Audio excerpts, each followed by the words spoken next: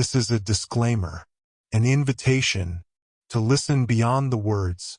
Dear listeners, as you step into this tale, remember, words, like stars, shine in their own way. A name may sound different, a rhythm may shift, but these are not flaws, only the breath of a story made alive. Embrace the creases in the map, the quirks in the voice, the imperfect magic of storytelling. Listen with an open heart, and the journey will remain unchanged. Subscribe for future content updates and new stories. James Potter and the Crimson Thread by G. Norman Lippert. Chapter 15. The One to Stand for All. It was the middle of the first day back at Hogwarts before James could confront Ralph about what he'd said to Millie. He caught up to the bigger boy in the hall between classes, amidst the clamor of voices and the frosty light of the high windows. Ralph seemed genuinely taken aback at first, and then sullenly offended. "I thought that's what you wanted," he said, hoisting his knapsack and walking fast through the throng of younger years, parting them like a barge through a flock of gulls. "You said telling her was the last thing you wanted to do. Excuse me for trying to help." "That wasn't helping. You told her I said her family were a bunch of hypocrites. How could you think that was helping?" "I didn't say anything like that. I only told her it was cool that she wanted to study architecture, and that it was a shame her family wouldn't support her." "But that was a secret," James sputtered, exasperated. "I made that pretty clear, didn't I?" "I don't remember you saying it was a secret," Ralph said, firming his jaw and refusing to make eye contact. "But even if you did, it wasn't a secret from her, was it? And I'm not about to go blabbing to anyone else about it." "Wait a minute," James said, stopping in the corridor and narrowing his eyes. "This is because you fancy her, isn't it? You wanted to step on me so you'd look better in her eyes. Is that it? Well, it didn't work, did it? She thinks you're a right clod." Ralph stopped and half-turned, glancing back over his shoulder. "You don't have any bloody clue what she thinks of me." He glared at James for a moment, and then deflated slightly. "Look, I'm sorry I said anything to Millie. The point is, nobody has any clue what they think of me. Not even me most of the time. But I've been giving it some thought, and it's time I start acting on my own. Not just as the Slytherin pal of James Potter, or the half-muggle son of a squib. Me. So I'm trying to do the sorts of things I never would have done before. One of them was becoming head boy, and I think that's turning out pretty all right. Another one was telling Millie you wanted to break it off with her, and maybe that wasn't such a great idea. But it was my idea, and that's pretty much the point. I'm trying to figure out the best way to be Ralph. I'm sorry for some things, but I'm not sorry for that." James opened his mouth to reply, but was suddenly distracted by Ralph's knapsack. The name stitched across the top in green block letters was different. James assumed that Ralph had mistakenly grabbed somebody else's pack, until he read the name that was printed there. "Ralph," he said, squinting distractedly. "Why does your backpack say Dolohov?" Ralph jerked upright and took a step backward, turning fully to James as if to hide the stitched name.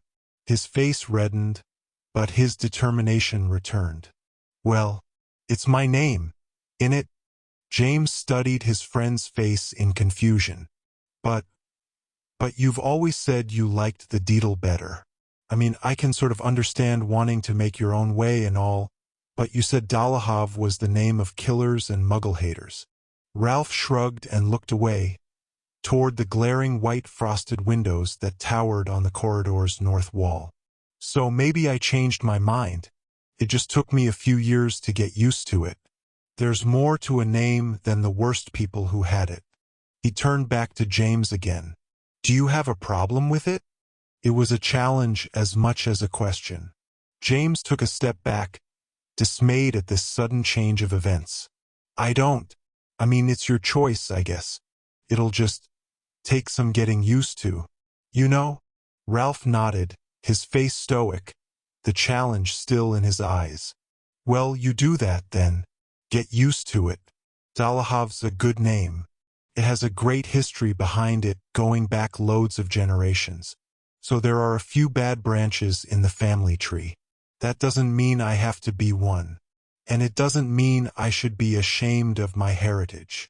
James nodded, prickling a little at having the wind taken so effectively out of his sails. Sure, Ralph. That's... But Ralph turned and continued on his way, stalking away from James, leaving him in the hall as doors began to creak and slam all around, announcing the start of classes. James realized that he still had his mouth open. He closed it, stared in confused surprise at his departing friend, and then remembered his own classes. With a start, he ran to catch up. Defense against the dark arts was just beginning as he slipped into the doors, attempting to make himself as small as possible as he ducked behind a knot of standing students. Graham smirked at him from over his shoulder. Across the room, Millie stood with her Hufflepuff friends, deliberately ignoring James' late entry, or so he imagined.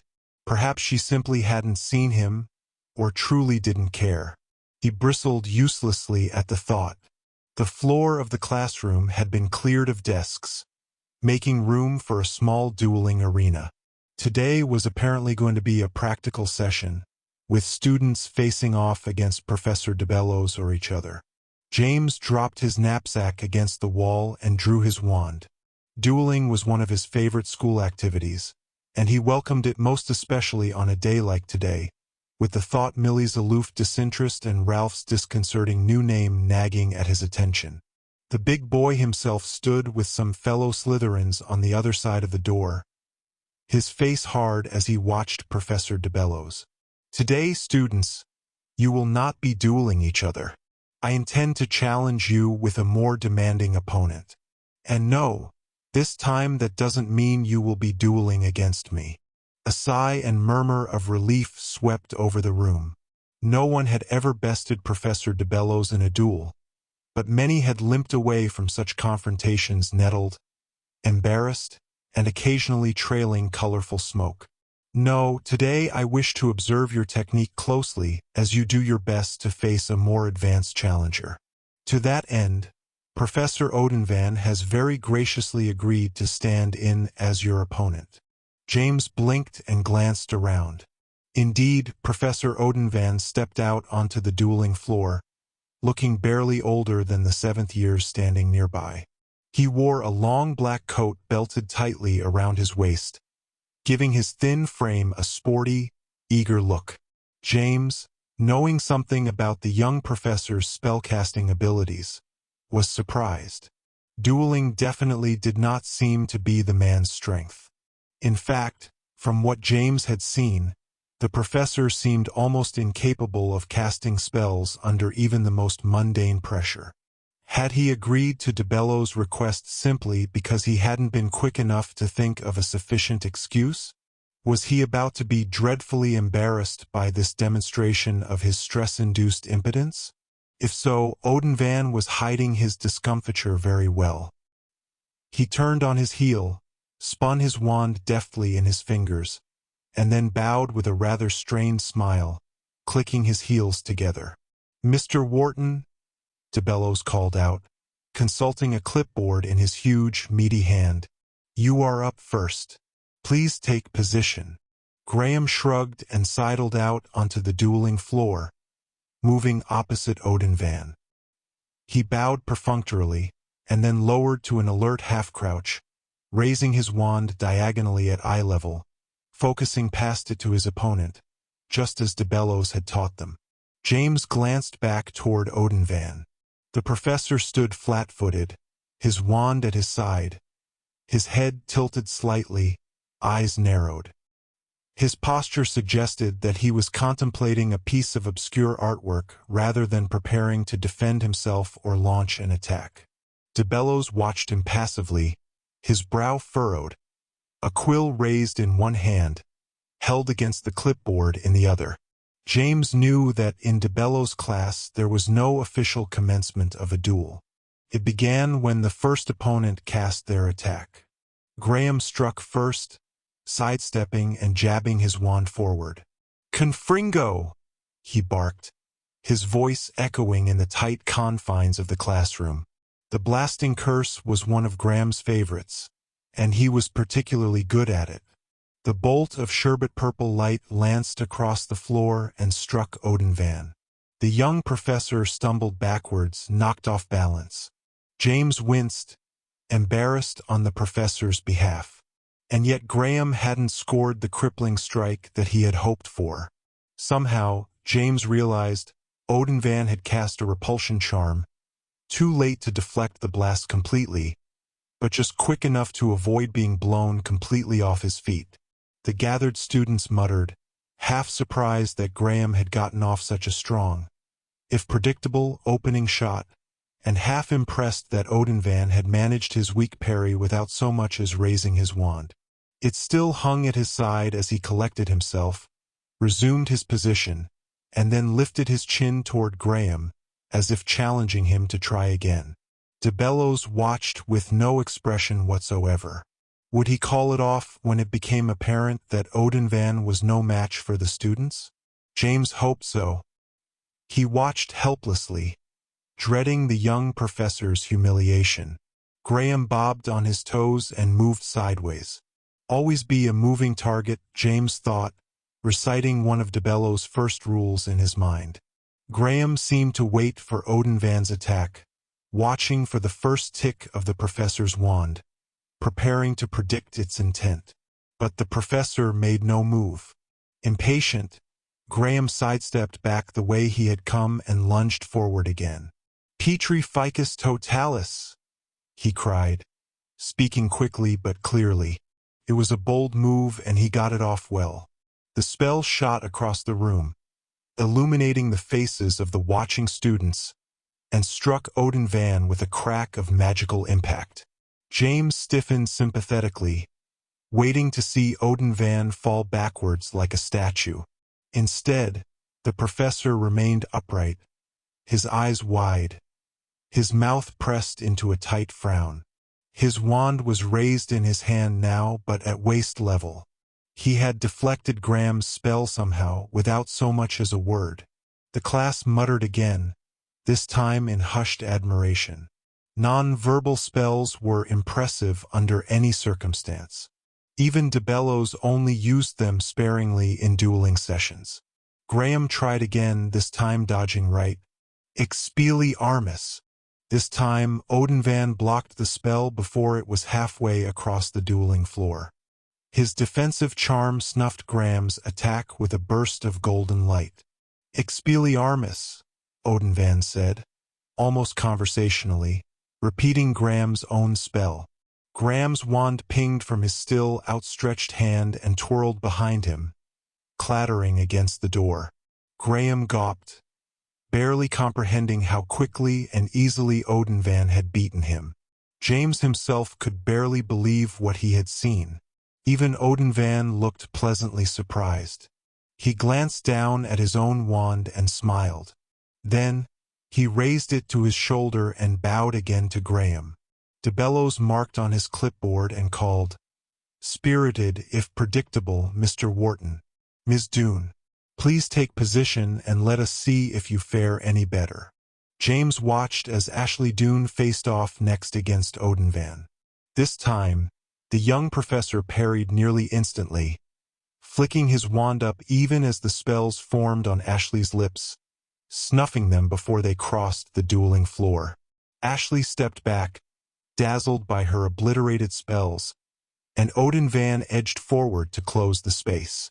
"Ascendio," Odin Van called, prodding his wand smartly toward Ashley. She lofted 3 feet into the air, dropping her wand as she flailed, pinwheeling her arms. "That will do, Ms. Doone," DeBellows announced in a monotone voice, making more marks on his clipboard. "Ms. Fourcompass, you're next, if you please."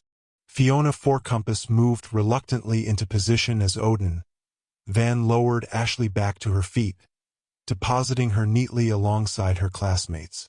Frustrated, she raked her disheveled hair out of her face with her fingers, her cheeks brick red. As James watched, the same scenario was repeated over and over.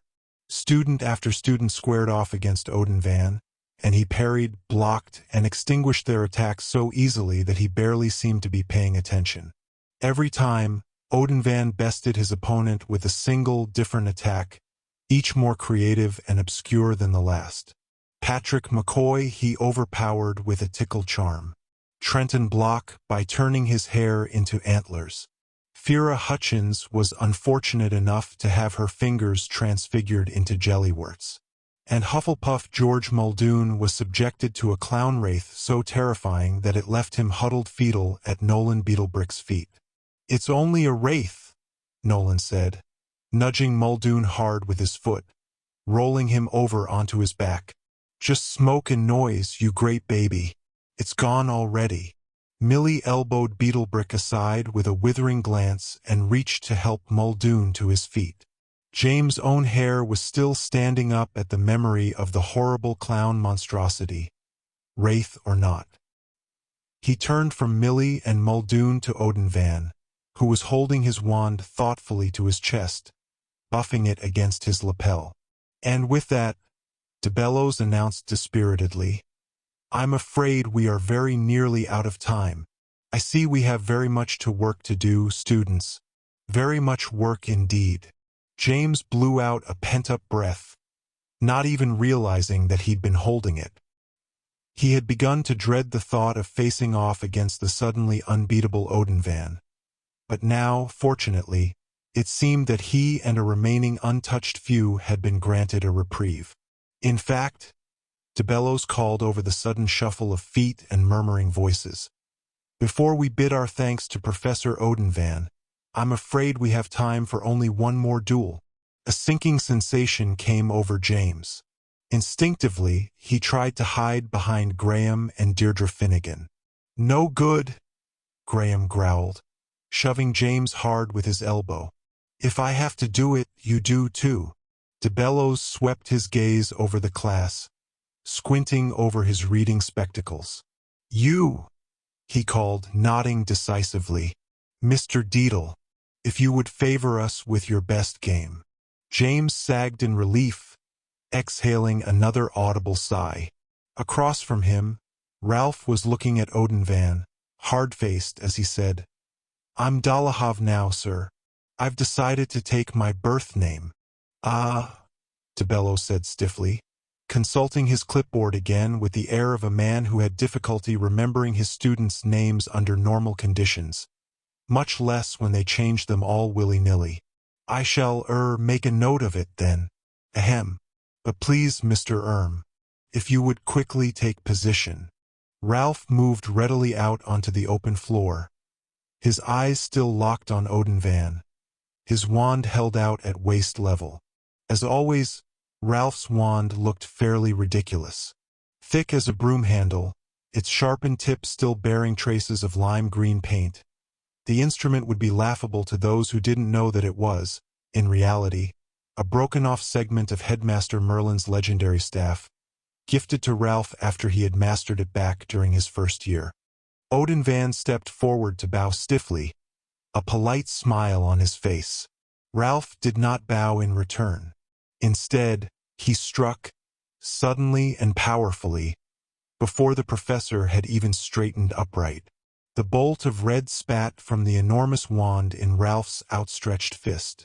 In response, Odin Van's wand jerked upright and slashed across the red spell, blunting but not quite deflecting it. The dulled bolt caught him in the shoulder and spun him around, stumbling and flailing, his coattails flying like bat wings.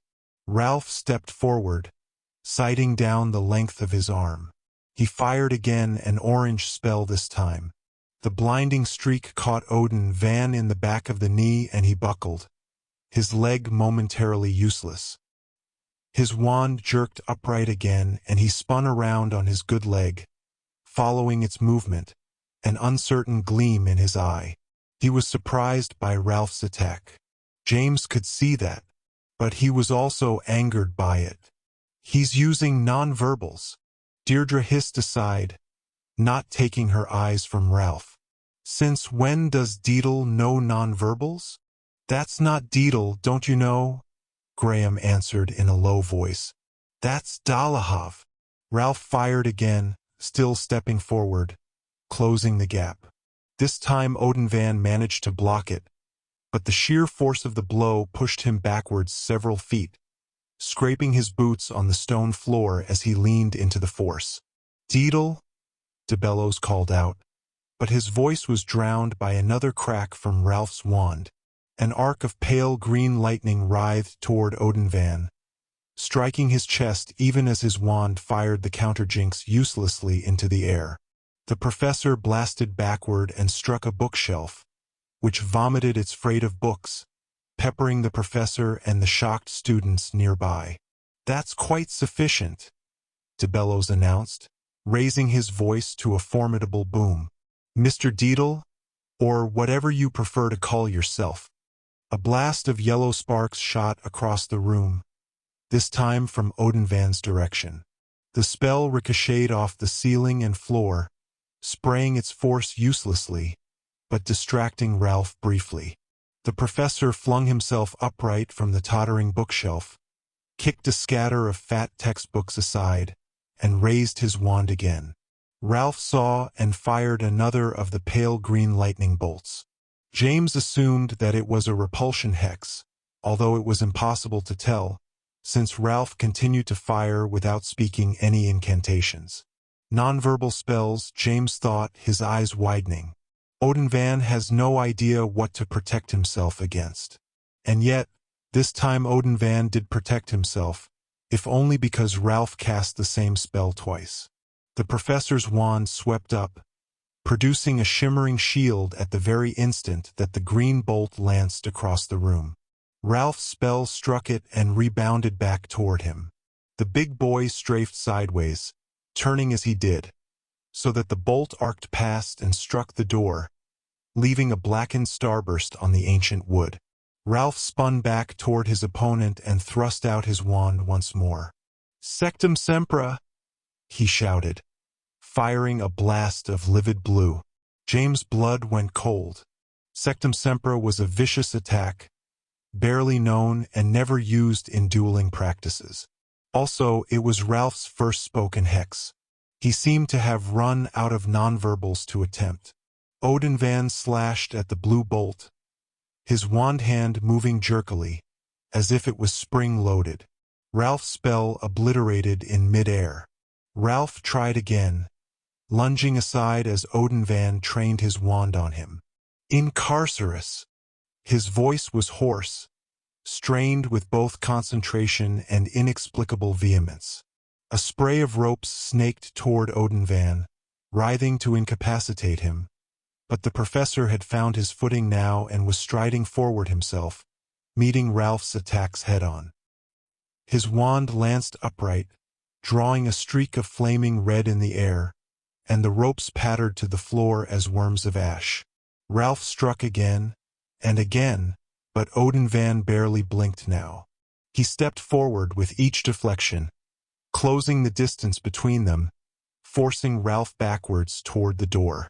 The professor was smiling now, or at least showing his teeth in a sort of mirthless rictus, his wand hand moving as if of its own accord, slashing and thrusting, jerking in his fist like a living thing.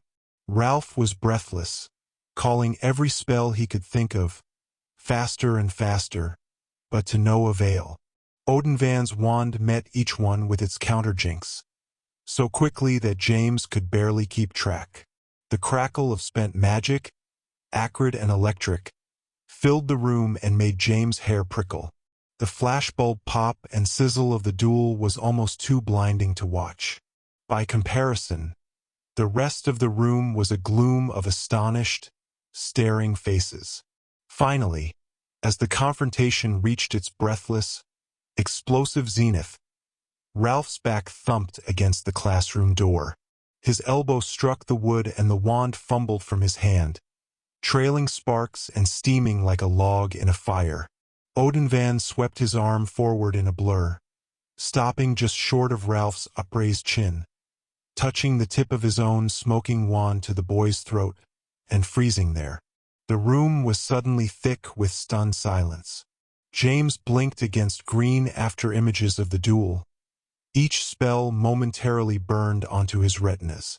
The only sound now was the huff of Ralph's hard breath as he stood against the door, pushed up onto his toes, his head tilted back from Odin Van's pointing wand.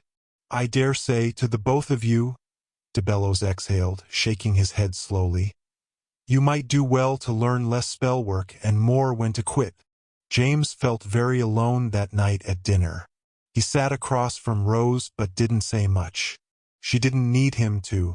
Having made up with Scorpius again, she was in much better spirits and talked to the blonde boy incessantly about her classes, the upcoming Hogsmeade weekend, the many books that she was reading, and general school gossip, including, of course, Albus' ongoing relationship with Chance Jackson, which had not been remotely diminished by the intervening holidays. For his own part, Scorpius merely ate and nodded in a bored manner, letting Rose's words wash over him like waves on a beach. The sight of it made James angry, fueling his already sour mood. He was embarrassed for his cousin, since anyone could see that Scorpius was just a manipulative little Burke toying with her emotions like a Kneazle with a mouse. She knew better to put up with him, and yet somehow continued to put up with him anyway. He opened his mouth to say something, and then thought better of it, knowing it was no use. "Something stuck in your craw, Potter?" Scorpius interrupted Rose's monologue, raising a sly eyebrow. James shook his head. "Have another roll," he said, throwing the one on his own plate at Scorpius' chest. The blond boy caught it, not taking his eyes from James. Standing and grabbing his knapsack, James escaped before Scorpius could offer another word. If he didn't get away, James would likely be drawn into a row. About what, he didn't even know. He was simply in that sort of mood, and Scorpius was just the sort of person to sense a person's short fuse and deliberately light it. He went up to the common room, avoiding eye contact with everyone along the way. This tactic failed him as he entered the portrait hole and encountered Cameron Creevy in the common room. "Hey, James," the boy called, hopping up from a table near the window. "My mates and I have to write essays about a famous wizard for Quizlet, and I was hoping to do mine on your dad. Can I interview you for it?" James was shaking his head even before Cameron finished speaking. "Sorry, Cam. I've got too much homework myself. I'm just going to camp out in the corner and bury myself in it." He unslung his knapsack and gestured with it toward an empty table across the room. "Oh," Cameron deflated, and then perked up again. "I can come sit with you. I won't interview you or anything. I'll just ask you questions as they come up. You'll hardly know I'm there." "Cam, honestly," James sighed, letting his knapsack dangle against his leg, "you already know more about my dad than I ever will." "Nah." Cameron grinned and blushed crimson, as if he'd been given the highest compliment imaginable. "Let me just grab my things. I'll come and join you right now." James closed his eyes helplessly and reached to rub them with his free hand. Cameron dashed away. Papers rattled and books slammed shut as he hastily gathered his things. "You know what, Cam?" James said, dropping his hand from his eyes. "I just remembered. I need my—" He gestured weakly toward the boys' dormitory stairs. "Things. From my trunk. Upstairs. I'll just—" He was too annoyed and tired to attempt a more imaginative excuse.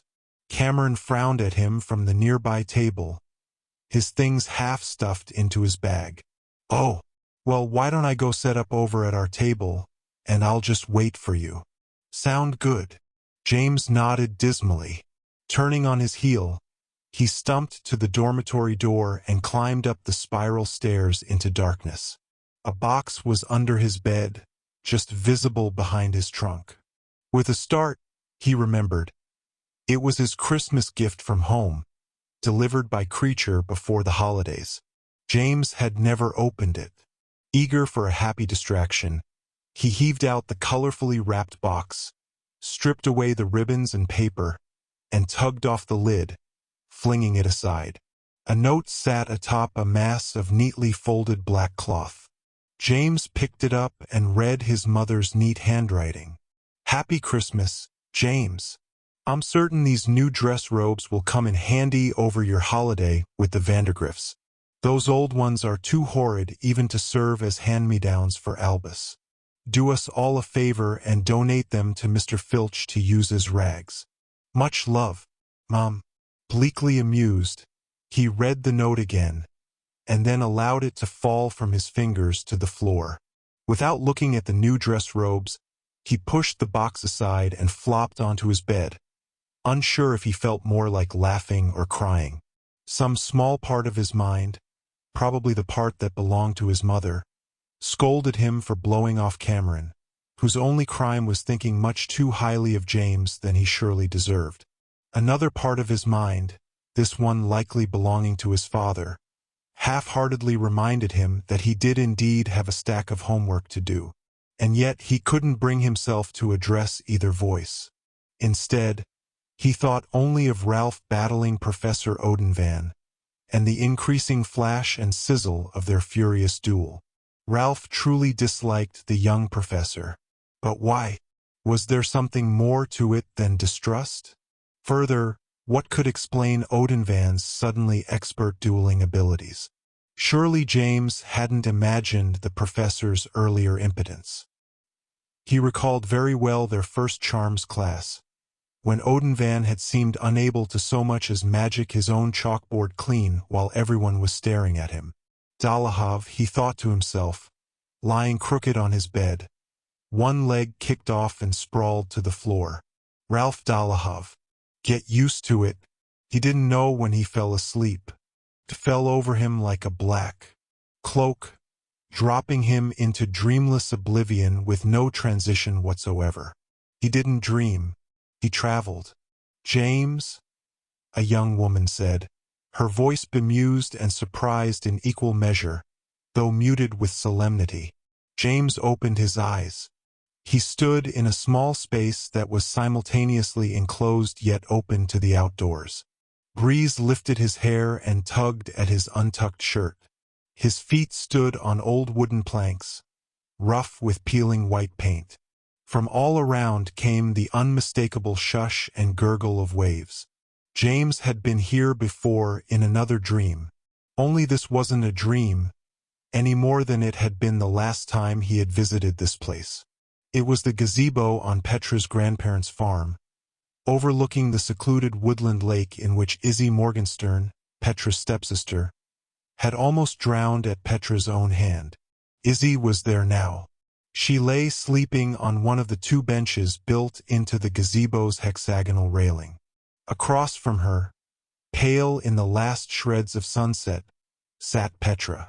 A heavy book was open on her lap, but she was looking up at him, a weary, affectionate smile on her face. "Is this really you?" James asked, his voice unconsciously hushed beneath the gentle lap of the waves. Petra shrugged. "As real as I get these days. So I'm not dreaming," he confirmed, looking around at the ruddy shimmering water, the distant wood filled with purple dusk and churring crickets. "But I am, he glanced back at Petra again, frowning. "Asleep." Petra shrugged again. "Actually, I don't think so." She patted the bench next to her, inviting him to join her, and then moved an object that was sitting there in her shadow, covering it with her hand. "I think you come to me sometimes when you sleep, but for real. This is no vision, not for either of us. I think that somewhere in Gryffindor Tower there's an empty bed with your name on it." James moved to Petra and settled down next to her, but slowly, uncertain that any sudden movement might not break the moment like a soap bubble. "Actually," he admitted, settling his hip and shoulder next to hers, feeling her warmth, "my bed still says Whiny Potter Git on the headboard. A gift from Scorpius his first year. Petra nodded and smiled. He turned aside to her. She looked out over the waves. The burnished gloaming reflected in her eyes, making them look as deep and vivid as the lake itself. Quietly, he asked her, "Is this place really here? Or are you making it?" Petra considered the question. "I think it's real, but it's not in the world that we know, or at least not in the time that we know. I think this is a memory made real again. This is my grandfather's farm back before Grandma died. Before I was a little girl here. Back before the gazebo had broken away from the dock and sunk to the bottom of the lake for all those years." Her eyes unfocused as she went deeper into the thought. "This is the gazebo back before your grandparents died at the hand of Voldemort. Before any of the ugliness happened. Back when the world was simple, with beauty still to be found in it. When there was still the possibility of love and light and hope. I come here with Izzy every night, but I don't make it happen. I just know where to find it again, to reach it back in those long-forgotten days of the past. Maybe it's because of those secret hours I spent asleep in the world between the worlds, where there's no such thing as time. Maybe it happens just because I want it so much." James listened to her words, but barely heard them. Part of this was because what she said sounded so bereft, so prosaically hopeless. Another part was because his mind was still reeling with the suddenness of his appearance in her presence, unprepared and inexplicable. But mostly he barely heard her because all of his attention was focused only on looking at her, soaking up the warmth and solidity of her presence, memorizing the smoothness of her cheek, the solemn vibrance of her eyes, the luster of her dark hair as the wind teased it, trailing silky brown ribbons over her shoulders. He wanted to put his arm around her but didn't dare. He wanted to breathe deeply the simple intoxication of her scent, floral soap and sun-warmed skin, but knew he could never get enough. So he simply stared at her instead, musing pointlessly on a fate that would bring them together like this, if only one more time, only for them to be taken apart again forever. "I've been studying," Petra said, glancing down at the book on her lap. James followed her gaze. The book was huge and old, with pages as heavy as lambskin, covered in dense penmanship, most of which seemed to crawl and writhe before his eyes. Somehow, James knew what it was, even though he'd never seen such a thing before. "It's one of the volumes of the unknowable enigmas," he said, as if the information was coming into his mind from Petra herself, through the invisible ribbon that connected them. "The one you collected when you broke into the armory of forbidden books and artifacts." Petra nodded. "But it's of little use. I took it mostly to learn about Horcruxes, but I also thought I could use it to learn how to break through to alternate dimensions without having to go through the Vault of Destinies and the Loom." She shook her head and closed the book on her lap with a thump. "But it's no use. There are theories, but none of them have ever been tried or proven. They're just ideas and not very practical ones at that. No one can break through. Not without the Loom. Not without the right key to the right dimension." James sighed, deep and hard. This was the last thing he wanted to talk about with Petra. But he knew there was nothing else to talk about. This was all that was left. "When will it happen?" Petra shook her head blandly. "It's not up to me, and I'm glad it's not. I want it to be over as soon as possible. But I'm also afraid to go. I'm afraid to lose Izzy. Afraid to become another version of myself that I barely know." Morgan was broken by her choices. She didn't have any hope left. She had nothing to lose, but nothing to live for. "I don't want to become her in the world that she came from, but I don't have any choice." James shook his head as he listened. "But why, Petra? You don't have to do it. What do you gain by it?" Petra turned to him finally and looked into his eyes, as if reading what she saw there. "I don't gain anything by it, but everyone else does. I'm not going to that dimension to become Morgan. I already am her. You know that. When Morgan died in this world, she became a part of it. She stopped being the crimson thread. Now she's Petra, and I'm Morgan, the thread plucked from another dimension. This is how the balance of destinies works. Corpses don't count. This is no longer my world. It rejects my being here. Its destiny breaks down more and more the longer I stay. I can't let myself be responsible for that. I have to go to the world that knows me no matter how much I may hate it. It's the only way to save this world, and the people that I love in it. Like Izzy, James nodded sadly, looking across at the sleeping girl. Petra sighed and said quietly, "Not just Izzy." James turned back to her, unwilling to accept her version of the truth. "But what if you're wrong?" Petra's eyes hardened slightly. "I'm not wrong. I feel it. I know it. I'm certain." And yet, suddenly James wondered, was she really certain?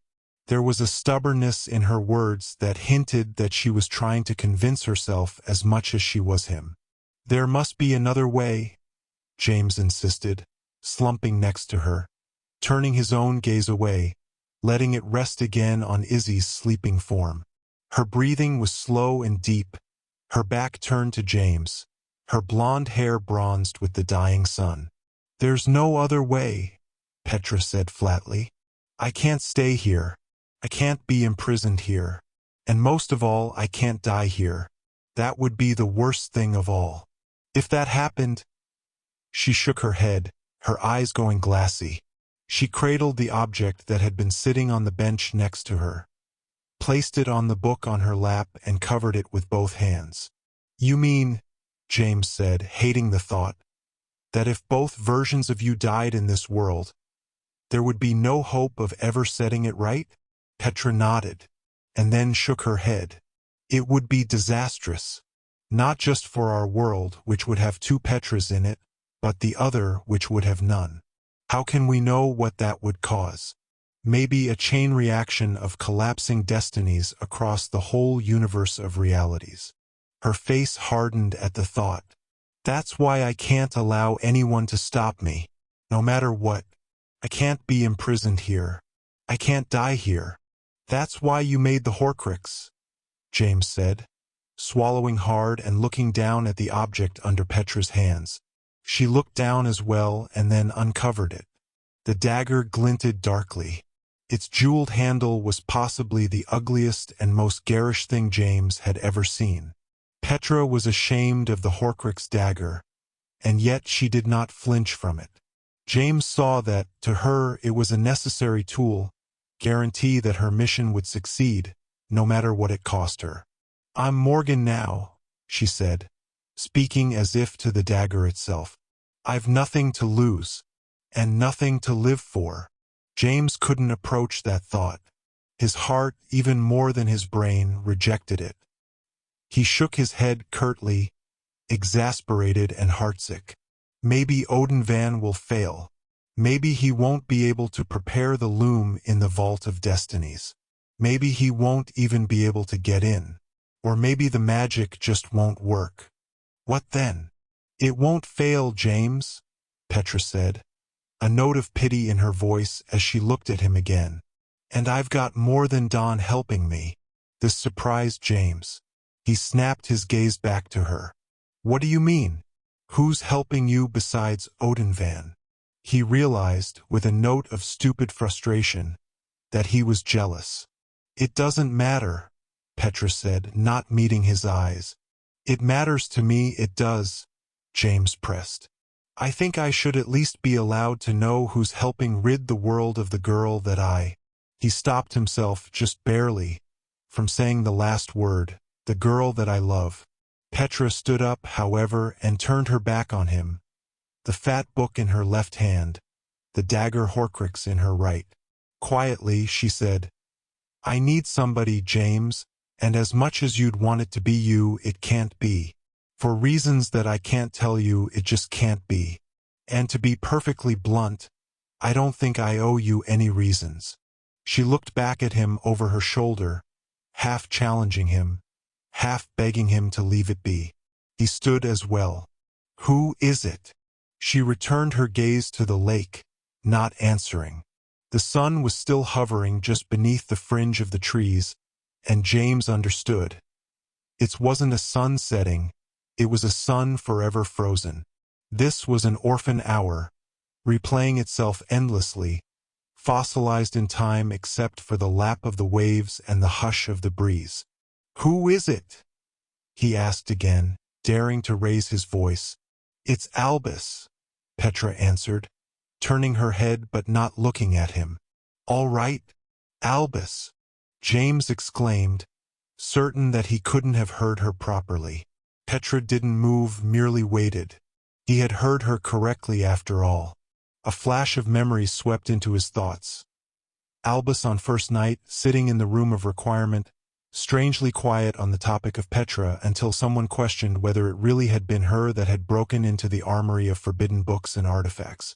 It was her, he had said with strange confidence. He had known. Had Petra met with him even back then? Had she brought Albus into her confidence months before she had even informed James himself?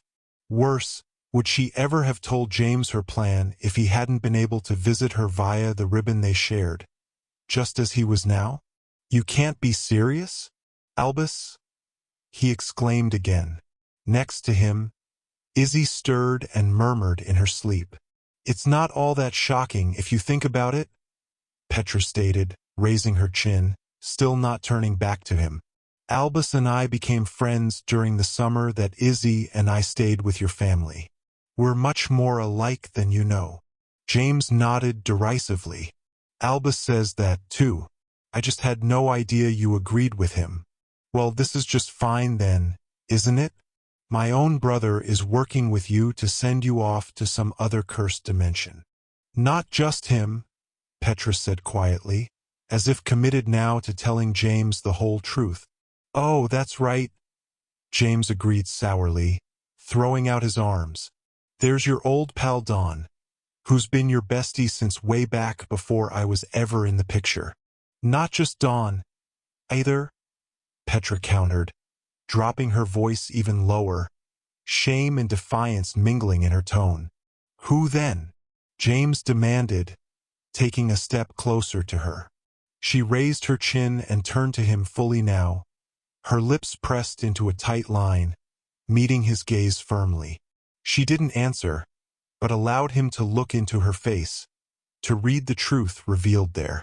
And another memory came, unbidden, into James' mind. It was not his own memory, but Petra's, deliberately broadcast to him on the frequency of their secret connection.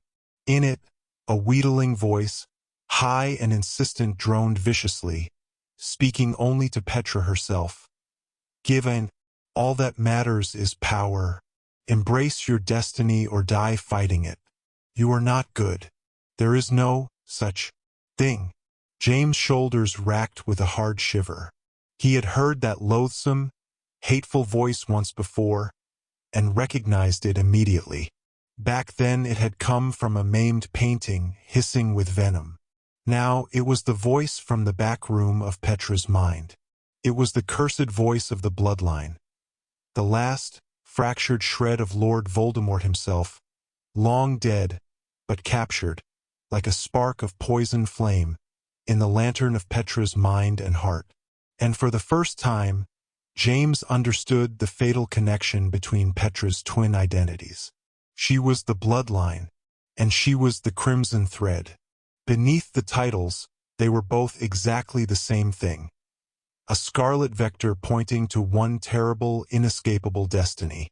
"You've been," James said, his voice hushed now to a whisper, "you've been listening to that?" "I don't listen to it," she answered, still facing him with stubborn defiance.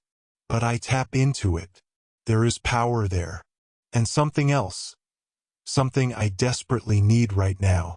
James wasn't joking when he suggested, "Evil."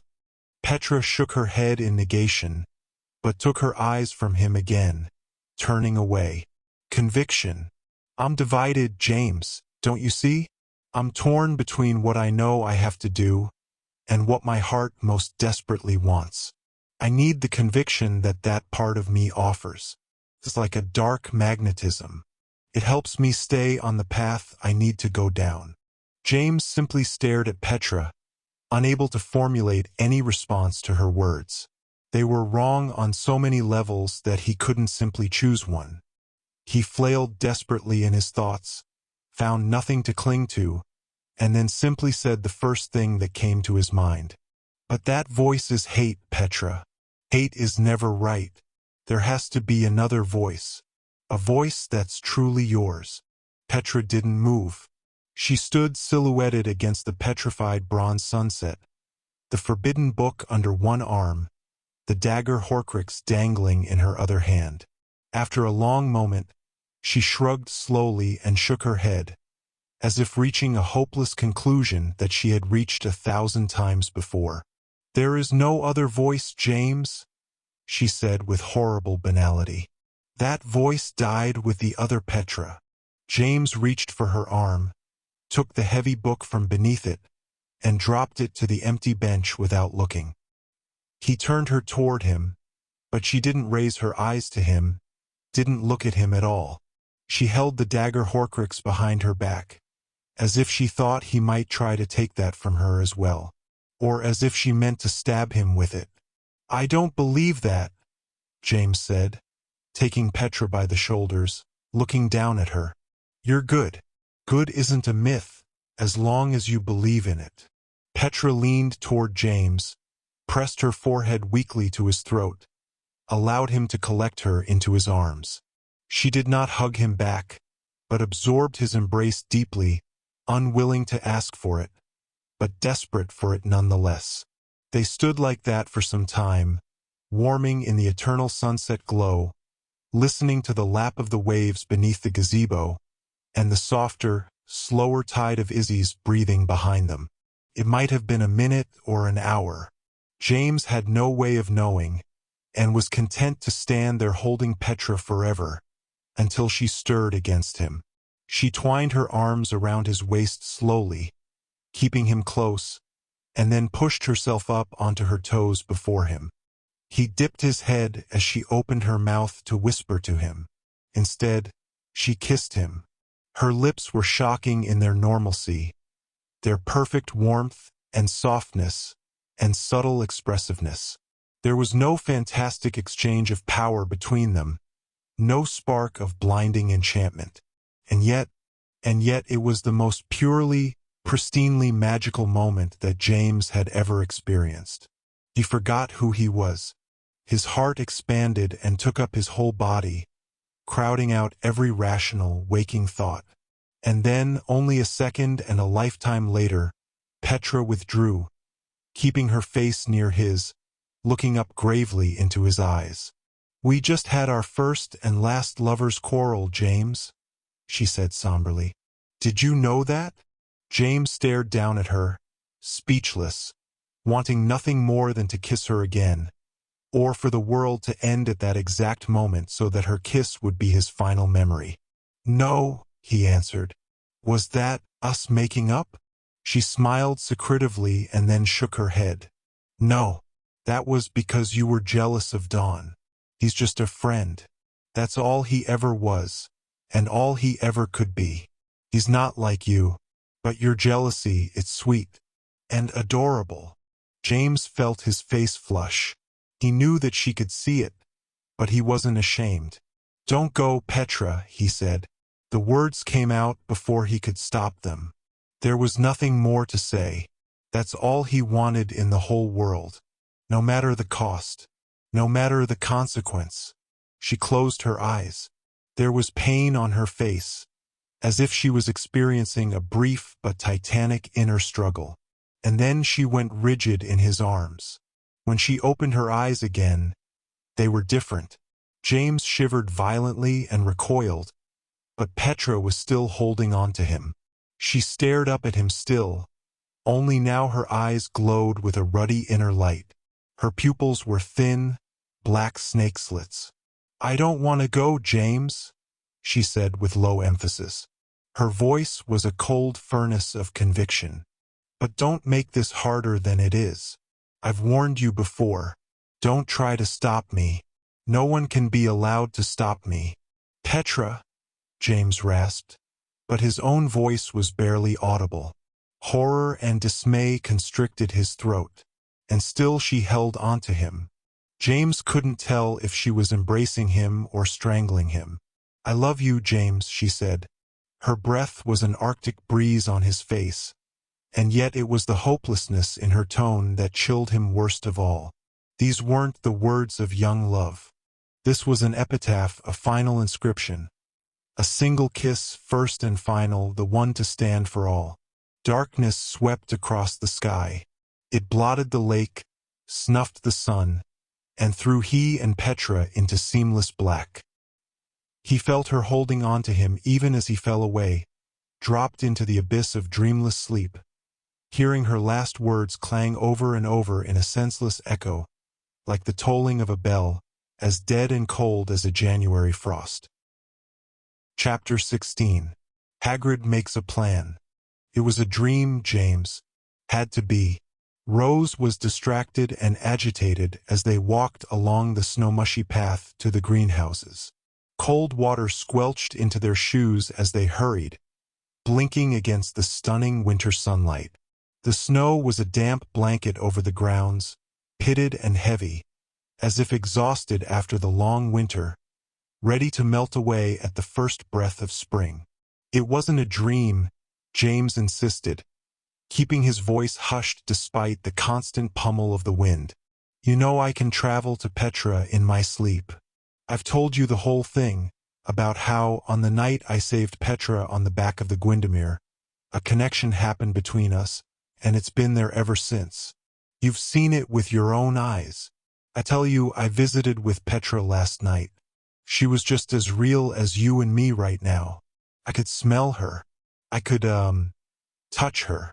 Just because you can travel to her in your sleep sometimes doesn't mean you do it every time. You said yourself that you visited her in her grandparents' gazebo. Harriers and oars have been staked out all around that farm ever since the night of the unveiling, guarding it and watching for her. She can't put her big toe anywhere near there without being instantly surrounded. And I told you, James said, exasperated, that it wasn't the gazebo and the lake as it is now. It was caught in a loop of time from decades ago, before any of us were even born. Right? Rose nodded. Definitely not something that would happen in a dream. Rose, she's been in contact with Elle, and she's tapping into the power of the bloodline for strength and support. Whatever is left of Voldemort, she's talking to it. She's listening to it. And she's using its power. Look, James, Rose said curtly, tromping into the shadow of the greenhouse. Sunlight shot blinding arrows from the glass walls. It's marvelous that you and Petra have this cosmic connection. Really, it is. And I'm just honest enough to admit that, quite frankly, I'm dead jealous of the both of you. It's all so bloody, tragically romantic that I can barely stand it. Worse, the fact that it's wasted on an emotionally constipated, immature clod like you. Rose, James interrupted. I kissed her. Rose stopped in her tracks, sliding a little in the slush. She turned around, eyes wide. In a tight whisper, she said, You didn't. Well, actually, no, I didn't. She kissed me. He blew out a hard sigh and squinted in the reflected afternoon sunlight. It was the last thing I expected. It was... He shook his head, speechless at the memory. But you kissed her back, Rose confirmed, her eyes still wide. Of course. And then I just held her for a while. Or, that might have come first. To be honest, the whole thing is almost too big to remember. It takes up too much space in my memory. He glanced quickly up at her again. But that doesn't mean it was only a dream. No, Rose breathed wistfully, an almost pitying look melting her features. That's the first thing you've said that convinces me it was actually real. Slowly, they continued on, rounding the greenhouse toward the entry. Mollified but suspicious, James said, "And why is that?" "It's simple," Rose said, her tone wistful but condescending. "You've been completely besotted with Petra for years now. Have you ever dreamed of kissing her before?" James shook his head firmly. "Never."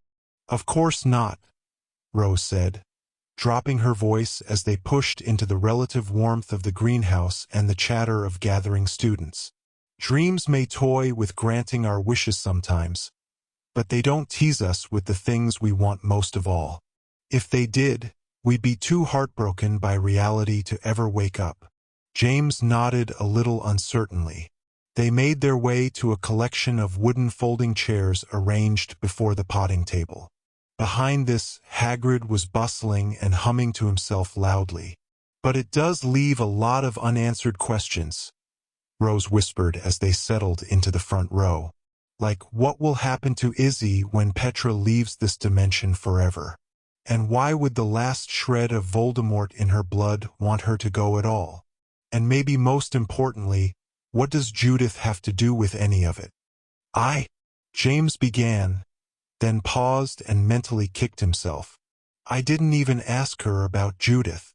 Rose did a subtle but pointed double-take at him. She rasped, "You didn't tell her that Judith cornered you on the lake outside Millie's home and warned you to stay away from her?" James had told Rose about the encounter, if no one else, since Rose most seemed to understand the mad power and ongoing threat of the Lady of the Lake. Most others, if they knew of her at all, assumed that Judith had been destroyed during the debacle of the Morgan Web, over 2 years earlier. "I was a little distracted," James whispered defensively, "being zapped away to the gazebo in the first place, and learning that Petra's been in contact with Al for months. And then there was the kiss." "James," Rose sagged helplessly, "Zane Walker is right. You really are as dull as dishwater. You had a chance to ask the most important question of all, and you completely flubbed it." James blinked and frowned again. "Zane said I was dull as dishwater? Not in so many words, but come on. He was whatever passed for the brains of you three before I came along. Now think. The only reason Judith warned you away from Petra is because she knows you don't want her to carry out her plan. That means Judith does want her to. And apparently so does the ghost of Voldemort's soul that lives in Petra's blood. Otherwise she wouldn't be tapping into it for guidance and strength. So the big question is obvious, isn't it? Why would the two most evil entities in the whole wide world want Petra to go through with her mission?" James shook his head and slumped back in his wooden chair. "It can't be that. Petra says that assuming the role of the Crimson Thread in that other version of reality is the only way to fix everything here in this one. There must be some other reason why Judith wants me to stay out of it. And another reason why the demented shred of Voldemort in Petra's head wants her to go through with it?" Rose shook her head firmly. "You're making the same mistake you always do, James." He glared back at her, suddenly perturbed. "And what's that, you're so smart?" Rose hissed. "Trusting people who don't always deserve to be trusted." "Like Petra," James nodded, as if confirming a suspicion. "Look, you don't know her like I do. Nobody does." "Petra isn't a bad person," Rose acknowledged, the spark in her eyes unwavering. "But that doesn't mean that she's always right, James. She can be wrong just like you and me. Worse, she can be lied to." James had no response to that. Not because Rose's suggestion made him angry, but because he had honestly never even considered it. Hagrid's voice boomed through the greenhouse, interrupting their hushed conversation. "Settle down, yell lot, and find a seat. We've got loads to cover today, so be ready with your quills and parchments." A ripple of surprise swept over the students, and then came the shuffle of knapsacks and bags as parchments, books, and quills were produced, balanced precariously on knees in the absence of desks. "Professor Hagrid," Trenton Block said, raising a peremptory hand. We don't usually take notes in this class. Does this mean today's subject will be on a test later? Wouldn't ya like to know? Hagrid answered cagily, his beetle-black eyes narrowing. Then, with a start, he straightened. O' course yet like to know. So, yes. Why, certainly there'll be a test. This is a class, in it?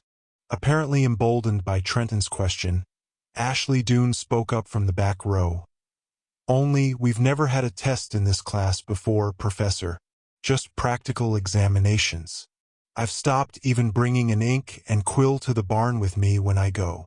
Yeah, Nolan Beetlebrick added, glancing around for encouragement from the rest of the class. And why this sudden move to the greenhouses for the rest of term? There's no magical creatures here at all. Just plants. Hagrid raised both of his huge hands as the class began to murmur. H barn menagerie is off limits until further notice. Nothing to be done about it. The barns bein' cleaned up. Again. With dangerous potions and elixirs this time. Highly potent stuff, straight from Professor Heretofores laboratory. Donshare no. So no one's allowed in nor out until further notice. Not unless ye want to grow yourself a third ear and a hinkapunk tail. James sensed Rose's sidelong glance. He slid an eye toward her and shrugged. Yeah, Hagrid went on, warming to the topic. As ye know, I've had to ship off most of the menagerie's biggest and most dangrouse beasts, just in case any other muggles come a-wanderin' onto the grounds. Ridiculous, o' course, but orders is orders. And these ones come straight from to Minister o' Magic himself. So there's no point in having class in there anyways, least until further notice. Yeah, that's about right.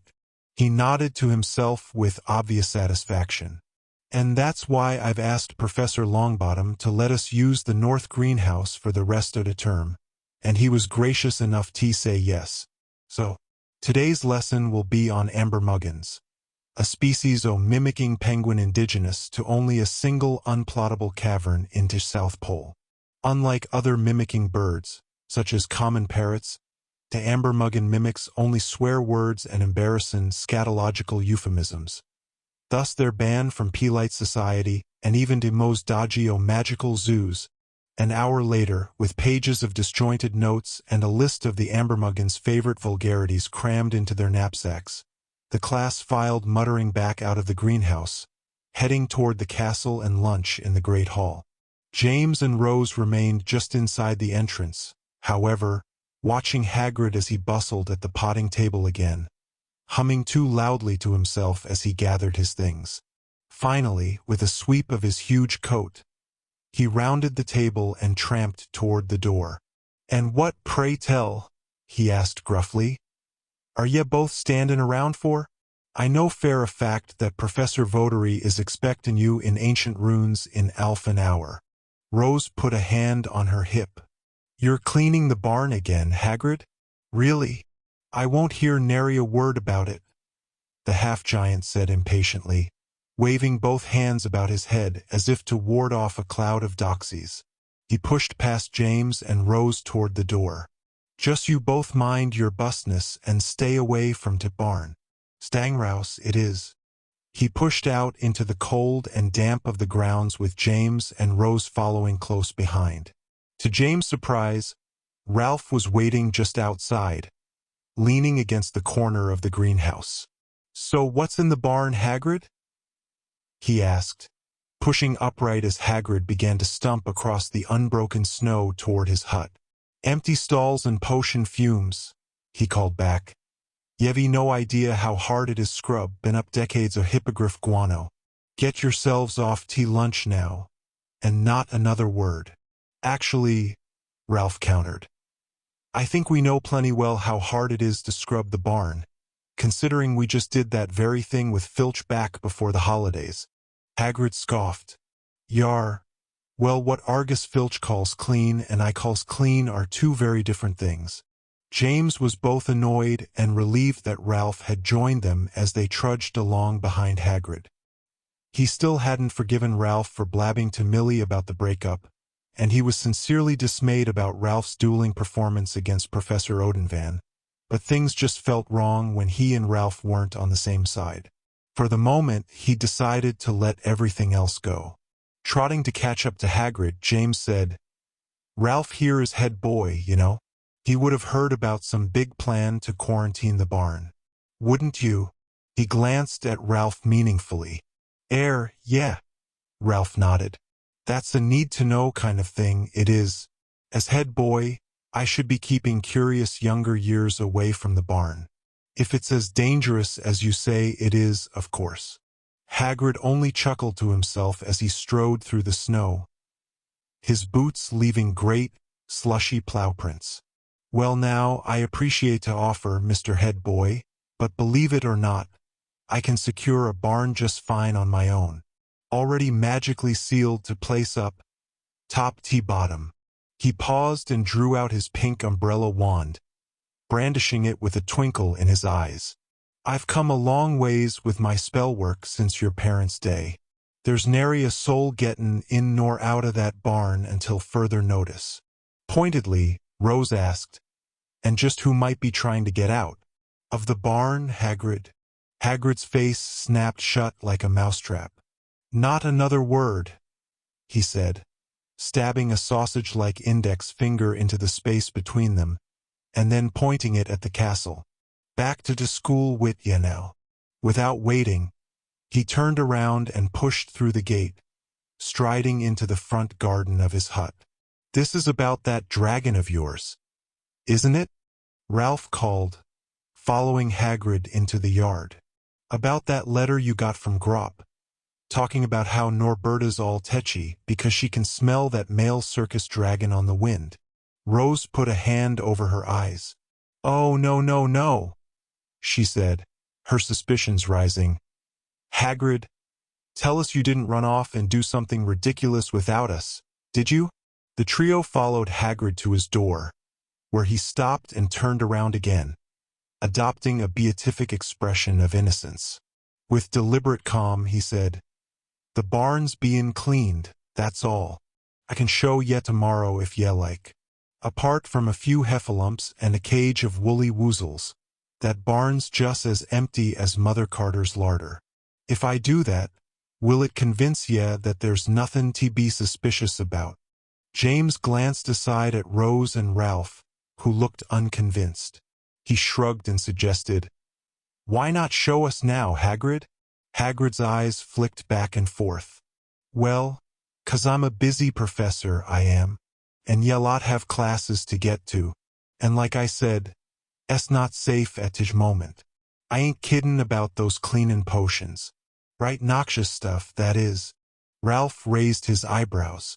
"In other words, whatever is in there now will be moved by tomorrow." "Gore!" Hagrid protested, dropping his facade of calm and turning back to his hut. He unlatched the door and shoved it open. "Blimey! In all my years, I can't say as I've ever met a bunch more doubtful, suspicious, or untrusting as—" He took a step inside his doorway and then froze in place, halting as if he'd just spied an acromantula crouched on his dining room table.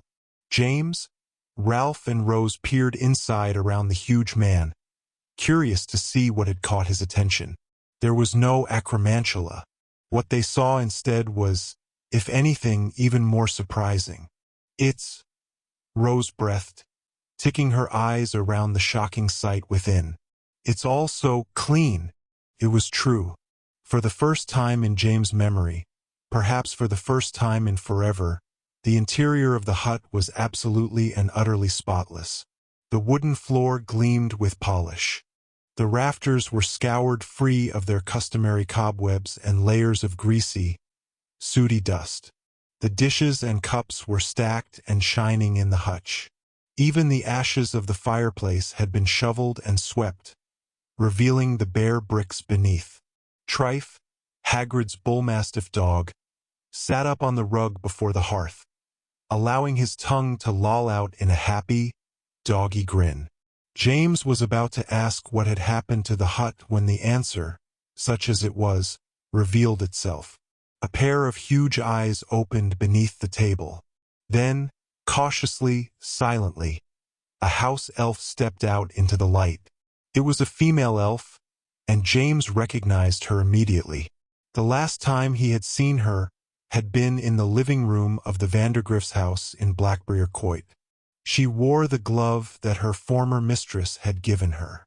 It drooped loose on her thin arm, still stained with dried pudding. "I'm sorry, Master Hagrid," Heddelbun said in her thin, high voice. "I finished cleaning the barn already, so I came here instead. I do hope—" Her eyes flicked around the hut, and then worryingly back to Hagrid, "that you don't mind." Hagrid's plan, such as it was, turned out to be just as nuanced and subtle as one might expect from a half-giant who had once hidden a man-eating spider in a school cupboard, feeding it kitchen scraps. "So," Rose sighed heavily, her brow knitted as she sat at his huge table, a cup of tea long since cooled before her. "You're going to take your magical ship to the edge of London on the Thames, collect Norberta by night from Grop and Prechka, bring her back in the ship's hold, and then hide her in the barn until the circus leaves London, or you can arrange a new home for her." "No," Ralph said for the umpteenth time, his face brick-red with impatient incredulity. "How many times do I have to say that this is all completely daft?" Hagrid covered his eyes with both of his enormous, ham-like hands and plunked his elbows onto the table. "I knows," he said miserably. "I knows it's daft. But what am I supposed to do?" He dropped his hands to the table and looked from Ralph to Rose to James. "Norberta can't stay in the mountains. She won't. You heard the letter, same as me. Grop and Prechka can't keep an eye on her. Not with their own tribe dealin' with muggles a-comin' onto their lands and all the stress o' stayin' hid or gettin' ready to fight. Besides, the arrangement's already made. They'll be there with Norberta tomorrow night, in an old abandoned wharf at 1:30 in the mornin'." Rose nodded, merely confirming the details. "And you've got a house elf helping you for some reason, because she can—" She raised her eyebrows patiently.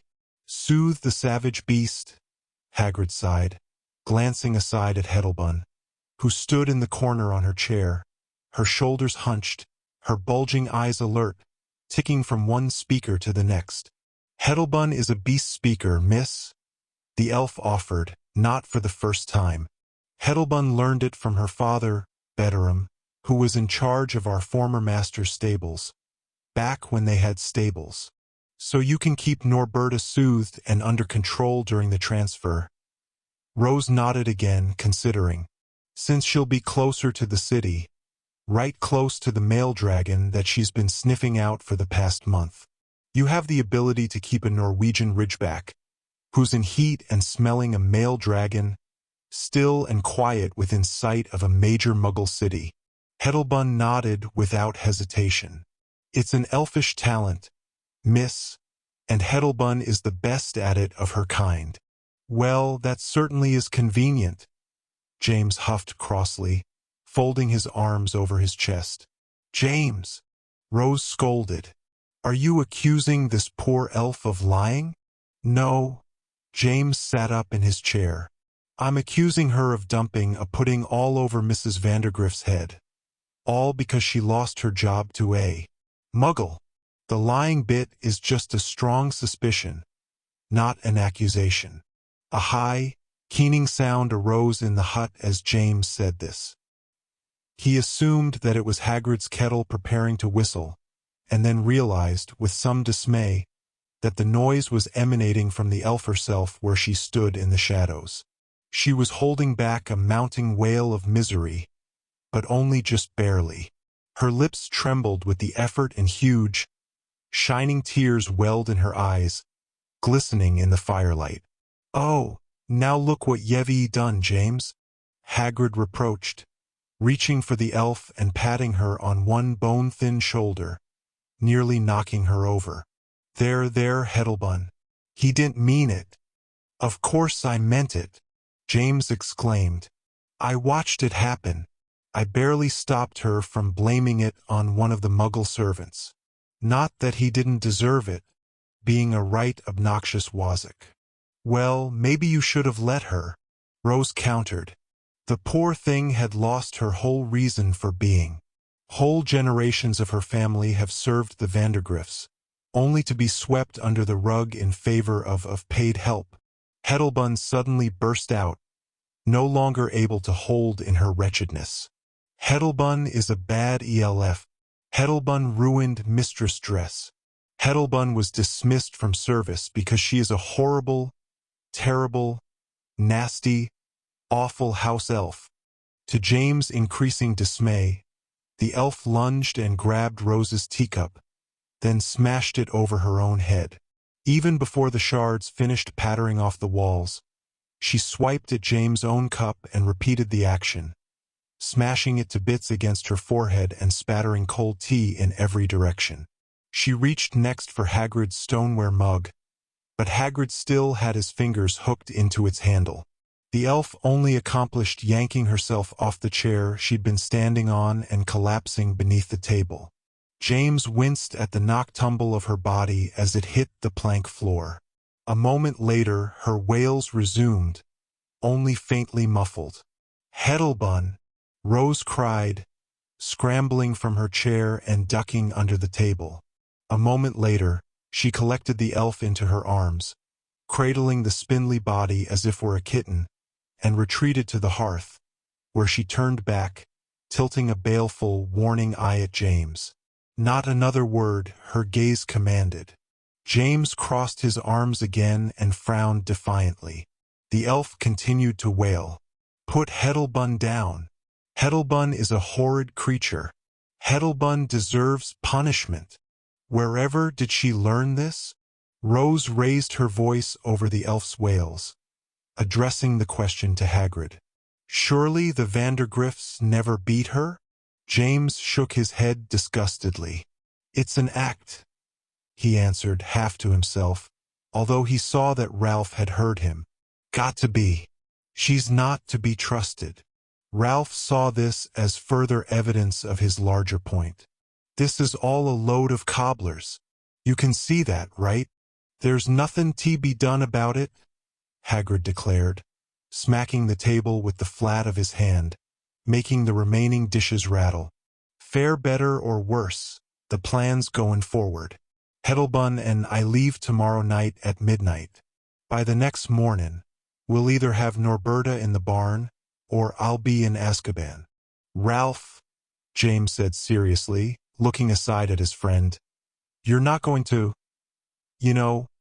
go to Headmaster Merlin or anything about this, are you?" Ralph drew a hand down his face miserably. "I should this time. I really should, and you bloody well know it." Still holding Heddelbun's limp, hitching body in her arms, Rose said, "But you're not going to, are you?" Ralph glared at Rose fiercely for a moment, his jaw firm, and then sank back into his chair, defeated. "Of course not. I'm no tattletale. Not this time," James couldn't resist muttering. "That's good to know, Ralph," Rose sighed, laying Heddelbun gently on the hearthrug next to Trife, who sniffed her head and then licked her drooping bat-wing ear. "Because if you tattle, you can't be allowed to come along." Ralph spluttered, going rigid in his chair again. "Come along? I'm not coming along. None of us is." "Of course we are," Rose corrected him firmly. "We went over this when we translated the letter from Grop. Hagrid's like family to us, has been since our parents were little. In fact, if James and my parents hadn't helped Hagrid out with Norberta back when she was still baby Norbert burning charm marks on this very table, we wouldn't even have this problem now, would we? Come to think of it, we're just finishing what they started." Ralph shook his head derisively. "You've been reading too much of Revalvier's books." "No," Hagrid commented with a shrug. "That part is all true. Professor Revalvier interviewed me special. There you can still see the scorch marks from Norberta's first flames." He traced a finger along an old black stain and hitched a sniff. "Seriously," James said, trying to inject a note of calm rationality into his voice, glancing back and forth between Rose and Ralph. You know Hagrid's right. If this goes all pear-shaped, we're not talking detention. We're looking at actual legal trouble, the kind that doesn't get fixed by a letter from our parents. James, you and I both know that they don't send school students to Azkaban for this sort of thing, Rose chided, lifting her chin. But they do send adult wizards who already have tetchy legal records. If Hagrid goes through with his plan alone— I'm sorry, Hagrid. She offered the half-giant an affectionately stern look. But you'll get caught. You and Heddelbun both. You'll go to Azkaban. And Heddelbun, I don't know what they do to house elves that break the law, but it's got to be even worse than losing your service. However, she turned her gaze back to James and Ralph again, daring them to argue with her. If we go along to help, nobody will face any consequences at all, because we won't get caught. She met James' eyes, and a ghost of a smile twitched the corners of her mouth. James tried not to smile back, but the moment he made the attempt, the task became impossible. Ralph glared at both of them in disbelief. "You're enjoying this?" he exclaimed, shaking his head in dark wonderment. "Aren't you? You're both completely off your onions." Rose quelled her smile and approached Ralph. Putting her hand on the table near his, but not quite touching him, she asked, "Are you in, Ralph? We need you. We're not a team without you." Hagrid spoke up. "No, Ralph. I can't ask ya." He shook himself and glanced around at the others. "I can't ask any of ye to risk." "Of course I'm in," Ralph admitted, rolling his eyes and slumping onto his crossed elbows. "Who am I kidding? Oh, I'm the worst head boy ever." "Maybe you are," Rose agreed gently, placing her hand on Ralph's shoulder. "But that's exactly why we love you." Chapter 17. Conspiracy of the Dragon.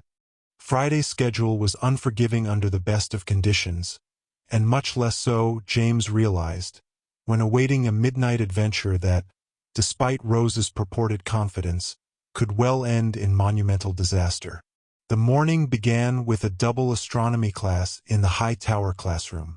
The fire had been stoked against a late winter storm, making the room almost stiflingly hot as the ancient astronomy professor, Aurora Sinistra, droned on, calculating endless triangulation charts and plotting the orbits of planets, moons, and comets in her cracked, wispy voice.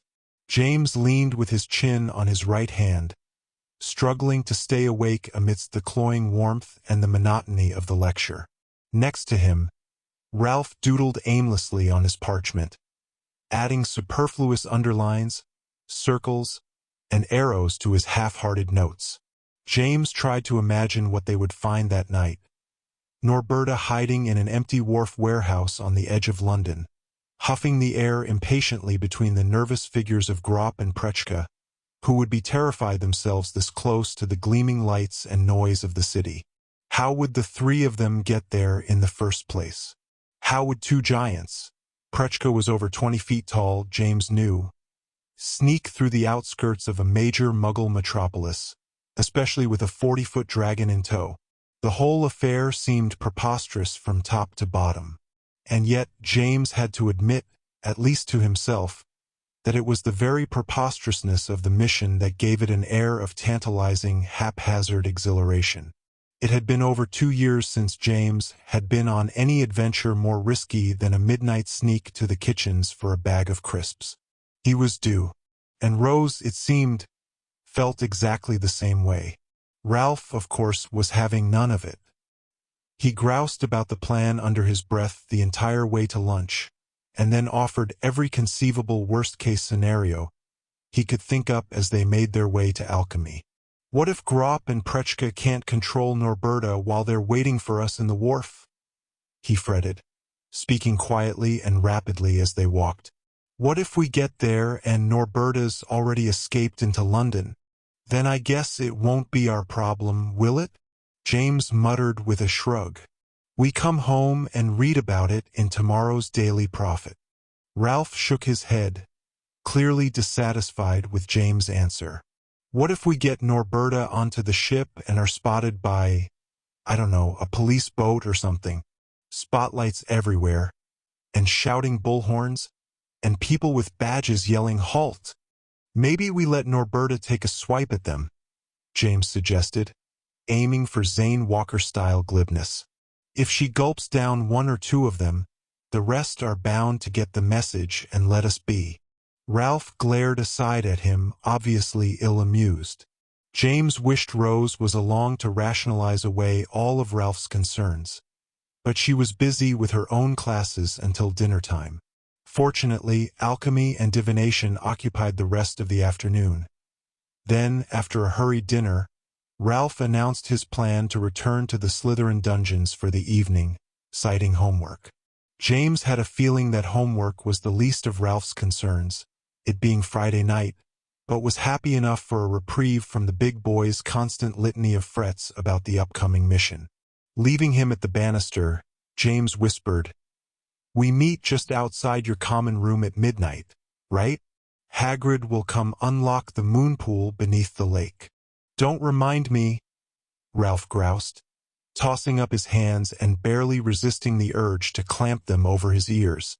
Like, seriously, don't remind me. I want to forget about this whole bleedin' plan. "No backing out now, Ralph," James prodded, leaning close to his friend. "Nobody knows when we'll need you and that unbeatable wand of yours." Yeah. Ralph rolled his eyes, reluctantly mollified. Then he added, "It sure didn't help me against Odin Van the other day." James glanced at the boy where he stood on the first step down. "I was going to ask you about that. You were like a force of nature. What got into you? Are you serious?" Ralph looked up, meeting James' eyes with a piercing glare. "You saw the way he was dueling. Where'd that come from all of a sudden? That isn't natural, and you know it. Something's up with him and his wand and everything about him. I checked up on him, you know." James had been about to comment on Odin Van's mysterious new dueling ability when Ralph's last statement caught him off guard. You did what?" "I checked up on him," Ralph repeated firmly. "Something we all should have done before traipsing off to the world between the worlds on his orders. I sent a note to Ted Lupin over in Hogsmeade." James blinked at Ralph, realizing that his instinct, if not his suspicion, was dead on. Odin Van had indeed gone to school with Ted at one point, along with a few others they could have spoken to, such as Damien Damascus, Sabrina Hildegard, and the rest of the gremlins. He felt foolish for not thinking of the idea himself, but then shook his head, as if clearing it. "Petra trusts Odin Van, and I trust her," he said. "But you haven't liked him since you first clapped eyes on him, have you? So what did Ted say?" "Not much good," Ralph said, and then sighed and glanced away. "Not much bad either. Apparently Odin Van kept to himself most of the time. A real bookish type. Quiet, shy, the kind of bloke that hardly gets noticed by anyone other than the sort of bullies who sniff out people like that. He got pushed around a bit, according to Ted. He was never good with a wand, so much so that people teased him, telling him he was 3/5 squib, saying he could do better just to poke people with his wand for all the good it did him in a duel. James nodded reluctantly. "That sure hasn't changed much, has it? He can barely get off at tickling Jinx if the pressure's on. And there's no pressure like being bullied all the time in school." "I don't know if he was bullied all the time," Ralph hedged. "But apparently he felt like he was. That's partly why Petra made friends with him. Ted says that Odin Van and Petra were close from the moment they met, but he never thought anything of it. It was never a romantic thing. She was just a kid then. For her own part, she just seemed to feel sorry for Odin Van, especially when the older years gave him grief. They hung out in the library together mostly, since he could usually be found there surrounded by piles of books, almost like he was hiding behind them. "Doesn't sound like much of a thing," James said with a shrug. That could have been you if Zane and I hadn't met you that first day on the train and drug you kicking and screaming out of your shell. He's smart, though, Ralph added, his face firm. That's what Ted remembers most. Scary smart when it came to potions and charms. Any kind of magic he could do by himself with no pressure. Ted says that Odin Van used to hang out in Flitwick's classroom for hours some nights, just writing out charms and spells, studying them, trying to modify them to make them more powerful or invent new ways of casting them. Flitwick himself apparently said Odin Van was his sharpest student ever, but Ted thinks even he was a little wigged out by the kid. He was too quiet and withdrawn to be that hyper-smart. Like, he'd be president of Igor House if he was an American, always secretly dreaming up crazy plans for how to take over the world. Can't hate a bloke for being smart, James observed. So what's your problem with him? Ralph shook his head, eyes narrowed. Well, for one thing, he sure isn't bad with a wand anymore. What happened to him all of a sudden? James shrugged. The question had occurred to him as well. I don't know. Practice, maybe? Maybe, Ralph conceded doubtfully. But there's more to it than that. I can't put my finger on it. But I don't trust him. More, I think he knows it. And that's what makes me the most suspicious. Why? Because he's trying so hard to win you over? Ralph glanced up at James again, surprised.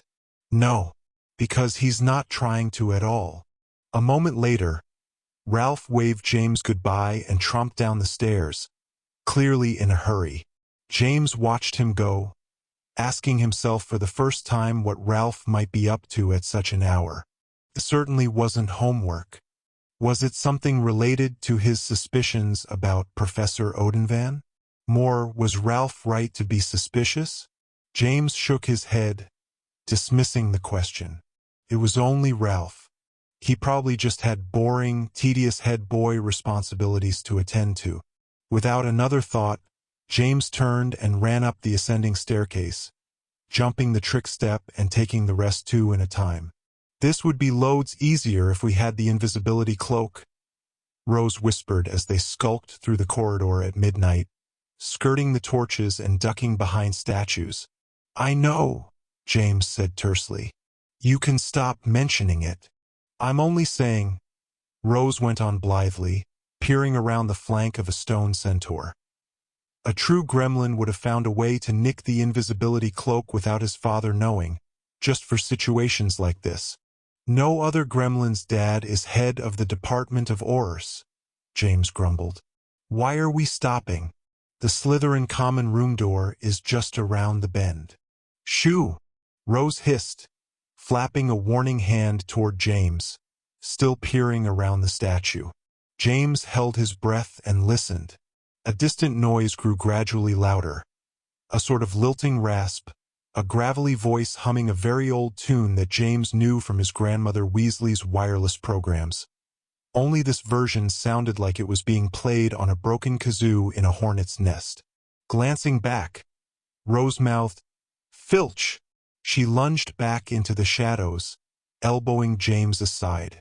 Ow! James gasped. Get off my foot! Hush! Rose breathed urgently, elbowing him in the ribs. Footsteps accompanied the humming song now, shuffling closer, rounding the bend ahead. Amazingly, Filch seemed to have chosen the dungeon corridors to prowl tonight and was headed right toward them. Then, worst of all, he began to sing. Oh, I've got a girl, a beautiful girl, the sweetest girl ever could be. He wheezed under his breath, singing in a near monotone. And for that sweet girl with raven dark curls, I'll buy her a diamond and tea. The old caretaker's voice came from just past the statue now. His shadow lengthened along the stone floor, swaying, accompanied by the scratch shuffle of his boots. Another shadow trotted alongside, and James' blood went cold. It was the ancient Kneazle cat, Mrs. Norris, sniffing the floor, her claws ticking and clicking lightly as she approached. Filch's foot came into sight just beyond the statue's stone plinth, and Mrs. Norris stole ahead of it. She turned immediately, swinging the lamp of her green-gold gaze directly onto James and Rose where they hid.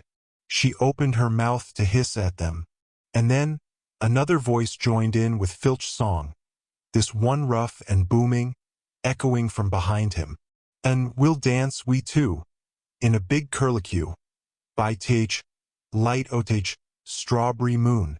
Filch's boot stuttered in surprise, and then scraped the floor as it withdrew, pivoting back around. Mrs. Norris, however, didn't blink or turn toward the newcomer. She closed her mouth and a high, feline growl coiled in her throat. "Rubius," Filch called gruffly, covering his surprise with anger. "Gods, don't torture me with your singing. What are you doing about at this hour?" James heard Hagrid's clumping footsteps and dared to relax ever so slightly. Next to him, Rose shooed silently at Mrs. Norris with her hands. The cat opened her pink mouth in a low yowl, showing all of her extremely pointy yellow teeth. "Can't sleep a wink," Hagrid answered mournfully. "It's the full moon and the snowstorm. Too much white outside. Chases take sleep clean away. Thought I'd come down to the pool and work on Gertrude." "Ye gods!" Filch moaned again in disgust. "How many times? Ave, I told you. You can't name a ship Gertrude. It's an embarrassment. It is." Hagrid seemed unperturbed. "Tell you what, Argus. I'll consult you afore Nameen the next one. We'll both be dead and buried before you can afford another boat." "Oh, that I'm certain," Filch wheezed. "Go on with you, then. I've got rounds to do." With Filch's back turned, Rose dared to aim a kick at Mrs. Norris. The cat flattened her ears to her skull and swiped at Rose's trainer, drawing a ragged slash with her claws. "'Sfortunate I came across actually Argus," Hagrid said suddenly, still unseen around the centaur statue. It seems I've come down to the dungeons without my ring key to the moon pool. Fool that I am. Would ye mind?" Filch hemmed and hawed, grumbled and scratched at the rough flannel of his trousers. Then, James heard the sound of footsteps shuffling back down the corridor. "You'll forget your own head one o' these days, I wager," Filch muttered. "Probably right," Hagrid agreed cheerily. "I suppose I left the ring with my keys in the greenhouse after class." Filch muttered, taking the hint. "Professor Hagrid." There was a faint jangle, then the clink and scritch of the ring, key slotting into place. A clack of sliding bolts echoed down the corridor. Rose kicked at Mrs. Norris again, this time connecting with the old Kneasel's hindquarters. She spun, hissed, and battened onto the cuff of Rose's jeans with her foreclaws. Rose throttled her ankle desperately, trying to shake the cat off, but to no avail.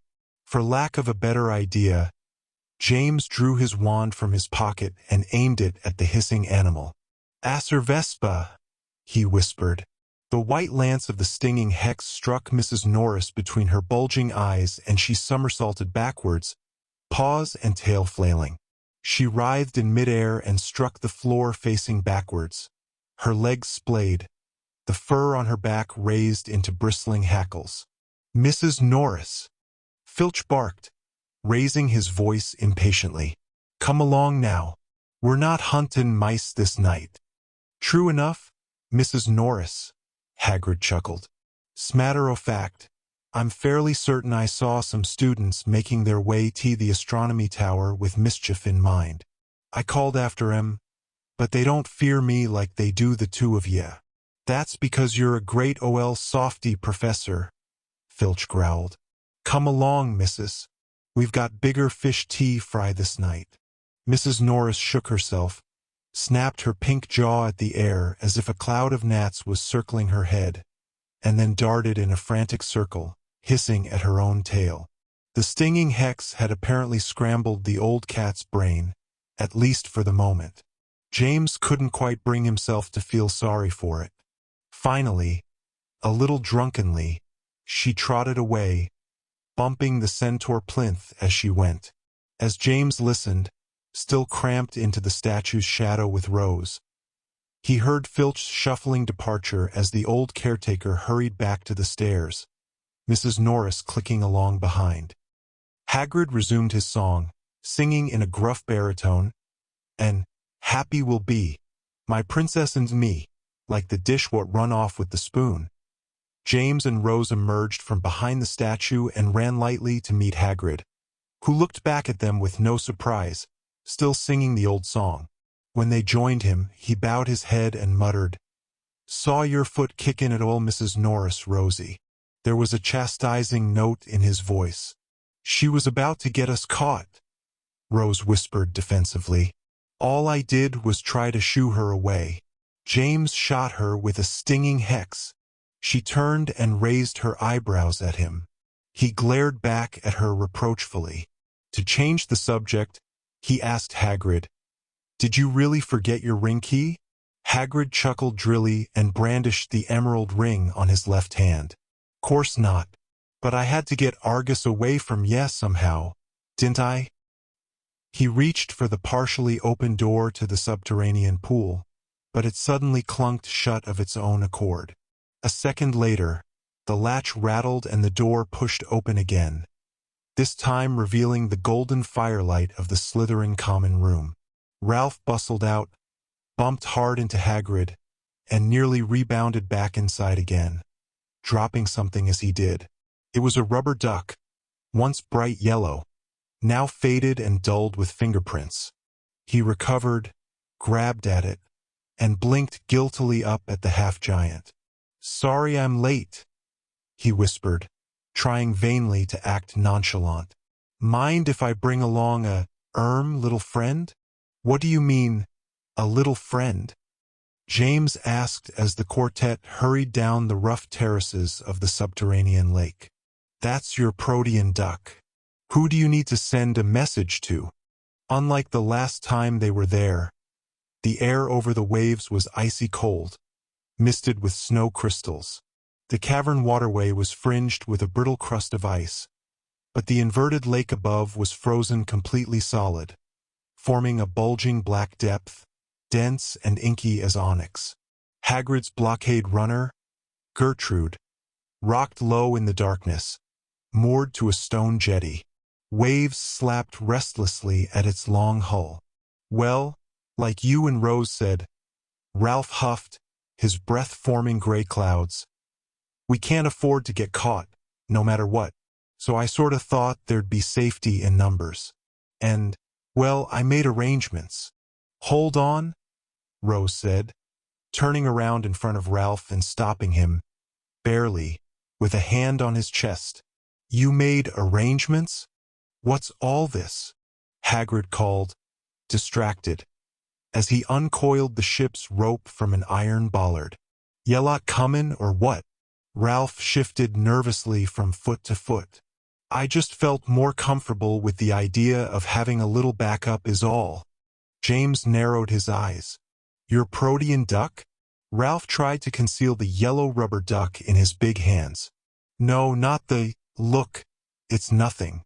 Can we just get on with it?" "Let's take a look, Ralph," James said, reaching for the duck. Ralph pivoted and pulled the duck away, inadvertently placing it within easy grasping distance of Rose, who plucked it from his fist. "Don't squeeze it," Ralph warned, turning in alarm and raising both hands. But he was too late. "Grotty blighter," the duck's squeaky voice declared. Instantly, a burst of pale blue smoke exploded between Rose and Ralph. Out of it, a voice seemed to resolve out of immense distance, forming a single word, "Geronimo," and a figure burst from the blue smoke as if in full sprint, plowing into James and knocking him clean off his feet. He landed on the cold stone floor with the figure atop him, knocking the breath from his lungs in a whoosh. "Oof!" the newcomer exclaimed in James' ear. "Who'd I land on? No way the Ralphinator would go down that easy. Are you a bad guy? I was told there might be bad guys." Zane Walker, Rose cried, her voice so high that it was barely audible. How? What? Ralph rolled his eyes and snatched the duck back out of Rose's hand. I asked him by flu to be ready if we needed any help, he declared impatiently. He was just supposed to be on standby in case we ran into trouble. Brrr. Zane shivered, clambering off James and dragging him back to his feet. Cold here. Where are we? Antarctica? He was dressed in his zombie house uniform, but with the tie loosened and the sleeves of his shirt unbuttoned and flapping. Good thing I wasn't having a swim in the gymnasium, eh? James wheezed. But how are you here? No one can apparate onto Hogwarts grounds. Zane straightened and hugged himself against the cold. No apparition required. It's another experimental communications test project. He raised his right hand and pushed back his sleeve. A yellow symbol was printed neatly on the inside of his wrist. Is that? Rose squinted, and then pointed vaguely toward Ralph. His protean duck tattooed on your arm? Zane dropped his arm again. Does the phrase quantum chromodynamics mean anything to you? James merely stared at his friend. Me neither, Zane agreed. But old Stonewall's been yakking about it for months. Quarks and gluons, freons and peons, I don't even know. Point is, the ink in this here temporary tattoo is technomancically identical to Ralph's duck. Squeezing it once causes the atomic waveform to collapse, bringing me here in an instant. I'll need to warn Raphael about that re-entry. Phew, you did explain it all to them, right? This last he addressed to Ralph. This just goes to show, Ralph said, glaring reproachfully at Rose. Just because you see a duck doesn't mean you should squeeze it. First rule of technomancy, Zane agreed sagely. From the jetty, Hagrid called quizzically, Walker? Is that you? What in purple blazes? Hi, Hagrid, Zane said, turning and sauntering to the ship. Nice place you have here. You don't happen to have a coffee maker aboard that thing, do you? Rose turned back to Ralph, planting her hands on her hips. What? Ralph demanded, shoving the protean duck into his coat pocket. He was just supposed to be a backup plan. I told him to be ready even though we probably wouldn't need him. James sighed. How much does he know about the plan? Almost nothing, Ralph said, sagging a little. He said he preferred it that way and quoted something about crouching lions and hidden dinosaurs. That sounds like Zane, James nodded. And what sends him back then? Rose asked, still glowering at Ralph. 2 squeezes of the duck. Rose jabbed out her hand, palm up, silently demanding the duck back.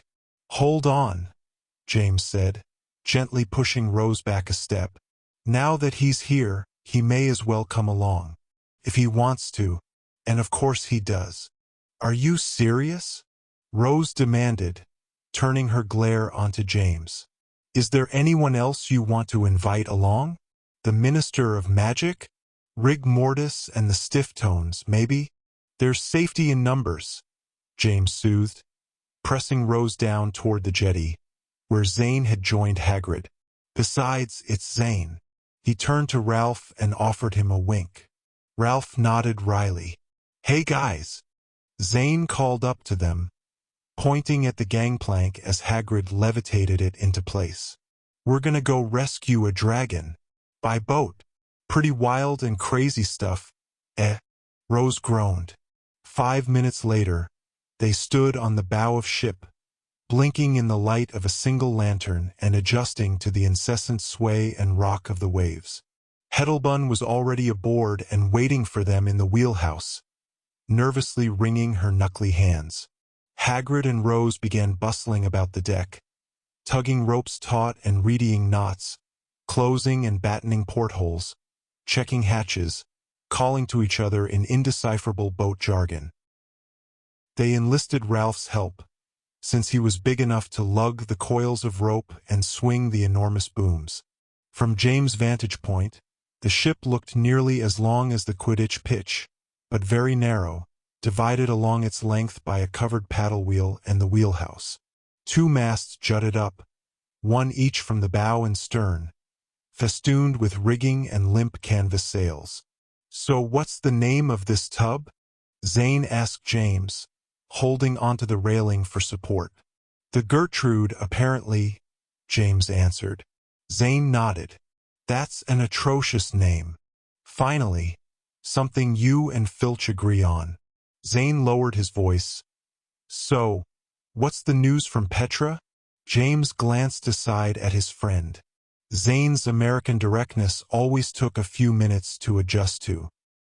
He considered how to answer for several seconds as the boat rocked beneath them, Rose, Ralph, and Hagrid still calling to each other over the stern. Finally, he said, "We kissed." Zane nodded slowly, meaningfully. "That's sure not going to make things any easier, is it?" James sighed and leaned against the bulkhead. "And Merlin?" Zane prodded.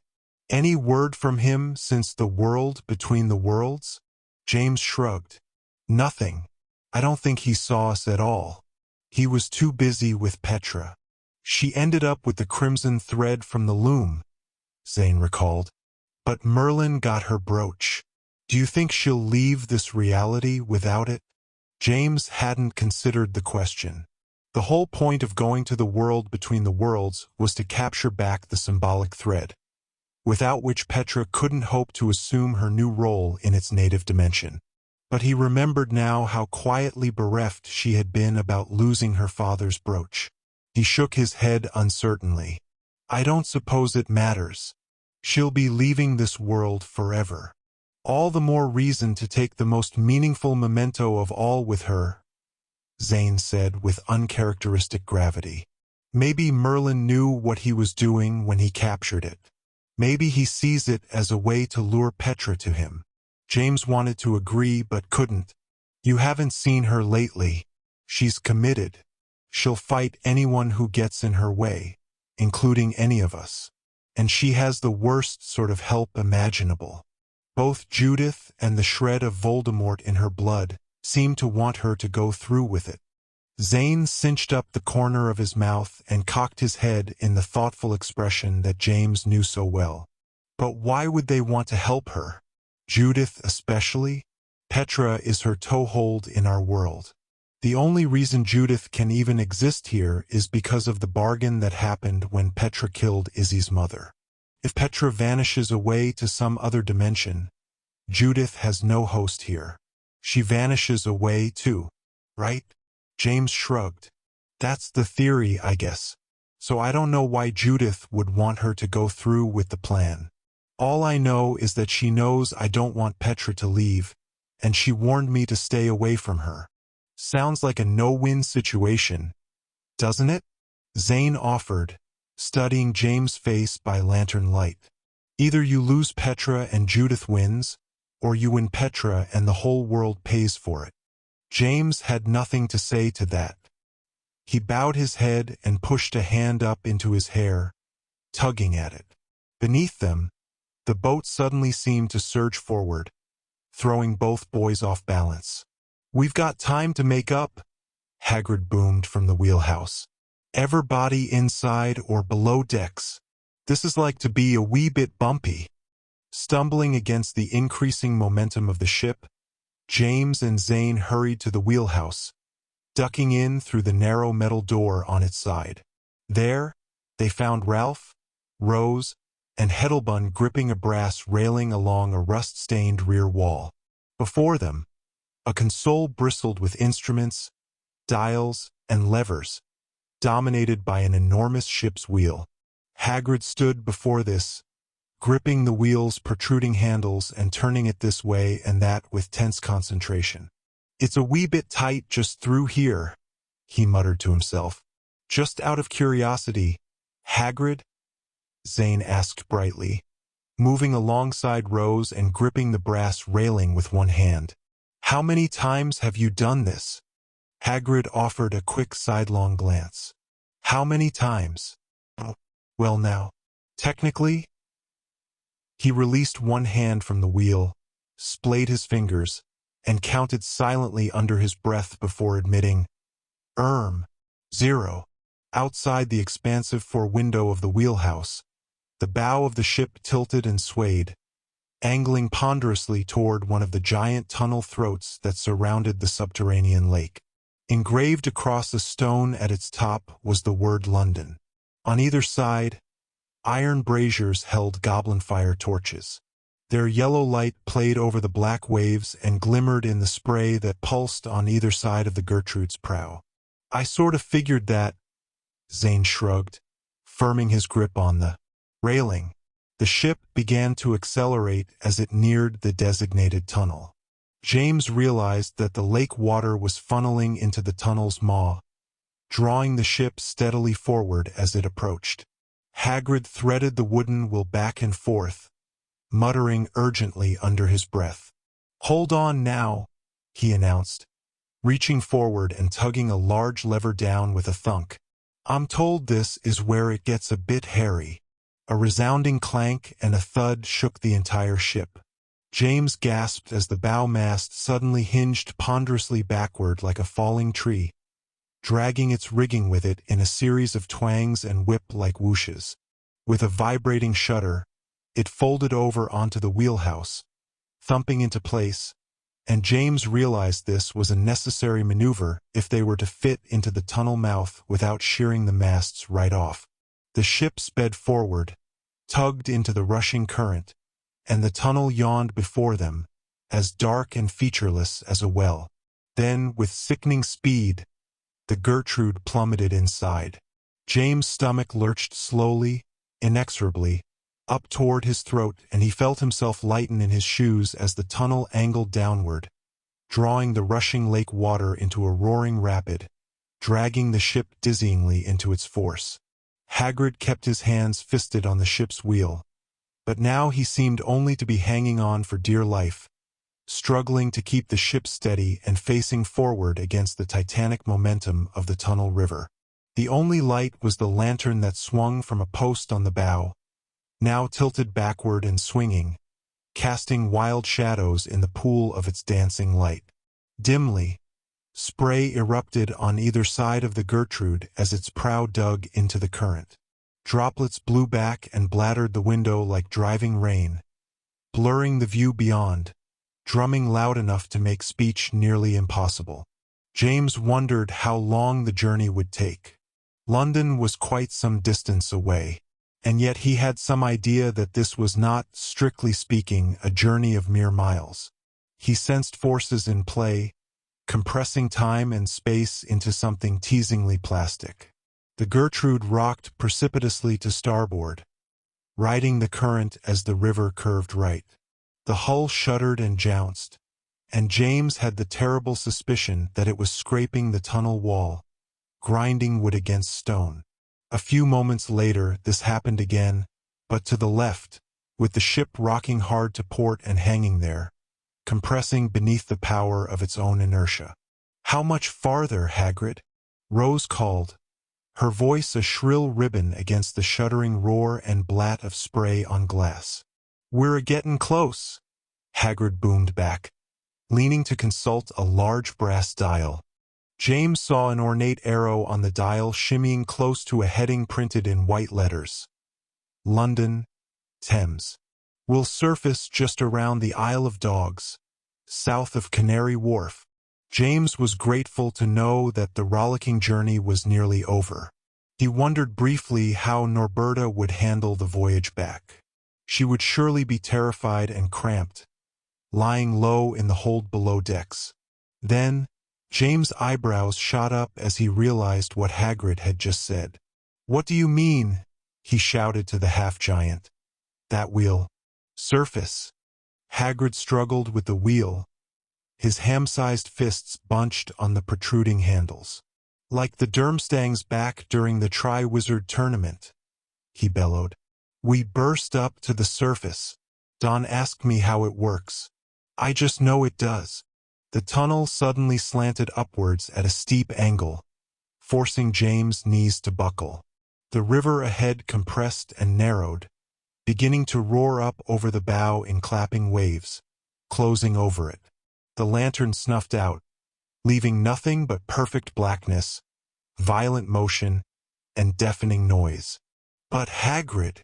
James cried, struggling to be heard over the din. "The Thames is frozen right now. First time in a decade. The surface will be as hard as stone." It was too late to do anything about it. James didn't even know if anyone heard him. He felt small hands grasp onto his trouser leg and realized that it was Heddelbun groping in the dark for something to batten onto. When the bow struck, it hit with such force that every window shattered. Hagrid rammed against the wheel hard enough to splinter and snap it in two. James, Rose, Ralph, and Zane flung forward, stumbling headlong against the console and its array of dials and instruments. Shattered glass and freezing water sprayed in every direction, filling the air and peppering James' hair and face. Blue light bloomed over the ship as it arrowed up, and then, as its momentum exhausted, fell slowly forward, tilting down, as if it were falling right over the edge of the world. Finally, with a thudding slam, it smashed flat onto a heaving expanse, rocking, groaning deep in its hull, and crunching against some brittle, ragged obstruction. James flung pebbles of glass and ice from his hair and grappled upright against the console. Cold air blew in through the broken window, carrying a freight of fluffy snowflakes and the unmistakable city smells of rotting rubbish, factory exhaust, and dead fish. Huge chunks of ice slid back and forth on the Gertrude's bow as the ship rocked, slowly coming to rest. Beyond this, James recognized the hulking shapes of warehouses and dark freighters looming in the fog. The Thames was indeed frozen over, forming a pale blue highway marbled with white, except for the scarred black hole that the Gertrude had smashed through. "Holy hinky punks," Zane breathed, steadying himself next to James. "I bet that was even better than the Aquapolis bubble tube you told me about." He considered this and then shrugged. "Or worse, depending on your perspective." "Worse?" Ralph moaned, clutching his head. "Definitely worse." "Everyone all right, then?"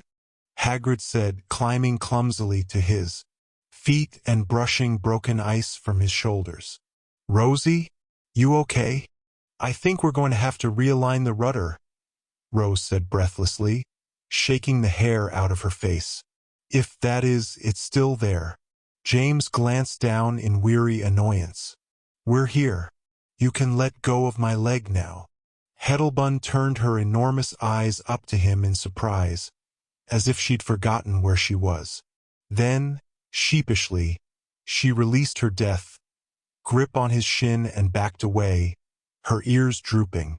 "Well then," Hagrid sighed briskly, clapping his hands together. "I guess we won't have to remember where we parked now, will we?" The damage to the Gertrude was much more visible from the ice of the Thames as they descended via Hagrid's folding gangplank. Rose stalked fretfully along the jagged edge of the frozen hole, ignoring the precarious cracks and fissures, muttering to herself. Inside the hole, now surrounded by gently heaving chunks and shards of pulverized ice, the ship looked as if it had been squeezed in a giant fist. Sprung planks and splintered decking were evident from stem to stern, and the once sleek length of the hull now seemed to have a distinct and troubling angle to it, causing the bow and stern to point slightly up out of the water, while the midship water wheel and boathouse rode much lower in the waves than was exactly comfortable to James' eye. "What were the odds, eh?" Hagrid said with a shrug. "This river freezes over, every few decades. And it just had to happen this year, o' course." He seemed to view it as a mere humorous aside, rather than a potentially debilitating stroke of fate. "We lost the bow mast," Rose called, her voice thin with distance as she rounded the front of the ship, "and the bowsprit and masthead. The rudder is hanging on by a toothpick, but that's sort of academic." since the wheel is smashed in two. Behind Rose, Heddelbund slunk along closely, wringing her hands, glancing around as if trying to see in every direction at once. The house elf appeared exquisitely uncomfortable this close to the Muggle city. "We can reparo most of that," Hagrid soothed, keeping his voice low over the expanse of ice. "And what we can't, we likely don't need, at least fare the journey back home. It'll be fine, Rosie." "We can't reparo what's been torn off under the ice," Rose said, clearly struggling to control her exasperation. "But assuming enough bits of the window glass are still scattered around the deck, we should at least be able to seal up the wheelhouse and mend the wheel. We may get back home, but just barely. Assuming there are no other unexpected disasters along the way." Zane clapped Rose lightly on the shoulder. "That's the spirit, Rosie." She gave him a withering glare. James knew that it was a short list of people who could get away with calling his cousin Rosie, and Zane Walker was not one of them. Ralph shook his head at the wounded ship, eyes wide. "Thanks, but I think I'll take a cab home, if you don't mind." "It'll be fine, Ralph," James said, not fully believing it himself. "We've rode in worse. Probably." With some effort, he turned the big boy around and the group began to cross the ice, heading into the shadow of a ramshackle pier and the extravagantly derelict hulk of a warehouse beyond. The rusty walls and roof of the structure sagged ominously. The windows were enormous square sockets, fogged with grime wherever they weren't broken and gaping like shocked eyes. The decrepit building made even the bedraggled Gertrude look like a showroom model by comparison. "If all went well," Hagrid said, boosting Rose onto the pier from the ice, "Groppy and Prechka should be awaitin' just inside, along with Norberta. We'll get her out onto the ship and be home before the clock strikes 2. Grop and Prechka can be on their way back to the mountains under cover of darkness." "Neat as can be." Shivering as he climbed a metal ladder onto the concrete pier, Zane said, "Your optimism is an inspiration to us all, Hagrid." Heddelbund stole from shadow to shadow, her huge eyes bulging as she took in the unfamiliar sights. Rusted barges lined the pier, locked into the ice and loaded with gloom. Snow skirled and wafted all around, clouding the air and forming ghostly halos around the security lights that lined the pier, erected on leaning wooden poles. Hagrid paused just outside the range of the nearest lamp and raised his right arm. In his hand he held aloft what appeared to be a cigarette lighter. He clicked the button on its barrel and the security light winked out. In a low voice, James asked, "Where'd you get a deluminator?" Rose answered smugly, "I liberated it from Dad's dresser over the holidays. That's how a gremlin does things. Feel free to take notes." Hagrid used the deluminator to snuff the remaining lights along the pier one by one as the troop made their way along. They climbed ramps of iron stairs to higher levels, and then followed a length of broken pavement toward a line of enormous bay doors. Every door was closed and locked with a rusted chain and padlock, except for the door at the very end, which was wrenched up and badly dented, its chain dangling and swinging in the low, whistling wind. "That's the one, then?" Hagrid nodded, clumping closer to the looming warehouse. Keeping his voice low, he added, "Stay close now, and keep quiet." Hugging himself and huddling next to Hagrid, Zane asked, "How do we know they're in there?" As if in answer, a huge, grating noise shook the warehouse. The metal doors rattled on their tracks and a few remaining windows tinkled, shattering in their frames. A burst of yellow light briefly illuminated the darkness inside, dissipating into orange flickers. "Either that's them," James gulped, "or the boundaries of the magical world are way worse off than we thought." Hagrid crept into the shadow of the open bay door. Inside, just visible in the gloom, was a cavernous space surrounded by banks of high windows. A lacework of struts and girders crowded the upper reaches. From these hung complicated machinery that James assumed had, at one time, operated cranes for moving cargo. Hagrid's voice was an echoing rasp in the darkness as he called, "Groppy!" Another grating grunt filled the space, and James smelled the familiar chemical reek of dragon breath. A burst of yellow flame illuminated the pocked concrete floor, piles of old shipping crates, the carcass of a lorry propped on blocks, and 3 dark bulks hiding behind it. "Groppy!" Hagrid cried, relieved, and hurried toward the lorry, the others following close behind. "Prechka and sweet Norberta, you made it!" James' feet gritted on the broken concrete floor as he hurried to stay close to Hagrid, but he faltered as the giants stepped out from behind the lorry. He'd forgotten what it was like to be in close company with such gigantic people.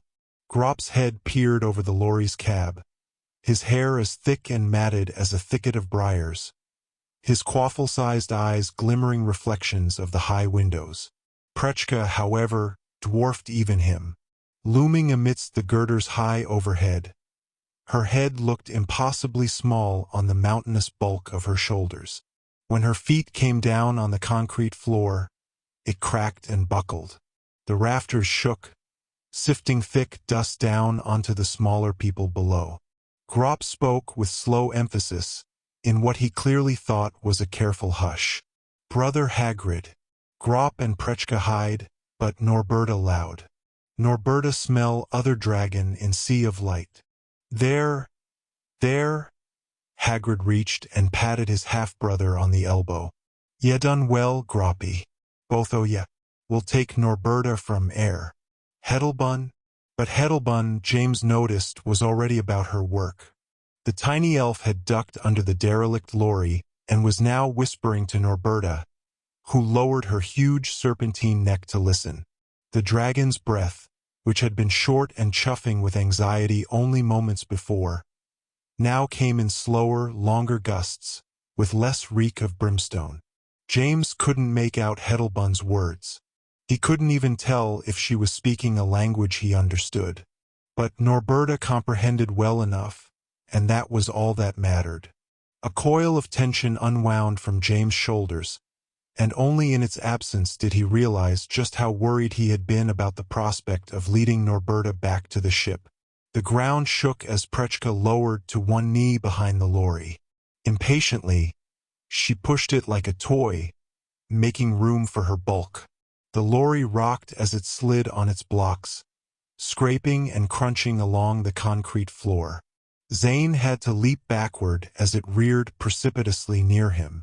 "Prechka afraid," the giantess said, and the low throb of her voice caused more windows to rattle and shatter around the dark warehouse.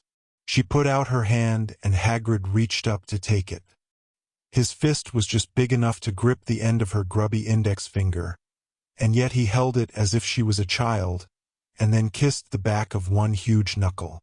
"Ye can follow the same path back home that you took here, can't ye?" Hagrid asked, looking up at her shadowy bulk. James knew that giants had a special sense that allowed them to retrace their steps perfectly. And yet Prechka looked troubled. Carefully, Grop said, "We come back to Old Cave Home now.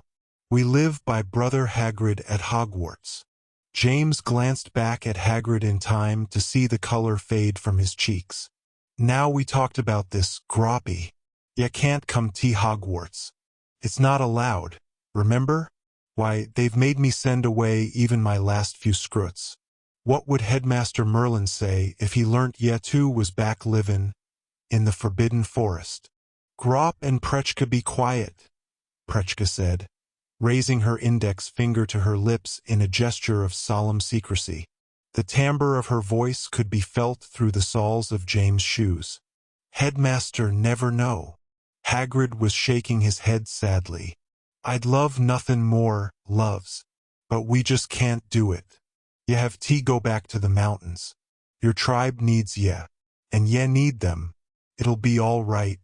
Maybe, when all of this vow of secrecy business is cleared up, why I can make arrangements for ye to comes and visit then. How would that be, eh?" He gave the giants an attempt at a grin. Grop and Prechka looked at each other and seemed to commune for a long moment with their eyes. Finally, Grop looked down again and said, "Okay, Brother Hagrid." Hagrid sniffed and nodded and collected himself. "That's good, then."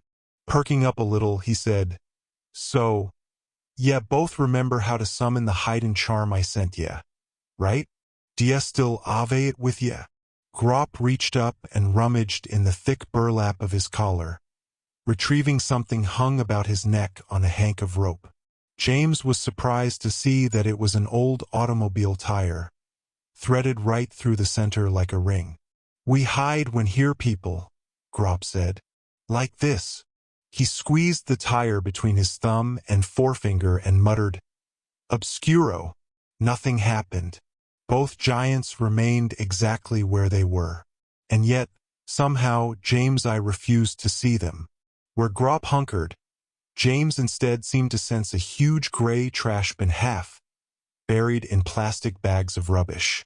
Where Prechka knelt, he perceived a rusting water tower on thick iron supports. "That's a camouflage talisman," Zane exclaimed. "Maybe the best I've ever seen." "Hagrid," Rose said, clearly impressed. "Did you do that?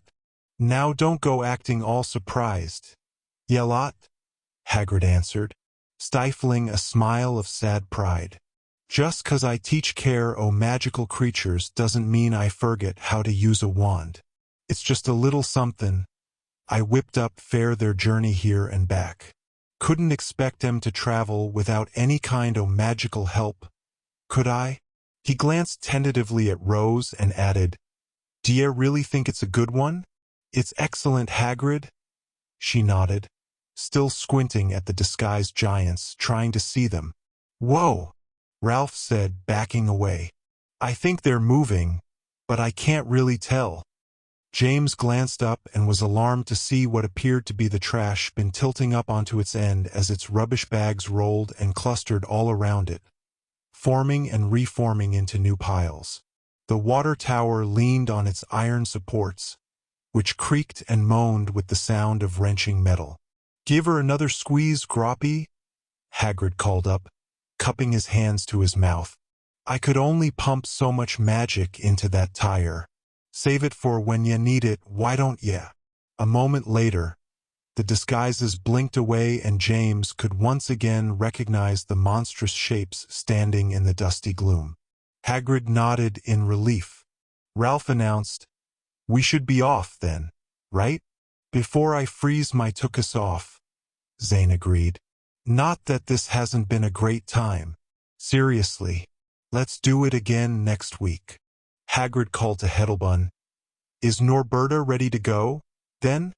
Heddelbun paused and raised her head, her huge ears pricking up. "We're ready," she said, her voice very tiny after the boom of the giants. Hagrid said his goodbyes and allowed the giants to leave first. Their hulking forms blocked out the blue night glow as they lumbered through the broken bay door. Within a minute, the sub-audible thump of their footsteps blended into the constant thrum of distant traffic. They were gone, wending their way carefully back into the outlying villages and the mountains beyond. "They'll be safe," Hagrid whispered, staring hard at the empty bay door. "Making their way back home. They'll be just fine, won't they?" James realized that Hagrid was trying to convince himself as much as anyone else. Rose put her hand on Hagrid's shoulder where he hunkered in the dark. "Of course they will. You equipped them, and they're smart in their own way." For giants, James thought but didn't say. After all, Hagrid himself was half-giant, and he had conjured one of the best camouflage talismans James had ever seen. Hagrid nodded decisively. "Right then," he whispered, and tossed a glance back toward Heddelbun and the coiled shape of Norberta. "Let's be away, then." Herding James, Rose, Ralph, and Zane ahead of him, the half-giant led Norberta out through the open bay door and down the broken asphalt of the drive. Snow filled the air in a million fluffy flecks, sketching the shape of the wind as it surrounded the warehouse, scoured the pier, and escaped over the wasteland of the frozen Thames. James glanced back, curious, and saw Heddelbun riding atop Norberta's head, bent low to her ear, whispering incessantly. With one hand, she patted the great dragon on the bunched muscles of her jaw. Norberta followed Hagrid as if in a trance, her head low and sweeping over the pier, her feet lifting and falling like a cat stalking through a garden, making no noise whatsoever. Silently, the troop threaded past the ice-locked barges and down to the frozen surface of the Thames. The Gertrude was barely a low, sleek shape amidst a panorama of drifting gray. Beyond this, London itself was merely a dull throb and a watercolor fog of lights. "Easy now," Hagrid muttered nervously as Norberta settled her weight onto the frozen river. The ice groaned precipitously but held firm, at least for the moment. In a ragged line, with Ralph in the lead and Norberta following behind, the group began to trek toward the black hole in the ice where the Gertrude rocked, waiting. Shivering but still chipper despite his hushed voice, Zane asked James, "So where'd you guys find the Dragon Whisperer?" "Heddelbun." James shook his head. "She was a house elf in Millie Vandergrift's house. Got sacked just this past holiday after spending her whole life there. Somehow Hagrid got hold of her when he found out she'd lost her service and knew how to keep beasts calm. Pretty lucky, I guess." "She got sacked." Zane frowned. "I thought that hardly ever happened? What for?" James sighed. Ahead of them, the Gertrude unsheathed slowly from the fog. The folding gangplank stretched out to the ice, tilting and creaking with the movement of the ship. She was mad and desperate about losing her work to a load of Muggle servants. She tried to sabotage them into getting sacked, but got herself caught and sacked instead. It was me that caught her, in fact. I was there for the holidays with Millie. Zane turned to glance at James, his brow lowering. "And you all trust her?" he asked, his voice suddenly incredulous. James opened his mouth to reply, but a sudden commotion from behind startled both boys. "Whoa!" Hagrid bellowed suddenly. "Norberta! Whoa!" With a sound both low and terribly huge, the ice cracked beneath James' feet, as if something very heavy had just pressed hard down on it. He felt the motion as the frozen expanse pitched, throwing him off balance. Zane grabbed his arm, keeping him upright, but just barely. Something buffeted overhead and the sky was momentarily blotted by a huge black silhouette. Dark wings whumped through the air, and suddenly, deafeningly, a roar broke over the ice. It was deep, long, and ululating, seeming to make the very snowflakes shiver in their course. This, James immediately knew, was no restrained bark of nervous energy. This was a full-on roar of hectic release. Norberta couldn't properly fly, James remembered, only glide short distances due to an old wing injury. She swooped over him and closed on Ralph, her shadow covering him as she lowered, scrabbling at the air, her claws swinging down toward the cracked ice. "Ralph!" Zane cried, but the boy had already turned around. His eyes bulged in terror as the great beast bore down on him. Instinctively, he threw himself flat just as the dragon crunched down, rebounding from the ice with all four powerful legs, and lunging back into the air again even as the frozen river shattered beneath her weight. Ralph scrambled to hold on, now captive on a heaving chunk of loose ice. Hagrid ran past on James' right, still bellowing, leaping clumsily over widening cracks. Rose was close behind, running more nimbly, even as her boots slipped and scraped. Norberta pumped her wings, lofted through the air, and kicked off again, this time from the deck of the Gertrude, tearing up planks and rigging with her claws. One wing walloped the air, the other, slightly out of sync, limped faintly, tugging her off course. Her swooping form was wreathed in swirls of snow, and James could just make out the shape of Heddelbun as she leapt from the dragon's head, grabbed onto the rear mast of the Gertrude, and swung up to perch on the furled sail. "Elf work is for elves," she called, her voice suddenly firm, as high and ringing as a trumpet. "Spread the word. This is just the beginning. Elf work is for elves, or the Muggle world will pay." James slid and stumbled to a halt as the shattered ice broke up before him. Norberta roared again, and the echo of it pealed over the Thames like thunder.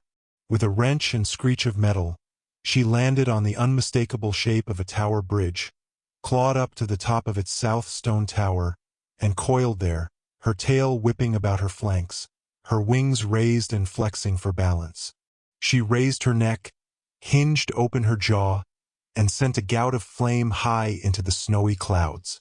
Yellow light filled the world like a beacon, illuminating every falling snowflake, glinting from bridges' suspended walkways. On the roadway below, cars squealed and tires screeched. The noise of crashing metal and terrified screams was unmistakable even through the dark distance. Then, with a sinewy lunge, Norberta launched again. Her wings caught the air, whumped down, and she swooped into a long, low arc, descending into the foggy glow of the city, where she was met with distant blares of horns and crumps of colliding metal. James could barely believe what he was seeing. Zane scraped to a halt next to him. Weighing down the giant chunk of ice, they floated on and grabbing James' shoulder for support. "Norberta!" Hagrid bellowed, standing in silhouette on a heaving floe ahead. His legs splayed. Next to him, Rose clutched onto his coat for dear life. "Norberta, come back!" James turned, realizing that the force of the river had already carried them some distance away from the Gertrude. Frantically, he scanned the rigging and masts, looking, but there was no longer anything to see. "She's escaped," Zane gasped hopelessly, still clinging to James for support. "We'll never see that little traitor again." A heavy shape slid up against James' legs as the ice bobbed, allowing black water to bubble up over its edge. He buckled and fell backwards onto the object, which let out a hoarse oof. It was Ralph. "I really do get tired," he wheezed, rolling onto his back on the ice and throwing James off of him, "of being right about these things." Chapter 18. A brief reprieve. It was almost dawn by the time James and Rose made their way back to the portrait hole, feeling as if they'd been away for weeks rather than hours. "My, just look at the two of you," the fat lady said disapprovingly, raising the topmost of her many chins. "You both look a fright. And what brings you back at such an ungodly hour?" "Venomous tentacula." Rose growled the password as if it was a curse. "Well," the fat lady huffed, gathering her stole tighter about her shoulders indignantly. With a creak, her frame swung open, revealing the deep shadows and cold hearth of the common room. Without a word, the two separated and climbed their respective dormitory stairs. James didn't know about Rose, but despite the numbing exhaustion of his body, he felt as wide awake as he'd ever been in his entire life. Creeping up the winding stairs to the somnolent dimness of the dormitory, he was relieved to see even Scorpius asleep in his stolen place among the seventh years. Unable to muster the energy even to peel off his damp clothes, James lowered himself to his bed fully dressed, collapsed upon it, and lay there staring up toward the nearby window. The snow had stopped and the moon was up, glaring back with its own glowing eye, illuminating the window's frosted edges like neon. James' every thought was consumed with the grave consequences of what they had inadvertently caused that night. The journey home had been difficult and arduous, with hours spent on the broken ice of the Thames shoring up the Gertrude enough to brave the attempt, all while Zane cast Vicemeneptio charms over the ship to make it look like a mere tugboat to anyone who might come to investigate the fracas nearby. But now that it was over, the return trip ceased to matter completely. They had set a dragon loose in Muggle London. The very thought seemed preposterous, laughable even, and yet he could all too easily recall the crash of colliding cars and the screams of witnesses as Norberta clawed to the top of Tower Bridge, coiling atop its famed silhouette like a living gargoyle. Hundreds of people had to have seen it despite the hour, and even now, the fully grown Norwegian Ridgeback was surely rampaging through the city, doing untold damage and spreading a wake of Muggle terror in every direction. Zane had been right. As they departed the hobbled Gertrude upon finally returning to the moonpool, he had pulled James, Rose, and Ralph aside and gravely said, "This is worse than the night of the unveiling. You know that, right?" Hagrid had been utterly silent throughout the return journey, even as they all bid their solemn goodnights. He was in a sort of shock, James knew, caught between worrying about his poor, lost dragon, the knowledge that he had caused possibly the greatest breach of the vow of secrecy in 1,000 years, and the reality that, by the following morning, he may well be carted off to Azkaban to await trial for crimes too numerous to easily count. And yet James simply couldn't comprehend the terrible scope of it all. Whenever he tried to imagine what was to come, or what he should do about it, his mind fetched up once again on that harrowing image of the dragon atop Tower Bridge, her tail whipping her flanks, her wings spread for balance, roaring a stream of liquid fire into the clouds. He fell asleep without realizing it and woke up mere minutes later, or so it felt. The daylight outside the window betrayed the truth. However, it was the middle of Saturday afternoon. James groaned and rolled over, clutching a hand over his eyes. "Late night, sleepyhead?" A voice greeted him cheerfully. It was Graham. "You'll be in no shape for Quidditch tomorrow if you keep that up. As your team captain, I feel it's my duty to say I'm disappointed in you." James groaned again, unable to formulate any meaningful response. As he swung his feet to the floor, realizing that he was fully clothed in grimy jeans, sweatshirt, and clammy socks, the memory of the previous night fell back onto him like a millstone. "Oh, bloody hell," he muttered urgently to himself. "Graham, have you seen a newspaper today?" Graham had not. "Why? Did you have another interview with Rita Skeeter?" Breathlessly, James leapt out of bed, not even thinking to change out of his grimy day-old clothes, and ran down the spiral stairs. No one in the common room had seen that morning's Daily Prophet either. James pushed through the portrait hole and ran toward the staircase, his feet clad only in socks, now loose and flopping damply from his toes. He passed Peeves in the hall, and the poltergeist hurried to follow, sensing potential trouble and eager to exploit it however he could. "Get away!" James called back over his shoulder, panting. "This is none of your business. Things that aren't my business are the best things of all," the fat little figure trilled, bouncing happily from the walls. Rose was just coming out of the great hall as James blundered to the bottom of the stairs with Peeves tittering close behind. "Have you seen it? What's the news?" James gasped, but Rose hurried to him, already shushing him with a finger to her lips. Oh, Peeves squeaked with high anticipation. "This is going to be good. I can just smell the beautiful stink of conspiracy about you both." "Away with you, Peeves," Rose hissed, snapping her glare onto the poltergeist. "This doesn't concern you." "All the better," Peeves squealed, turning loops in the air. Trouble for Peeves to double." Rose narrowed her eyes. When she spoke again, it was in a musing, sing-song voice. "Did you hear what they're making for dessert tonight, James?" Peeves halted in mid-air, his face suddenly suspicious. "Sleeping toad tarts," Rose whispered tantalizingly. Miniature enchanted sugar toads twitching in Turkish delight gelatin drops. Very tricky to prepare. Requires complete silence in the kitchen, lest the trays of sugar toads be woken before they're properly embedded in the gelatin. Can you just imagine? hundreds of candy toads leaping pell-mell about the kitchen with all the elves scrambling to catch them. James glanced up at Peeves and was surprised to see the poltergeist wringing his hands frantically. His piggish face screwed up with strain, like Ralph trying not to belch in class after chugging a licorice soda.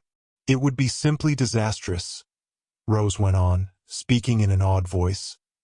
"If anyone, say, invaded the kitchen and started banging pots and pans while singing the Hogwarts salute at the top of their lungs. It's a good thing I don't know anyone who likes to do such things." Peeves groaned shrilly, nearly popping with torment. He hovered a moment longer, his eyes going cross-eyed and his cheeks bulging with concentration, and then let out a bawl of helpless glee and swooped away, careening in the unmistakable direction of the kitchens, already breaking into the first verse of the Hogwarts tribute. "Come with me," Rose said, grabbing James by the elbow and steering him away toward a side corridor. "The library, and not a word before we get there." James allowed Rose to drag him onward, once again marveling at her ability to manipulate lesser minds by giving them exactly what they most want. 5 minutes later, at a table in the farthest back corner of the library, with their backs to the wall and no one else in sight, James bent over Rose's edition of that morning's Daily Prophet. The news story was surprisingly small halfway down the second page. Not buried, exactly, but clearly not the screaming headline that they had expected. "Muggle dragon sightings in central London cause for investigation." Ministry of Magic officials responded early this morning to persistent reports that a dragon had been sighted atop London's Tower Bridge and in nearby environs. Initially dismissed as mass hysteria induced by the numerous unrelated breaches of magical unplottability in Muggle spaces, eyewitness testimonies led Ministry investigators to believe that some incursion of a magical beast may indeed have occurred.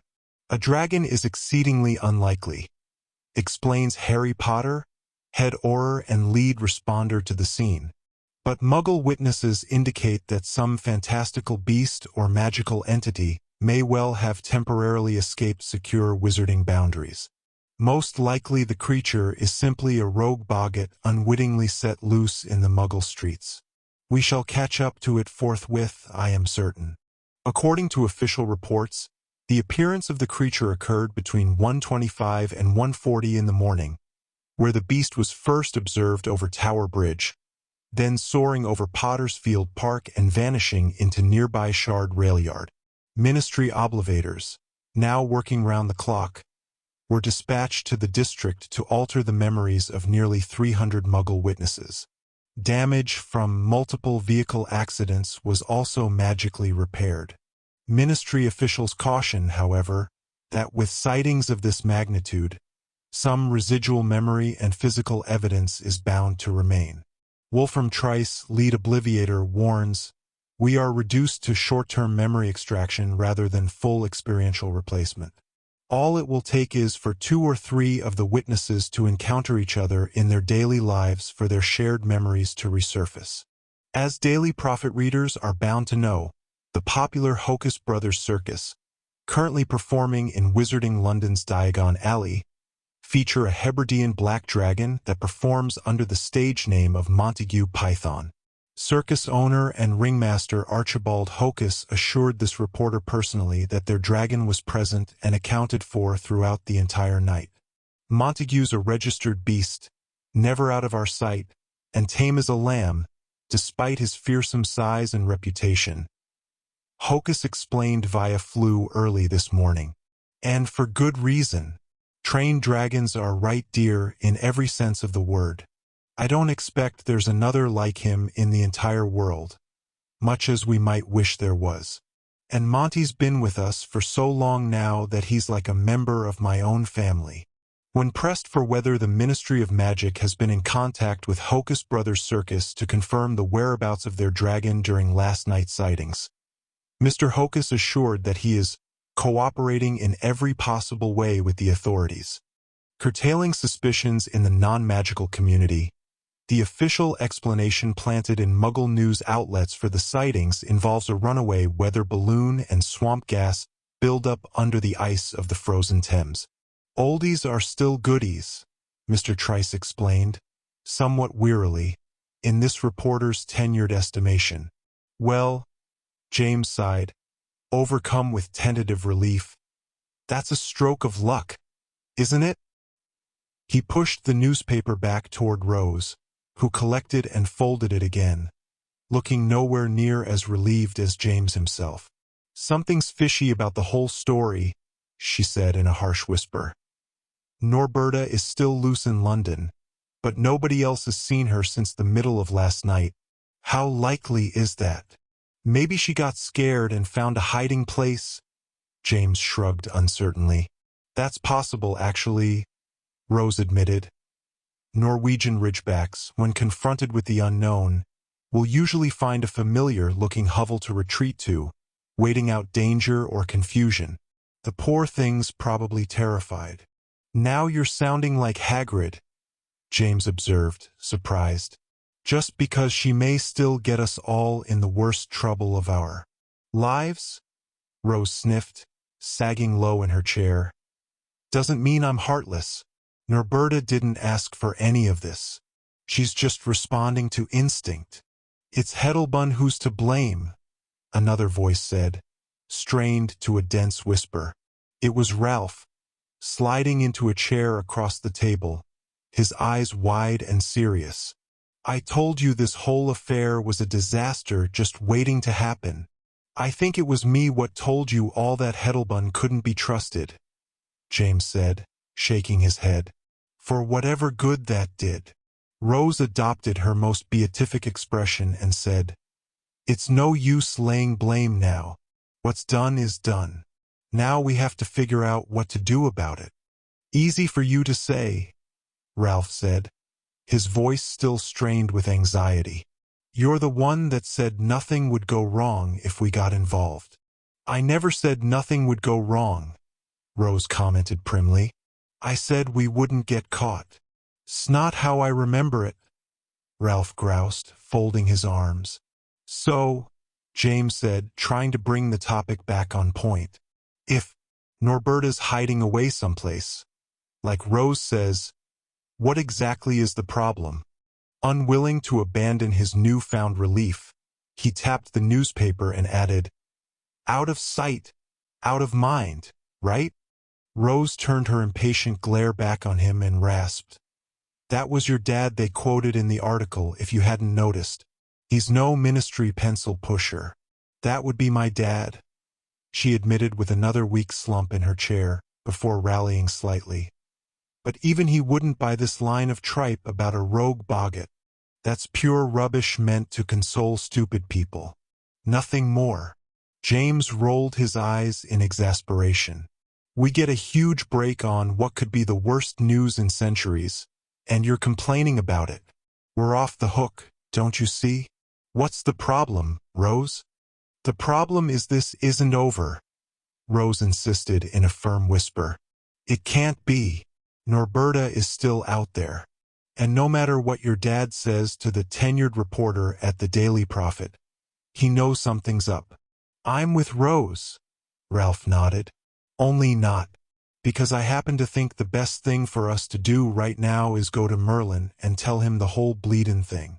It's fine, James soothed, glancing back and forth between Ralph and Rose. He gestured at the newspaper again and asked, Did either of you show Hagrid?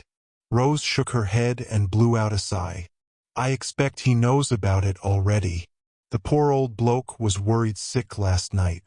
He would have gotten a newspaper first thing, just to know the extent of the damage. But mark my words, this isn't over. We set a dragon loose in London. It may be all clear for the moment, what with the Obliviators done with their work and the wrecks all mended. But Norberta's still out there. We're going to have to do something about that. And I'm telling you, Rose, James said, leaning forward and stabbing a finger down onto the folded newspaper. It's not our problem anymore. Norberta's in hiding, and the ministry is explaining it away with boggarts and weather balloons and swamp gas. We should be counting our lucky stars for the breaks we got here, not looking for more dark omens to fret about. He flopped back in his chair again and crossed his arms over his chest before commenting in a different voice. Zane sure was a dab hand at those Visa Meneptio charms though last night, wasn't he? Well, it's hard to tell, isn't it? Rose sighed, collecting the newspaper and pushing it back into her bag. Those only work on people who don't know what they're really looking at. But you were impressed, Ralph agreed, tilting his head. I could tell.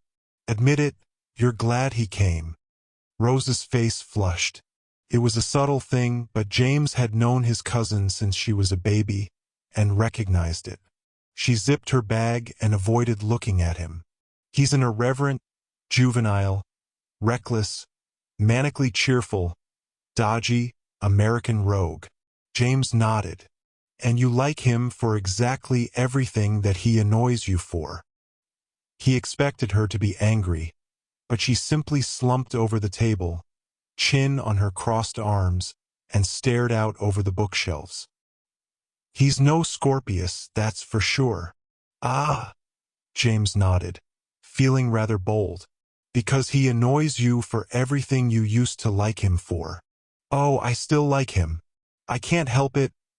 Rose shook her head on her arms, keeping her voice low. But I hate myself for it.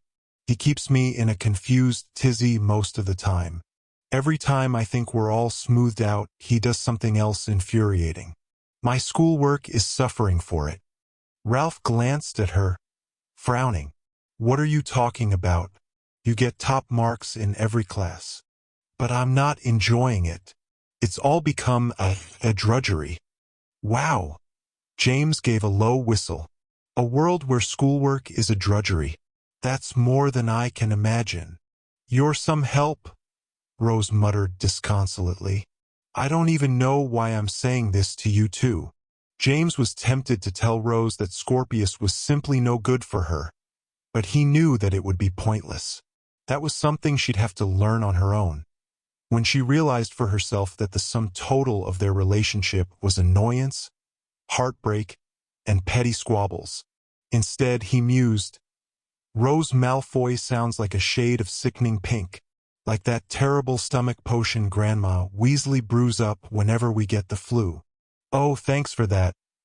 Rose sat up again and collected her bag. That clears up everything. She made to leave, then turned back to him and Ralph. But seriously, this Norberta business isn't over. We've made a mess, and something's going to have to be done about it before it all comes crashing down on our heads. Without waiting for a response, she turned and walked away.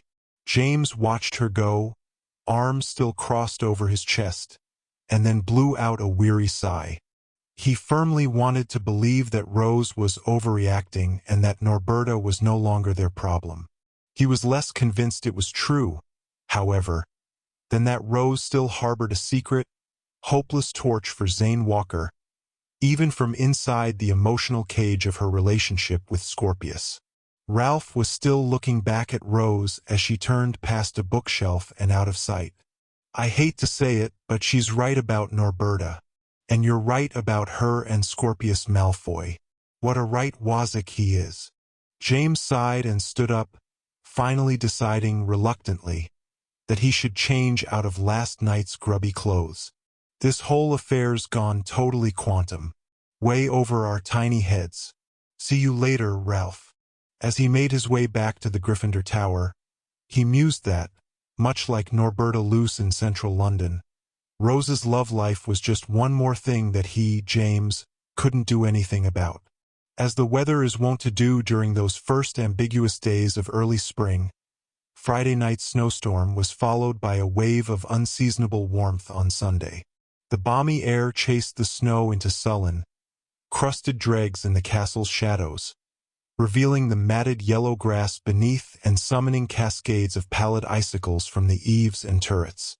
The ground squelched beneath James' trainers, soaking them through, as he made his way to the Quidditch pitch for the evening's match against Ravenclaw. He was eager to get back onto a broom again after the long break, and was hoping to finally prove himself worthy of his position as Seeker. Thus far in the season, Gryffindor was in third place, following Ravenclaw and Slytherin. If they could snatch victory in today's match-up, they would climb to second with dreams of a possible tournament win. If they lost, they could most likely kiss the trophy goodbye. The grandstands were full to overflowing, noisome and drumming with cheers and tramping feet, as James took his place on the field for the pre-game captain's handshake. The match that followed was hard-fought and mostly textbook. The air was clear beneath a bright gray sky, allowing for perfect visibility and offering almost no cross breeze. James banked and swooped in search of the snitch, keeping one eye out for rogue bludgers as well as George Muldoon, who played seeker for the Ravenclaws. As James swooped low over the Ravenclaw Stadium, with the sun setting just beyond the streaming banners overhead, he spotted Edgar Edgecombe and his cronies, Ogden and Heathrow, seated in the front row, calling jeers through cupped hands. Dimly, James realized that he hadn't thought of them in weeks, and was very glad of it. Perhaps, he mused, he had heard the last of their petty, pointless antagonism. Even as he swooped on, however, he expected this was too much to hope for. Gryffindor maintained a thin but persistent lead over Ravenclaw throughout the match, but nowhere near enough to secure a victory. James knew that the extra few points on the scoreboard would come to naught if Muldoon spotted and snagged the snitch before he did. Suspense tightened in his chest like a noose as the sun dipped low over the grandstands and the match grew tense, feverish with anticipation. James had not seen the snitch the entire match, and knew that it simply must make an appearance sometime soon.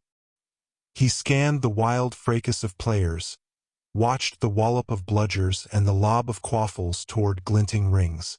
He heard Lily grunt with effort, managing to knock back shot after shot. Gritting his teeth, he waited and searched, straining his eyes so hard that they ached behind his glasses.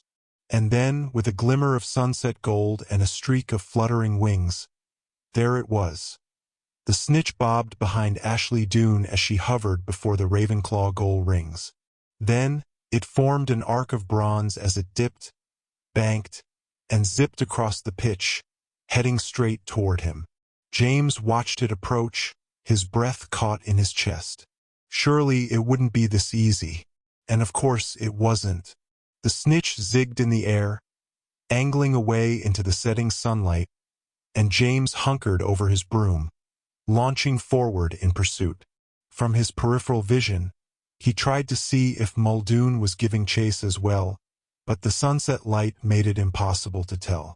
Eyes locked onto the fluttering golden ball, James twitched and banked through the melee of players, ducking under bludgers and doing a full barrel roll beneath Stebbins, Gryffindor's lead beater.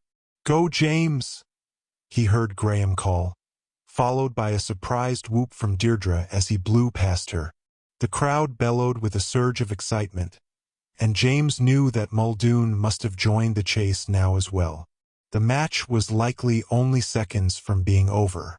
Suddenly, Ashley Doone was in front of James, careening straight into his path as she abandoned her post at the goals, attempting to block his course.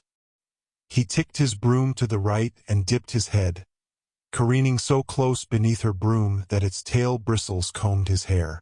When he glanced up again, Muldoon was swinging up alongside, his brow lowered, his face set in a grim scowl. But he was too late and James knew it. He exulted in it. As Muldoon struggled to catch up, James stretched out his hand, saw his shadow flicker over the swooping shape of the snitch, and caught it. It was like catching an apple out of a tree in Grandma Weasley's orchard, just as natural and easy as snatching a dinner roll from a plate. He blinked at his own fist and the golden wings that fluttered against his palm. As he looked, the wings stilled. The match was over. Amazed and grinning with delight, he glanced aside at Muldoon, who tugged his broom to a disgusted halt and dropped his chin to his chest, his sweaty hair falling over his face. The grandstands erupted into deafening applause. And thanks to some solid flying and the eagle eye of James Potter, Josephina Bartlett cried from the announcer's booth, Gryffindor plucks a second place standing from the grasp of tonight's rival Ravenclaw. Firework charms popped and sizzled all around as the rest of the team piled around James, hooting with delight and boosting him up between them. Lily threw an arm around James' shoulders in midair, and James decided, then and there, that he could forgive her for blaming him for their earlier loss against Slytherin. Apparently, sport could be both the greatest divider and the strongest unifier. None of it may be especially important in the long run, but for the moment it felt like the only thing that mattered in the whole world. Until, moments later, as James was descending to the pitch, circling like a dandelion seed with the rest of Team Gryffindor still hollering and congratulating each other all around him. Seated in the second row of the Gryffindor grandstand was James' father, the unmistakable and legendary Harry Potter. He was smiling with pride, but not cheering. On his right was James' uncle Ron Weasley, and next to him, resplendent in her scarlet and gold scarf and bushy brown hair, was his Aunt Hermione. They were all three watching him, smiling tightly, and yet there was something in their eyes that said that they had not, in fact, come to Hogwarts, strictly speaking, for the evening's Quidditch match. Rose was waiting next to the grandstand as James touched down and collected his broom. "You saw?" she said, reading the sudden ashen look on his face. He nodded. "Have you talked to them already? What are they here for?" "Let's just say," Rose said, pitching her voice low and offering him a meaningful look, "that none of them really think it was a boggart that showed up in London the other night. The plan, according to Rose, was to meet up in Hagrid's hut at nightfall." She hurried back to the castle in order to duck the message to Ralph while James retreated to the locker area and changed out of his Quidditch gear. He could barely bring himself to wait until that night to know what the meeting with his dad, aunt, and uncle was about. Worry and alarm fanned out in his veins like cold acid, infusing him with low dread, but there was nothing he could do about it. In the wake of the Quidditch match, the three grown-ups were scheduled for a private dinner with Headmaster Merlin and several teachers, ostensibly to discuss the continued disintegration of the vow of secrecy and theories about how to shore it up in the short term. James had the distinct idea that this was only a ruse meant to throw off suspicion. The real reason for their visit would be illuminated later that night in Hagrid's hut, for a much more select group. He showered, hurried to dinner, and couldn't bring himself to eat. His stomach was in knots at the thought of what might be to come. What did his dad know about the Norberta debacle? Was Hagrid going to be sent to Azkaban? Had the Daily Prophet been fed a deliberately sanitized version of the story? Perhaps Norberta was even now continuing to tear a ravenous swathe of destruction across London. But how could such a thing possibly be kept quiet? Finally, desperately, he confided his worries to Rose as they left the Great Hall. "That's idiotic," she said with a patronizing sniff. "But I'm glad you're at least taking the thing seriously now." "I've always taken it seriously," James exclaimed, albeit in a low rasp. "I just hoped that the problem had gone away by itself. Can't blame me for being optimistic, can you?" "There's optimistic and there's irresponsible," Rose said with a shake of her head. As they neared the stairs, Ralph huffed toward them, his head boy badge glinting in the evening light. "What's this all about, your parents coming here and arranging some secret meeting at Hagrid's?" he panted. "Are we doomed?" "We're completely doomed, aren't we?" "Cool your cauldron," Rose said. "If it was as bad as that, they would have carted us all off the moment they got here, not waited to meet all quiet like under cover of darkness." "I told you it was a massive mistake," Ralph grumped, leaning against the balustrade to catch his breath. "No more of this. We tell them everything." "Agreed." "Maybe," Rose hedged, raising a placating hand. "And Merlin, too," Ralph insisted. "And not just about this whole dragon affair. About everything. Petra, Odenvan, the Crimson Thread, the whole thing." "Whoa, whoa, whoa," James hissed, tugging Ralph with considerable effort into a dark corner beneath the stairs. Not a chance. Are you completely mental? I'm the sanest one of all of us, Ralph protested, keeping his own voice low but clearly resenting it. We've made the mistake before of not trusting Merlin and our parents. But this is too big for us to make that same mistake again. James opened his mouth to object, but Rose spoke before he could. Merlin and our parents are sworn to capture Petra by any means necessary, not to help her. You know that, Ralph. You saw what happened when Merlin and Petra clashed in the world between the worlds. Ralph ran a hand through his hair in frustration. Has it occurred to you too that maybe they're right to try to stop her? He glared at them each in turn, and then shook his head, overruling their objections. Look, I trust Petra as much as I trust either of you. I believe she thinks this is the only plan that will work. But just because Petra has awesome powers doesn't mean she's always right. And don't even get me started about Odinvan. He's as dodgy as a rubber galleon. I trust Merlin and our parents 10 times more than I trust that skinny prat. We need their help, and you know it. Rose merely gave a hard sigh and turned to look at James. Clearly, she had been struggling with this very dilemma. And it was only in that moment that James finally understood his biggest reason for keeping Petra's plan a secret. The weight of the realization chilled him all the way to his heels. Rose saw it on his face, as did Ralph, who blanched a little himself. What is it? He asked, dropping his voice to a whisper.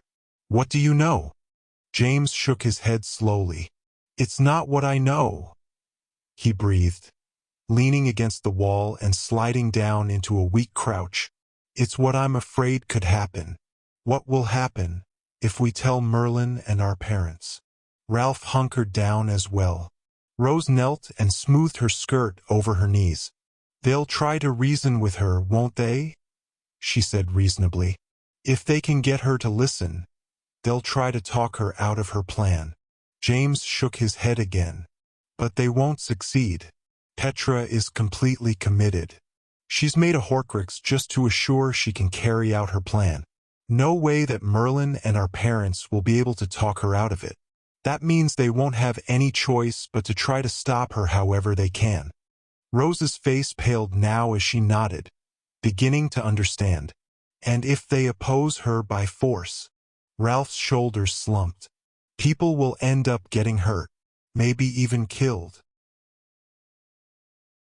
But not Petra, James whispered. That's the whole point of the Horcrux. They may resort to trying to cut her down, but it won't work. And then, she will attack them, Rose said in a small voice. Petra will kill anyone who stands in her way. James felt cold to the bone as he nodded. She'll do it because she thinks it's the only way to save the entire world. She'll hate it, but she will do it, because she believes she is strong enough to make the hardest choice of all. Rose added, and because her soul is already stained with one death. Ralph stared down at the floor between them, apparently thinking hard, mulling over the cold truth of their words. So, he muttered, if we tell Merlin or our parents, they may end up dead, and it would be partly our fault because we set them up to oppose someone they can't possibly defeat. None of them responded. After a long moment, Ralph raised his head again. Not even Merlin? James looked at Rose, then Ralph. Merlin would be our best hope. But remember what happened when he confronted Petra at the parade in New York, on the night of the unveiling. He tried to stop her. He used his staff on her, and it didn't even stun her. He was nothing to her. Ralph frowned, still struggling with the idea. But the city is her element. It's the source of her power. Sure, she was more powerful than him there. But maybe next time. With a deep sigh, Rose said, if there's a next time, Petra will make sure the odds are stacked in her favor again, just like they were in New York. She knows Merlin's weakness. She won't let him have any advantage over her. She will defeat him. And when she does, he won't ever come back. Ralph simply scowled and stared at the floor again. He didn't like it. James could see that. But neither could he argue with it. Without a word, the three went their separate ways. They didn't see each other again until nearly 9 o'clock, as they congregated in the entrance hall and slipped out into the cold of the night. Hagrid's hut glowed with yellow light. A ribbon of gray smoke issued from its stone chimney, just like always, and yet James had never felt less welcomed by the familiar hut than he did now. He was mad with suspense about what was to come, but also trembling with trepidation that he might be about to get into the worst trouble of his life. A noise suddenly wafted across the blue evening glow of the lawns, stopping James, Rose, and Ralph in their tracks. It was faint but unmistakable, and it was the last sound they expected to hear coming from the depths of the hut. It was laughter. Several voices, all different timbres, were laughing in unison, forming a melody like an old song, long forgotten. James glanced aside in alarm and met Rose's puzzled gaze. Ralph gulped audibly. "Is that a good sign?" he whispered. "Or a bad sign?" Rose shrugged uncertainly, and then, more slowly, resumed her short trek across the lawn. James and Ralph followed tentatively. The laughter came again, growing louder as the three approached the hut. Rose raised her small fist and knocked once, softly, almost as if she hoped not to be heard. The hut went immediately silent. Several seconds later, the door budged open and the shaggy bulk of Hagrid's head peered out. His dark eyes flicked over the three students, then he nodded and stepped back, tugging the door open with him. James followed Rose and Ralph inside and glanced around. Seated around the huge table, their faces illuminated in the glow of a single lantern, with the dishes of a late tea scattered between them, were Harry Potter, Ron Weasley, and his wife Hermione. They were dressed in dark jeans and heavy sweaters, their faces merry but quiet as they looked up at the newcomers, as if reluctantly prepared to get down to the business of the night. Hagrid shut the hut door with a clunk and gestured toward the table. "We was just discussin' old times," he acknowledged. "Lot o' memories with these three. Not all of 'em good, but definitely more of 'em than not." Hermione nodded and pointed to a small chair beneath the window. "I remember you sitting right there, Ron," she commented. "Vomiting slugs for a good quarter hour. Is that one of the good memories or the bad ones?" James' father tried not to grin. Ron rolled his eyes and shook his head. "You're a laugh riot, Mrs. Weasley. If you recall, that was a result of me trying to defend your prodigious honor." "And failing admirably," Harry agreed. "But it's definitely the thought that counts." Hermione put an arm around her husband and dipped her head to his shoulder. "I do remember," she said warmly, "and I'll never forget it." "Nice catch out there today, James," Ron nodded, turning to James with a crooked smile. James moved into the light of the table, looking from face to face for some sign of what was going on. His father saw the question on his face and gave a brief nod. "We know about Norberta," he admitted. "And before you give Hagrid any grief, no, it isn't because he told us." Hagrid raised both of his slab-like hands as he settled back into his chair. "Didn't utter nary a word. Not this time." Rose narrowed her eyes, moving to budge onto the chair next to her mother, who shifted to allow room. "So, how do you know then?" she asked, looking cagily around the table. "And, what do you know?" Her father spoke up then, raising a hand to tick off points on his fingers. "We know about the plan to steal off to London to facilitate transport of a certain unregistered Norwegian ridgeback whose living arrangement with the giants had become tenuous, at best. We know that the plan, such as it was, went terribly awry, leading to said dragon's escape into the city proper, causing hundreds of poor Muggle Londoners to soil their breeches in mortal terror. Ronald, Hermione clucked her tongue in disdain. And Ron went on, not missing a beat. "We know that, fortunately for everyone involved," said Dragon. "A certain female named, through no fault of her own, Norberta, quickly went aground, hiding herself away somewhere within the confines of the city proper, and is apparently still there, scared and waiting until such time as she is discovered, or becomes hungry enough to have to go hunting for food." James sagged into the last empty seat at the table, weak with a mixture of relief and embarrassment. To his father, he asked, "How did you work all of this out?" "Simple," Harry said, taking off his glasses and wiping them on his sleeve. "It's my job to work things out. We looked up the records of every registered dragon in a 100-mile radius," Hermione explained. "It's not exactly a long list. We checked out each one and determined they'd all been accounted for on the night in question. And since native Welsh greens all stay far away from the cities by nature, that left only one option." Ron nodded. "A certain Norwegian ridgeback that only a few people know about, and that we three are nominally responsible for." "We four," Harry corrected, tossing a sidelong glance at Hagrid. "Not to mention," Ron added, "that several of the Muggle witnesses that night reported seeing a ship broken through the ice of the Thames. Some said it was a long old ship with masts and a great paddle wheel. Others said it was a regular old tugboat. Same place, same time," Hermione went on.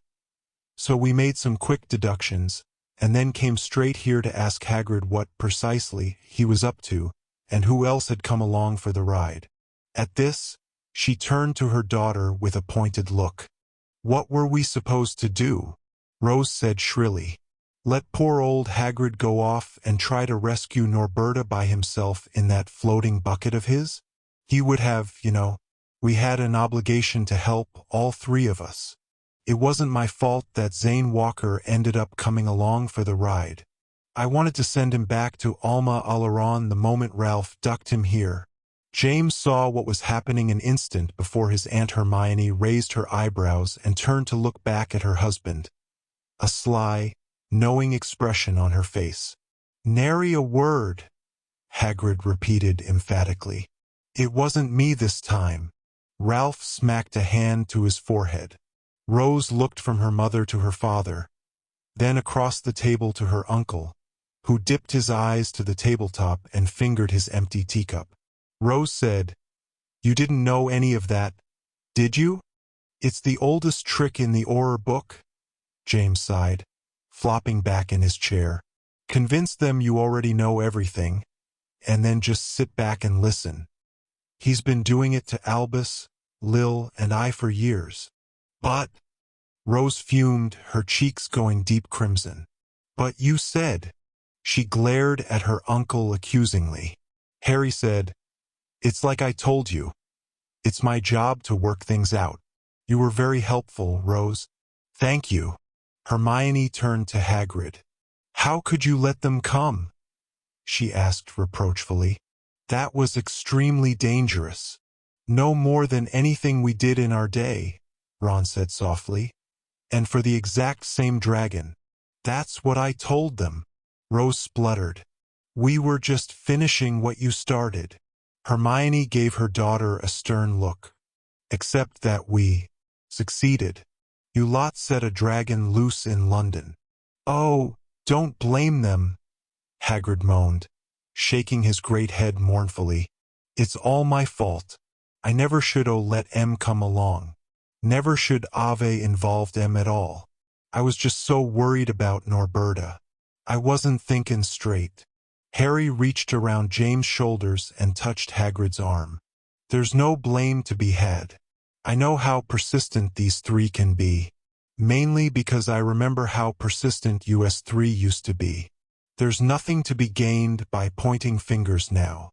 Ralph, still standing behind Hagrid's chair, piped up, "Especially since I tried to warn them over and over that the whole plan was a nightmare from the start." Hermione nodded with feeling. Just like I tried to warn these two back when we were still students and Norberta was just a hatchling.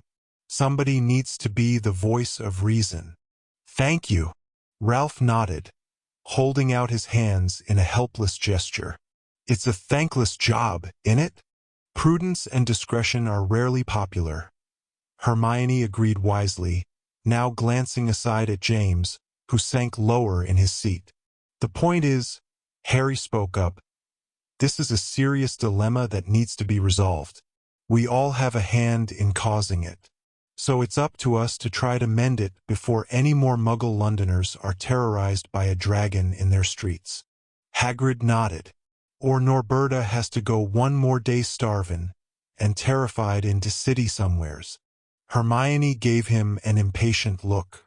Or any poor old gamekeeper gets sent away to Azkaban for the rest of his life. Let's try to keep this in perspective, shall we? Harry sat up in his chair and put his spectacles back on.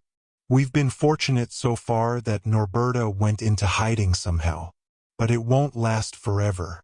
The first task is to find her and get her out of the city without anyone else seeing her, Muggle or otherwise. The second task? He glanced across the table to Ron, who perked up. I spoke to Charlie this afternoon by Flu. He says they're pretty crowded now, what with the Romanian government rounding up and interring all registered dragons in his preserve. But according to him, there's always a space for Norberta, even if it means letting her bunk with the twins in their apartment in Brasov.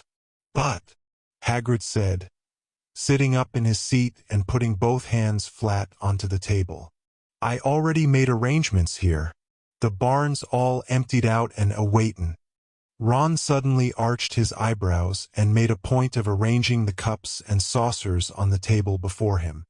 Hagrid, Hermione said gently, you know you can't keep Norberta here on Hogwarts grounds.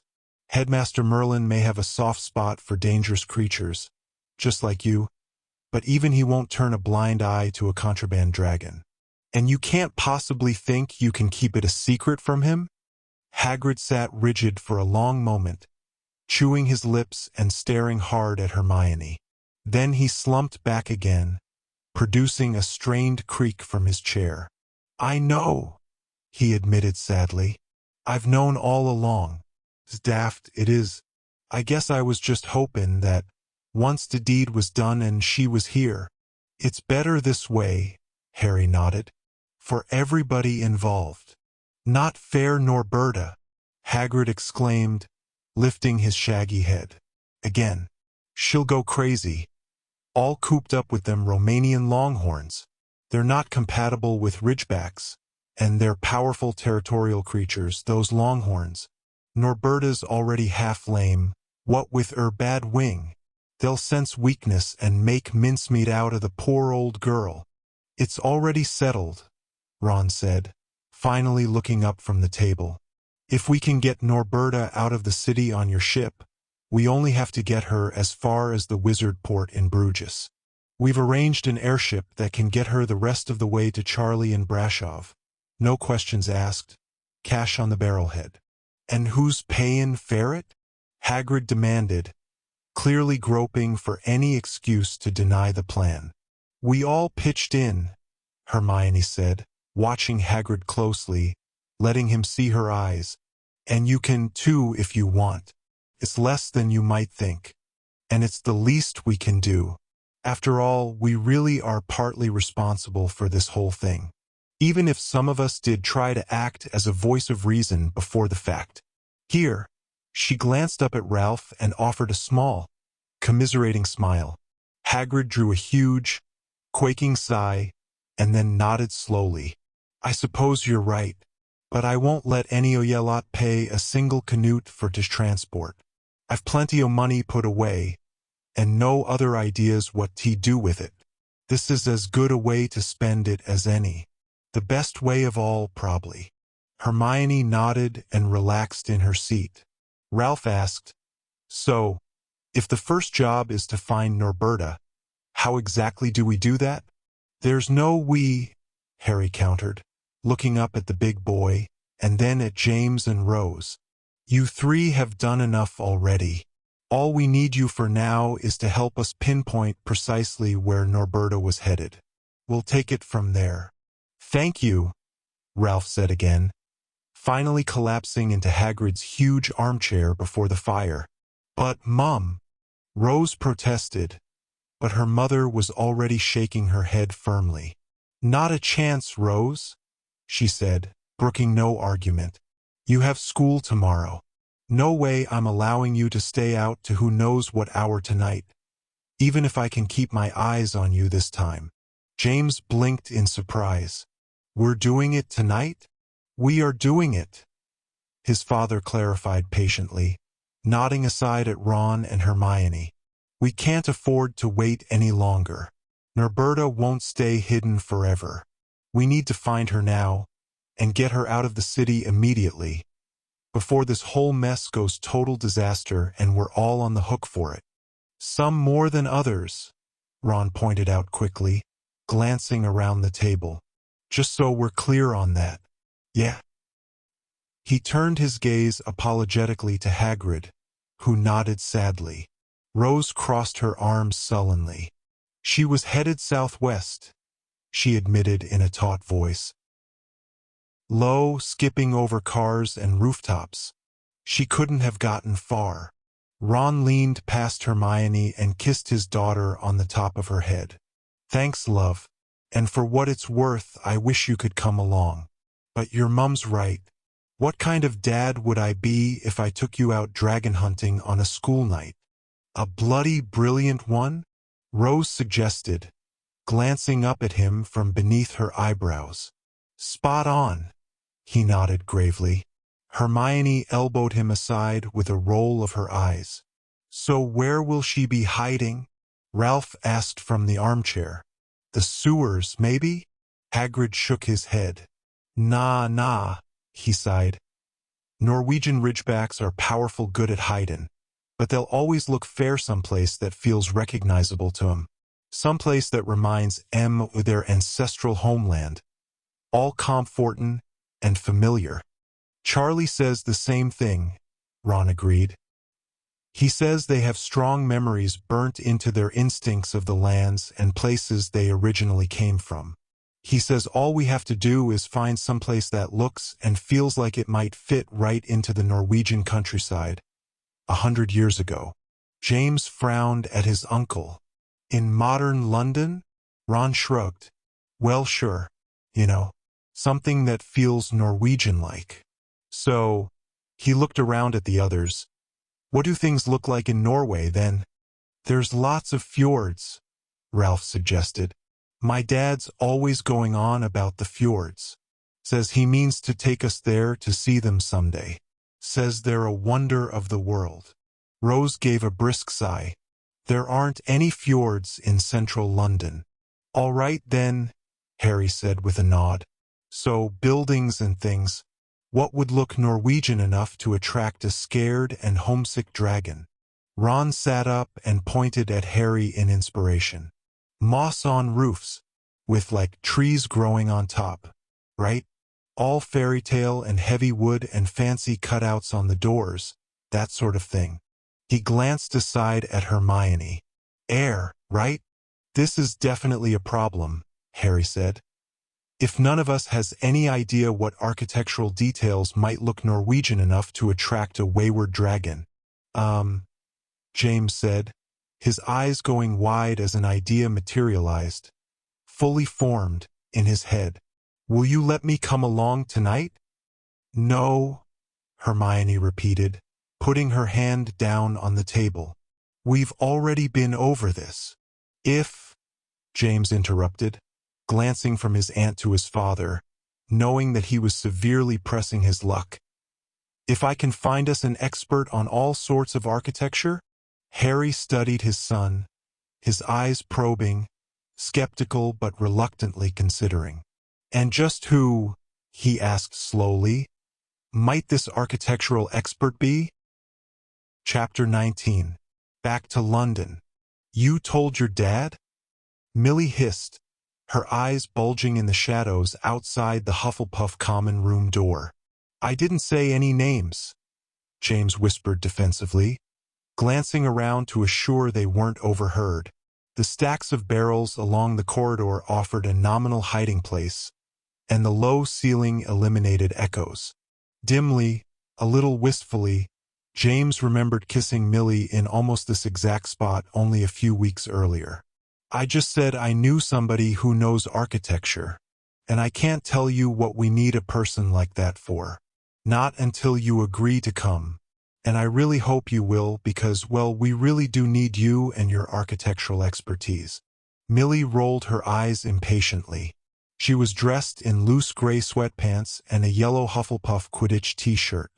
The hand-lettered legend across the front read, "Will Hufflepuff and blow your house down." "James," Millie said, covering her eyes with one hand. "I've got exactly one book on the subject, and I've barely had a chance to crack it so far." "What sort of expertise do you need?" "Exactly." James hedged a little, shifting his weight from foot to foot. "Well, we need somebody who can recognize building styles that might look at home in a different country." Millie peeked over her hand at him, and then dropped it, cocking her head. "What country?" "Norway," James answered, deciding to go for broke. "I don't know anything about Norwegian architecture," Millie said, bracing her hands on her hips. "Not any more than the average person does." "I'm the average person," James said helplessly. "And up until 10 minutes ago I didn't know Norwegian architecture was even a thing." "Look, I wouldn't be any help," Millie insisted, becoming annoyed. "Whatever you told your dad, I doubt I can live up to it. When it comes to Norway, I can barely tell a redwood stave from a Romanesque." "See?" James brightened, boggling at her in the dark. "You do know what you're talking about." "Those are just words I picked up while skimming books," Millie exclaimed in annoyance. "The sentence barely even makes sense. If you really want someone who knows their stuff, why don't you go talk to Blake? Poor bloke's probably still groping around for his invisible car." She turned away, reaching for the door. "Millie," James whispered, stopping her with a hand on her shoulder. She halted but didn't turn back to him. Still whispering, he said, "I'm sorry for the way I acted that night. I'm not sorry for Blake. I still think he's an obnoxious, scheming pikey.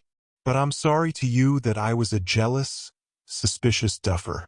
And later on the train, it was stupid of me to tell Ralph what I did. I didn't want you to find out from him. I acted like a coward." Millie considered this, one hand still on the latch of the common room door. "I could have taken it," she said quietly, "if you'd just come and told me yourself." "I was on my way to do that," James sighed. "But I kept finding reasons to put it off. I didn't want to hurt you." "Well," she nodded, still staring back at the closed door, "you did hurt me, but I'm a big girl. I can handle it, and I'm mostly over it." "Mostly." James lowered his hand. "I'm glad. I do really like you, Millie. I just don't." He stopped, knowing he couldn't go any further without explaining his connection to Petra, and the hopeless love he felt for her. Fortunately, he didn't need to say any more. Millie glanced back at him over her shoulder, and the look on her face told him she was content to leave it at that. "This doesn't make me know any more about Norwegian architecture," she said, meeting his gaze. He shrugged and sighed. Millie turned back to him fully. "But it does make me slightly more willing to help you. If not for your sake, then at least for your dad. I've been hearing about him since I was in nappies. Let me change and get my coat. It's about time my name appeared in one of Revalvier's books." Merlin came along as well. James didn't discover this until they were already on the ship, barreling along the subterranean tunnels en route back to London. As he and Millie clambered down the steps into the narrow hold, they encountered the headmaster seated on a crate reading a small but immensely thick book, a pair of glinting spectacles perched low on his nose. James stumbled to a halt so quickly that Millie clambered into him from behind. The ship rocked precipitously and groaned all around, occasionally juddering as the hull ground against the rushing tunnel beyond. Merlin seemed completely oblivious to these things, but he did clap his book shut and look up at the students, his face merely pleasantly curious. "I doubt you two have developed your sea legs yet," he announced, and patted a bench bolted to the sloping hull next to him. "Do come sit down before you do yourselves harm." James hesitated, his mind racing with a mixture of speechless surprise and cold fear. Why was the headmaster here? What did he know? Was he a portent of official trouble to come? After a moment, Millie pushed James aside and half-walked, half-stumbled to the bench. Strategically, she sat at the end of the bench furthest from the headmaster, leaving James the space right to him. With a silent sigh and a gulp, he lurched to the bench and fell to a seat upon it. Merlin opened his tiny book again, adjusted his spectacles, and casually said, "I trust your father, aunt, and uncle are assisting Mr. Hagrid in piloting the ship to our destination?" James nodded uncertainly. He knew that there wasn't much piloting to be done once the ship was caught in the throat of the rushing tunnels, but felt there was no point in explaining it. Instead, he asked in a low voice, "I guess we're all going to be in trouble when we get back?" "Trouble?" The headmaster repeated the word as if he'd never heard it before. "Whatever for?" James blinked aside at him. "You know why we're going to London, right? You're not just along for the ride." Merlin shrugged his huge shoulders. "I know that magical safeguards in the cities have deteriorated to the point that a dragon has penetrated Muggle spaces, causing some distress to hapless witnesses. And I know that you and your friends were ultimately responsible for it." He tilted an eye at James, as if he could see the wave of guilt that washed over him, making him shrink against the hull wall. Lowering his voice to a low rumble, the headmaster said, "Your error was not in attempting to rescue the dragon from her own persistent instincts, Mr. Potter. Until recent years, normal magical protections would have rendered the city impenetrable to creatures such as she. Nor did you err in not telling me of your plans. I am, personally, quite content when citizens willingly delegate these tasks to themselves. It frees those such as myself to their own unique devices." "So," James said, frowning a little, "we're not in trouble?" "Your error," Merlin said, raising a finger, "and the error of your companions, was to trust an elf whose motives were proven to be suspect." James sat up in surprise. "How did you know about her? We didn't mention her to my dad or anyone else." Merlin drew a deep sigh and blew it out thoughtfully. "I'd prefer to allow you to believe that I divined this information via my own mysterious and terrible machinations. But I find that trust is a more valuable commodity than awe when it comes to you, Mr. Potter. Therefore I will admit, I spoke to Hagrid, and he wisely regaled me with the whole story. We conversed on the deck of this very ship as we awaited you and your family. He told me of the house elf, and her sabotage of your otherwise courageous, if rather foolhardy, arrangement with his giantish kin." James slumped in mingled relief and humiliation. "I tried to tell them that Heddelbun couldn't be trusted. I saw what she did back at the Vandergrift's house." "You saw it," Merlin clarified, "but Hagrid did not, nor your cousin or Mr. Walker or Mr. Dolohov." James glanced aside at him again. "Exactly. So the truth was clear for you to see, but cloudy for them. It was your responsibility to make it clear, by whatever means necessary. Thus, the responsibility for the error rests heavier on your shoulders than theirs." This wasn't the first time that James had encountered the headmaster's strict, unforgiving interpretation of responsibility, but it still nettled him to no end. He crossed his arms, clutching his shoulders against the chill of the hold. "So it's all my fault, then? Is that what you want me to hear?" Merlin shrugged again. If there is one thing that constantly dismays me about this age, it is the speed and ease with which good people give up. Grant me a stubborn donkey over a weak-willed saint. At least the donkey's kick can be aimed at the proper doors. So, James said, rolling his eyes to himself, just to be clear, are we in trouble or not? That is what we are on this journey to discover, Merlin answered, returning his gaze to the small book in his hands. To James' eye, the book looked completely blank, but he knew that this was surely an illusion to prevent its being read by the likes of him. For you, Mr. Potter, the days of trouble being meted out in house points and lines are over. Make no mistake. From here onward, trouble shall be measured in laws, years, and blood. James chose to view this as a good thing, in the sense that it didn't seem to indicate that the headmaster intended to give him, Ralph or Rose, any official punishment. Soon enough, the ship tilted upwards and seemed to accelerate. The momentum pushed James against Millie, almost driving her off her end of the short bench. Merlin, however, remained completely planted, as if his feet were rooted to the floor. He continued to read his tiny, fat book, peering down through his spectacles, even as the ship rocked upright, seemed to hover in suspension for a long, sickening moment, and then keeled slowly forward, falling flat again onto a thudding, sloshing surface. London town, I presume, Merlin said, finally tucking his book into his robes and standing as much as the low overhead would allow. Footsteps sounded from above, moving quickly. Merlin climbed the stairs to the deck with James and Millie following close behind. Cold air coursed over the deck above and whistled eerily through the rigging. By the look of the city all around, the Gertrude appeared to have surfaced in exactly the same place as last time.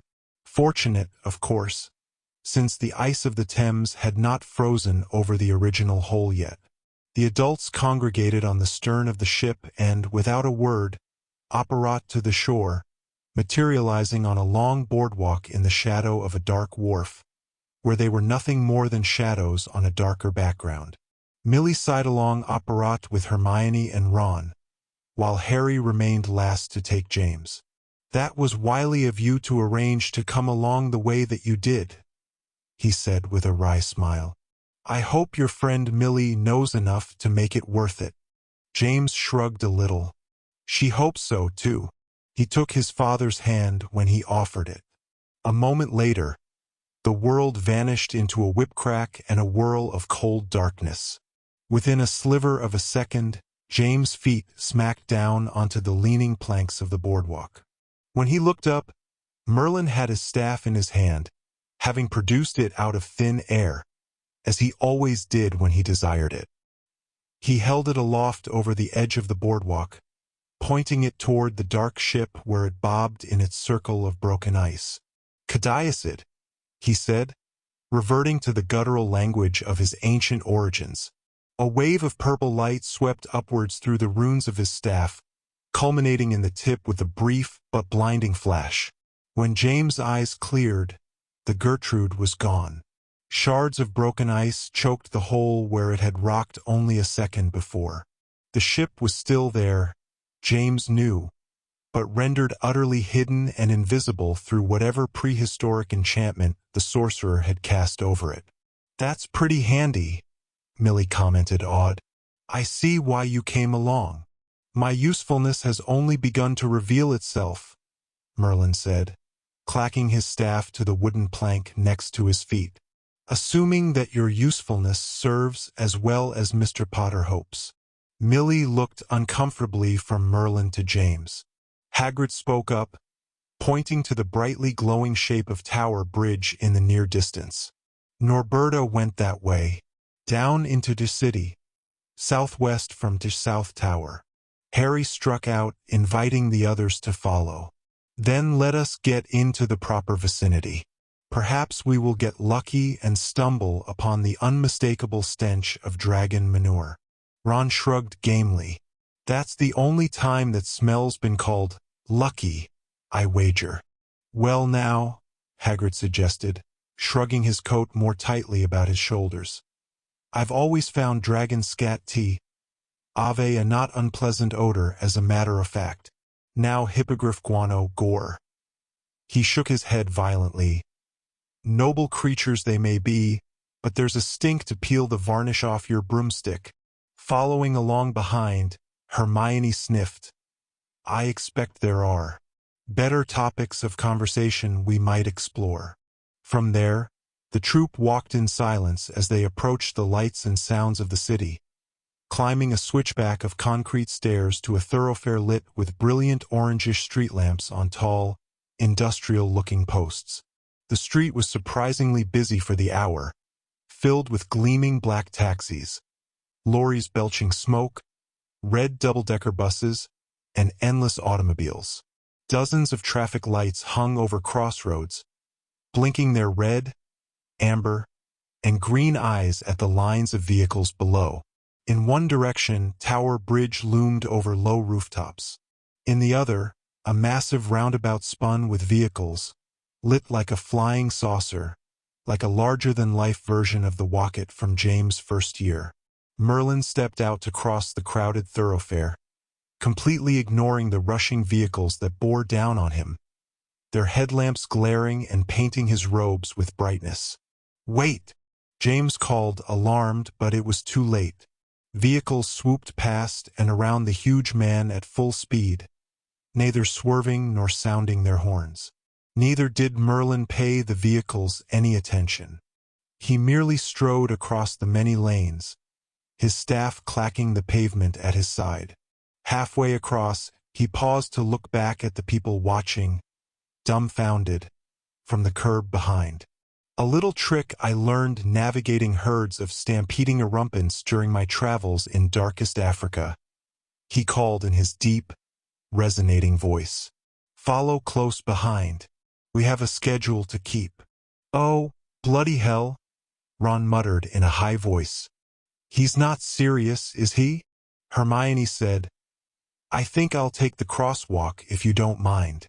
She struck off at a trot toward the nearest traffic light some 50 yards away. "I'm with her," Ron nodded firmly. "We'll catch up to Mr. Red Crosscode Man on the other side, and schedule be damned." Hagrid wrung his huge hands in miserable indecision, glancing back and forth between the headmaster's retreating back and the hurrying Weasleys. "I'll just—" He hooked a thumb over his shoulder, beginning to back away.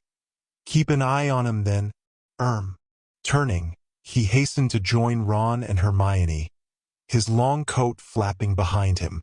"I'm going to try it," Millie said, watching the headmaster with a twinkle in her eye. "What?" James began. "Millie, we can't just—" But she had already stepped off the curb. Walking purposefully, without a glance back, she began to stride across the first lane. Headlamps painted her side with increasing luminance as vehicles bore down on her. "Millie!" he called, and took one step down from the curb. A bus swept past her, buffeting her hair with the zooming blast of its passage. She didn't even glance at it.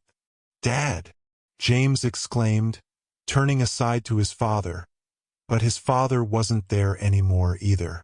The elder Potter was also striding out onto the busy street, neither hurrying nor hesitating, keeping his gaze straight ahead as vehicles blurred past in both directions, whipping at his pant legs and unruly hair. James hovered a moment longer, completely stymied with uncertainty. And then, with a gulp and a steeling of his already frayed nerve, he stepped out onto the pavement of the thoroughfare himself. The key, it appeared, was not to watch, not to pay the slightest attention to the rushing lanes of vehicles on either side. He kept his eyes firmly on his father's back as he trod ahead of him, even as his father seemed to watch Millie ahead of him. Merlin had reached the other side now, having crossed no less than 6 lanes of busy nighttime traffic. Without warning, a load of vehicles blared past in both directions, flickering between James and his father, momentarily obscuring his view. His eyes strained, reflexively trying to follow the flashing metal and glass of the vehicles, to look both ways to assure that his next step wouldn't place him into the path of a speeding lorry. And yet, just barely, James resisted, keeping his gaze locked dead ahead. And each step, amazingly, carried him forward between roaring cars and taxis, buses and vans, threading through them in a sort of suicidal dance. The passing drivers, for their part, seemed completely oblivious to the line of magical pedestrians crossing between them. James could feel the hot blat of exhausts on his face, the sooty grit of road grime peppering his cheeks and hair. And yet, almost before he thought it possible, he found himself stepping up onto the curb of the other side of the boulevard, leaving the deafening drone of traffic behind him. "That was brilliant," Millie exclaimed, grabbing James' hands and pulling him forward into a narrow alley. "Wasn't it a complete blast? How could you do that?" James gasped, his heart still slamming in his throat. "Either of you?"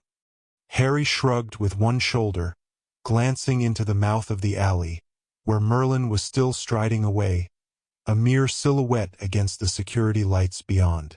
"If Merlin said it was safe, I've come to trust him," he said. "But don't you dare ever try that on your own. Either of you." "No worries there," James said, still struggling to catch his breath over the thunder of his heart. He glanced around the street outside the alley. "Where's Aunt Hermione and Uncle Ron?" "They'll catch up to us," his father answered. "Come on." It would seem that the headmaster is in the teeth of the hunt. James found himself running along behind his father into the shadows and stink of the alley. Darkness choked the space, interrupted only by glaring security lights that didn't seem to illuminate anything other than slushy puddles and hulking trash bins. The alley ended in a narrow cobbled road bordered by a long chain-link fence. Beyond the fence was a dark open space, crowded with low weeds and bushes, that James vaguely recognized as a railway switchyard. Merlin had stopped before the fence, the runes of his staff pulsing a pale blue. "In there," he said, nodding his bearded chin. He stepped forward and the chain link rattled and rang before him as if buffeted by a sudden, silent gale. The mesh of metal unfurled and unraveled, spiraling out from a center point and forming a gaping opening just as the headmaster stepped through it, not even bowing his head. James and Millie clambered to follow him through, now with James' father in the rear, his wand held at the ready, his eyes alert behind his spectacles. "What about the others?" Millie said, her voice unconsciously hushed beneath the steady thrum of the city all around. "Coming?" Hermione's voice called, approaching from behind. James turned to see his aunt run lightly out of the darkness, her bushy hair bouncing about her face. "I'm right here, and Ron is—" She turned to look back. "Well, on his way, it would seem." "Save yourselves," a man's voice wheezed from the vicinity of the chain-link fence. "I'll just lie down here and die." "Come on, Ron," Harry called back. "Think of it as exercise." Ron approached at a shamble, breathing hard. "You mean she's not the only one? What is this running thing just for fun?" "That's a masochist streak, you ask me," Millie asked. "What about Hagrid?" "I thought it might be a good idea to have him ask around at some of the wizarding establishments near Diagon Alley," Hermione said. "There are loads of pubs and pawn shops and the like, secretly run by witches and wizards for Muggle patronage. Some of them might have seen or heard something about where Norberta has holed up." "He didn't want to go," Ron said, glancing aside at Harry. "But we thought, he might be more useful in that capacity." Harry nodded once, meaningfully. Tonight's plan relied largely on subtlety and finesse, James knew, and neither of those things exactly sprang to mind when one thought of Hagrid. The troop began to move into the darkness of the switchyard again. Harry nodded toward Merlin and explained, The old man seems to have caught a hint of a trail or something. Not a trail as such, Merlin said as he walked. There may not be much wild left in the city, but what there is of it, the weed grasses and brush, the beetles and rats, they remember the scent of a powerful beast near here, too vague to pinpoint exactly. Moving swiftly, James followed his dad and the others into the darkness. Soon, they were stepping up over humps of railroad tracks, their footsteps grinding on gravel. "Miss Vandergriff," Merlin announced from the lead. "What shall we be looking for from this point? I understand that you are our resident expert on the sorts of Norwegian structures that might attract a particular dragonish heritage." "I'm nobody's expert," Millie said. "I told James I barely know anything." Merlin stopped and turned, more suddenly and gracefully than seemed possible for a man of his size. In the darkness, he was like a faceless totem rising out of the railbeds. "Miss Vandergriff," he said, his voice soft and deep, yet strangely penetrating.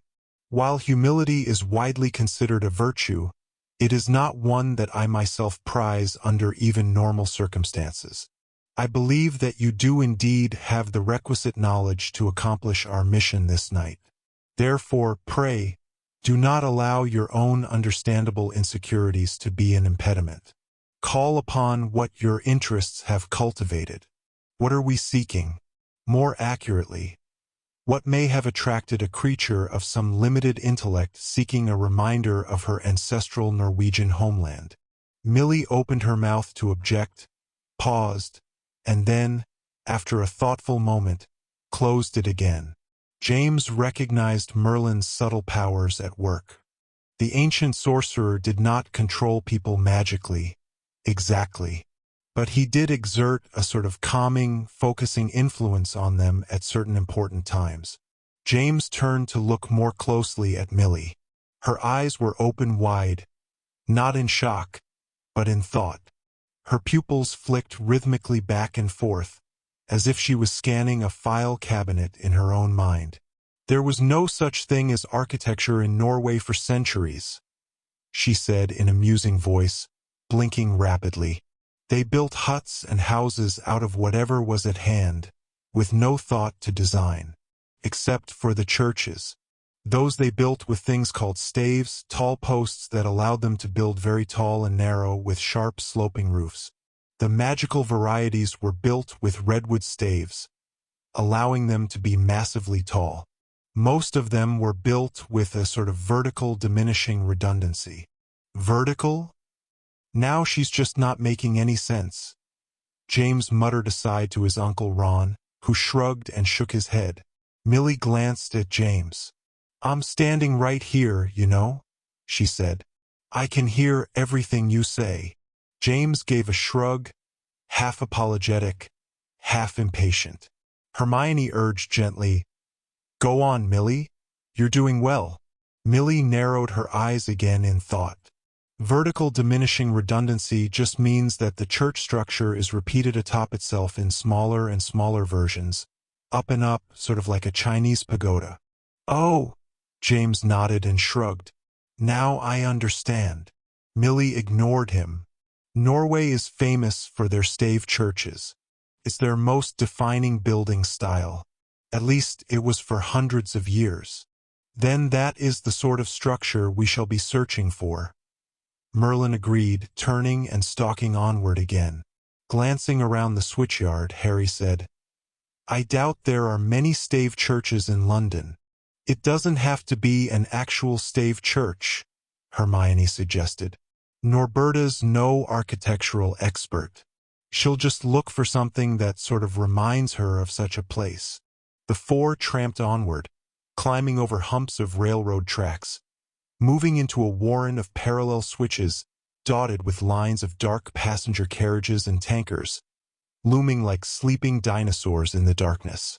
Trailing behind Merlin, who seemed to be following a sort of communal instinct all his own, they wended into the lines of railroad cars, cutting across wherever they could, climbing over iron connector knuckles wherever they couldn't. Between the tracks, forests of dark gantries jutted up, each topped with boxes containing colored signal lights, currently all dark. A dizzying array of overhead wires connected the signals, stretching in every direction. James wondered how Norberta could possibly have navigated through those wires and gantries, had she attempted to land in this area. Finally, the troop came out beyond the lines of switches to a row of complicated brick buildings lined with ranks of windows, festooned with smokestacks and conveyor ramps covered in corrugated steel, each more industrial and looming than the last. "Now where?" Ron asked, turning on the spot. "Any of these old places look large enough for Norberta to hide in." "That one," Harry pointed. James turned to look where his father was pointing. Sure enough, rising over the furthest roof, a tall structure hulked upwards against the clouds.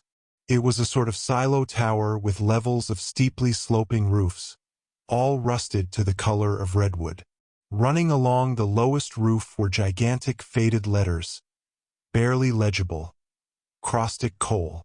Millie shrugged a little uncertainly. "Vertical diminishing redundancy," in a manner of speaking. Silently, with Merlin in the lead and Harry bringing up the rear again, the group picked their way along the edge of the dark brick buildings. Dead weeds and brush poked through sullen snowdrifts, diminishing to slushy bogs between the structures. Enormous smokestacks and mountainous piles of coal blotted out the breeze and noise and distant city lights, creating a sort of watchful gloom. Finally, the group picked their way across a pocked gravel parking lot toward the base of the caustic coal building. Signs posted to the chain-link fences rattled in the breeze. James turned to read one as they passed. "Condemned property. Keep out." He worried briefly that Hagrid was not there with them. Then he shivered and worried more acutely that he and the rest of them were. The shadows surrounding the ancient coal work were dense and silent, leaving a distinct sense of unseen eyes peering from every broken window. And yet Merlin, for his part, seemed completely unfazed by the eeriness of the scene. Perhaps, James mused, the old sorcerer liked it here. After all, this was a section of the city that was slowly, irrevocably, being reclaimed by nature. The environmental predators of civilization, rust, weeds, and entropy, were hard at work here, reasserting the feral inevitability of nature. And the green wilds of nature, of course, were Merlin's element. James couldn't be certain, but he almost thought the headmaster was humming cheerfully in the deepening gloom. A not unpleasant fact occurred to him. It was hard to be especially frightened in the presence of a happily humming Merlin. The 6 travelers followed a set of weedy railroad tracks into a sort of courtyard surrounded by huge, empty doorways, each large enough to drive a lorry through and as black as pitch. Hulking over the tracks was a monstrosity of metal hoppers and closed hatches, blotting out the clouds above. And there was a smell. It was not dragon dung, as James' father had hoped. It was a high chemical smell, like the potions closet on a steamy day. James recognized it immediately. "It's her breath," he whispered, raising his nose to the still air. "That's what it smells like when she flames. She must be here somewhere." Merlin angled toward one of the huge open doors. As he did, a brief gust of warm air blew out of it, rippling his robes. A chuff of yellow firelight illuminated a scaly snout, a curl of tail, and a pair of gold foil eyes peering out of the darkness. Merlin didn't hesitate, didn't even slow his step. But he did begin to speak.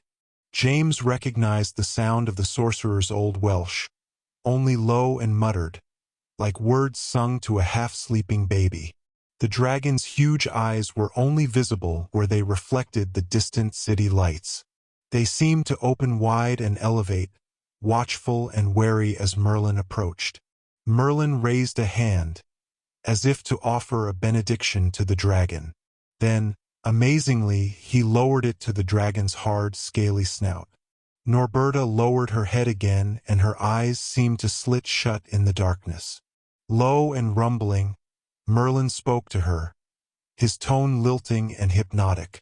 Almost to himself, James said, "Looks like Heddlebun isn't the only beast whisperer in town." His father looked at him. "Who?" James glanced up and then shook his head.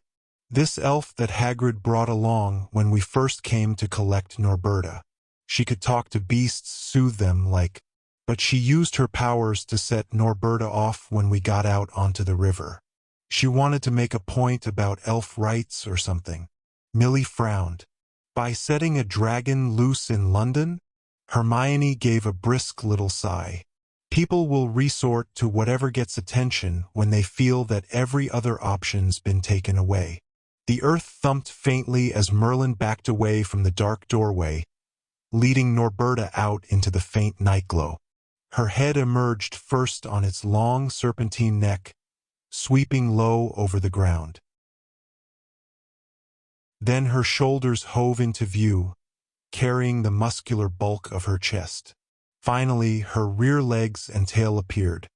Her claws clattered on the frozen gravel and her footsteps made faint tremors, but otherwise she was completely silent, her golden eyes half-lidded, contentedly following Merlin and his gently glowing staff. "A little odd," Ron said. "Back to the ship, then?" "Indeed," Merlin answered. "But not the way we came. Our dragon friend will never fit through the alleyway. Nor could she cross the thoroughfare that we traversed. We shall have to forge an alternate route through the city proper."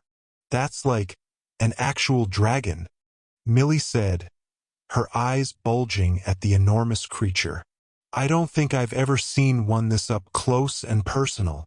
A privilege we would like to reserve for as few people as possible," Hermione commented, a little worriedly. Merlin nodded. "Which means we shall have to tread very carefully. Our dragon friend is quite docile at the moment, but make no mistake. Beneath her current calm lies a hungry and terrified and deeply driven dragon, responding to the most fundamental and undeniable instincts of all creatures. Her male counterpart, the redoubtable Montague, is nearer than ever. We must increase the distance between them while she is still, nominally, under our influence." Harry gave the old wizard a sidelong grin. "I assume that you have some suitably cunning subterfuge in mind, Headmaster?" "You speak well, Mr. Potter," Merlin nodded, meeting Harry's smile with a small one of his own.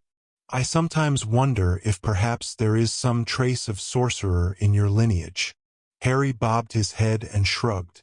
"Medieval Muggle royalty, I once was told. But sadly, no sorcery." Merlin narrowed his eyes at this, unsurprised, and then turned his attention back to the dragon who stood nearby, her head hovering just over his shoulder. "I beg your pardon, Madame Norberta," he said in a low voice, and patted her again on the snout. "Do try not to be too offended." 10 minutes later and 3 blocks away, a huge metal gate shuddered slightly, shaken by a golden flash. The padlock securing the gate snicked open, releasing its loops of chain, which unwound and slithered to the ground with a ringing chime of metal. The gates eased inward, opening onto the unmistakable depths of the railroad switchyard beyond. James stepped out into the buzzing streetlight, his eyes wide, his hair buffeting in a sudden gust of wind. He looked around, up and down the narrow street. Cars lined the far curb, parked bumper to bumper, but no one was currently in sight. "All clear," he called back, cupping his hands to his mouth. A moment later, Millie crept out into the light, hurrying to join James, her face a mask of mingled excitement and trepidation. Ron and Hermione came next, followed by Harry Potter and Merlin, the former glancing around alertly, his wand just visible in his sleeve, the latter walking with calm, even strides, moving straight out into the empty street, leaving no footprints on the sheen of melting slush.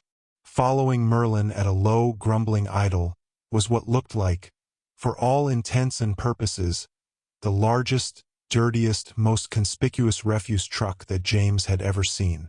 The truck's tires bumped down over the curb, thumped in icy puddles, and angled out onto the road to join Merlin as he chose a direction, seemingly at random, and began to walk. The refuse truck followed him, its engine throbbing throatily, rolling along at his very heels. Behind the filthy glass of its windscreen, the steering wheel pivoted by itself with no driver. This, however, was perhaps less strange than the fact that the truck was driving backwards, leading with its open rear compactor, currently empty but looking hungry enough to swallow a small car whole. James wasn't sure if this detail was due to Merlin's unfamiliarity with the operation of municipal fleet vehicles, or if the wily magician simply preferred a challenge. The drone and honk of far busier streets could be heard from very nearby. The troupe would be avoiding those streets however possible, sticking to less populous, albeit narrower side streets and avenues. This did mean, however, that their route to the river would be much longer and more circuitous than preferred. "Hermione, Ron," Harry said, turning to his friends, "why don't you two head back to the Gertrude and pilot her to London Bridge City Pier? That will be a more convenient place to embark from our new route." Ron nodded his agreement, but Hermione looked concerned. "Should we separate, though?" "It's probably for the best at this point," Harry said. "We'll be less conspicuous this way. And what could possibly go wrong?" Ron grinned, throwing an arm around Hermione's shoulders. Hermione grudgingly agreed. "But perhaps we should take Millie and James with us, then. They've done their part." "No way!" Millie exclaimed, and then composed herself. I'd much rather stay and watch, if you don't mind, madam." "Ugh!" Hermione rolled her eyes. "Don't call me madam. I'm with Millie," James said. "And Uncle Ron's right. What could go wrong? We've got the great Mayor Linus Ambrosius with us." Harry nudged his son and muttered, "I think the great Mayor Linus Ambrosius is fairly immune to flattery." "You would think wrongly," Merlin observed idly from some distance away, not turning around. "So be it," Hermione said, raising both hands. "But just remember, without me or your friend Ralph here, it's up to Millie to be the voice of reason." She glanced at James, then his father and Merlin. "Because I know none of you three will be." "Come, love," Ron said, offering Hermione his arm. "Allow me whisk you away on a winter's moonlit boat ride down the romantic and pristine Thames River." Hermione smiled at his roguish grin and took his arm. Together they turned and hurried away, returning the way they had come. James and Millie watched them go. "They're so cute," she sighed. James shrugged. "Cute is relative, I suppose." "We should keep moving," Harry said briskly, turning and resuming their walk along the footpath. Merlin strode onward down the center of the road, and the magically disguised Norberta budged forward to follow, her engine throttling, her air brakes hissing and squeaking their release. "Patience will be our ally," Merlin reminded them. "We have nothing to fear so long as we all keep our heads about us and our feet on the ground." "Or our wheels on the road," Millie added, skipping forward with what James considered far too much glibness. "As you say, Miss Vandergriff," Merlin answered calmly. With painstaking deliberation, the group walked along the street, turned left, away from the brighter lights and thrum of nearby traffic, and maintained a steady, sedate pace into an area of multi-level parking structures, closed office buildings, occasional pubs, open and thumping with music, and corner groceries, closed and barricaded for the night. As they meandered from street to street, Merlin walked down the center line with Norberta the refuse truck prowling along right behind him, backwards and grumbling deep in her engine, with the remainder of her entourage walking beside her on nearby footpaths. Occasional cars passed them, usually hurrying to get around the slow-moving truck, their drivers barely sparing a second glance at the strange assembly. As they neared crossings or small roundabouts, Merlin would first consult quietly with Harry Potter, who seemed to know these streets extremely well, and then turned to speak calming, indecipherable words to the refused truck at his heel, which thrummed its engine, shuddered on its dirty tires, and hissed from its air brakes. The truck still smelled of the fiery brimstone guts of Norberta, now exhaling from the huge open rear compactor of the truck. At one angle in the narrow street, a pair of young men, one skinny and one fat, emerged from the neon glow of a questionable-looking basement pub, each carrying nearly empty bottles of ale and swaying slightly on their feet.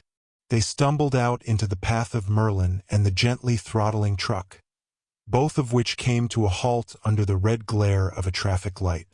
"Blimey," the skinny man said, pushing his long ginger hair out of his face. "This bloke is huge." He stopped in the street and pointed up at Merlin with the hand still holding a brown ale bottle. "Are you seeing this bloke? He's bloody huge." "I don't think either of you are seeing anyone," Merlin suggested, arching an eyebrow for subtle emphasis. "Huge or otherwise. Merely a common city vehicle about an honest night's work." "Yeah," the fatter man said, frowning and squinting. "I don't see nothing but a bleedin' refuse truck. Come on, ya piker." He tugged his ginger mate on the elbow, nearly pulling him off his feet. The ginger man recovered, shrugged, and then tossed his bottle into the open rear compactor of the refuse truck. With a hiss of hydraulics and a shimmy clatter that shook the entire truck, the compactor closed on the bottle, chewed it up into tinkling bits, and then let out a strangely brimstone-smelling belch. The traffic light overhead clicked green. The troop walked forward again, angling into an alley lined with parked cars glinting under street lamps. "Dad," James said quietly, "I heard something over the holiday that I wanted to ask you about." Harry ambled easily, scuffing his boots on the footpath. "What's that, son?" James turned and glanced back at Millie, who was walking behind them, watching the gently rolling Norberta truck. "I spoke to Millie's grandmother. Or she spoke to me, actually. She told me some stuff about Grimald Place." "You met the Countess?" Harry smiled aside at his son. "She's quite an impressive lady, I'm told." James nodded and shrugged. "She says that when you inherited the Black Mansion, you inherited a sort of title with it." "Did she say so?" Harry commented. There was no curiosity in his voice, and James wondered if perhaps his dad did know more about the Black estate than he'd ever admitted. "A title? Well, blimey. She said it's more than just a title, though," James went on, frowning as he thought back. "She says that it's a responsibility, a sort of ancient guardianship over some huge elemental human force. There are lots of them, she says, and they're all colors. Red was the barony of love, green was for ambition and greed, that sort of thing. Except that a lot of the titles have died off or something, leaving their forces unguarded, just running all out of control in the world." "Sounds serious," Harry nodded, pursing his lips. "Grandmother Eunice is a little, eccentric," Millie commented, approaching from behind and falling in beside James. "She believes all sorts of crazy old things. She's never read the Quibbler, but she's got loads in common with it." "Sure didn't sound like the Quibbler to me," James muttered. "Grandmother can be very convincing," Millie said, her tone turning lofty. "After all, one doesn't usually expect a countess to be a bit of a wee barnpot. But there's a reason she no longer brings up such things with my parents, or Bent and Mattie." From the center of the narrow street, Merlin said, "I knew the Viscount Black in my time, a thoroughly vicious and duplicitous man, capable of deeds legendary in their capriciousness and vanity. We were friends, in a sense." "Is that so?" Harry asked, still in an oddly banal voice, as if he was only marginally interested. "The Black family is 1,000 years old?" "The line of Black is far older than that, I would wager," Merlin said, "and I would not be so quick to dismiss the legends of their charge." The guardianship of the polarities of human nature was once an established magical institution, inviolate and deeply respected, forming the very pillars of humanity, without which civilized culture would be impossible. It is a curiosity of this new age that because one finds an idea intellectually offensive, one assumes it cannot be true. Millie bristled slightly. I didn't say I find the idea offensive, just a little barmy. James moved to the curb, catching up to Merlin. So, you think there may be something to what Millie's grandmother says? About the black title being responsible for some huge elemental something? Merlin shrugged. I merely say that the idea has ancient precedent. One cannot immediately dismiss it.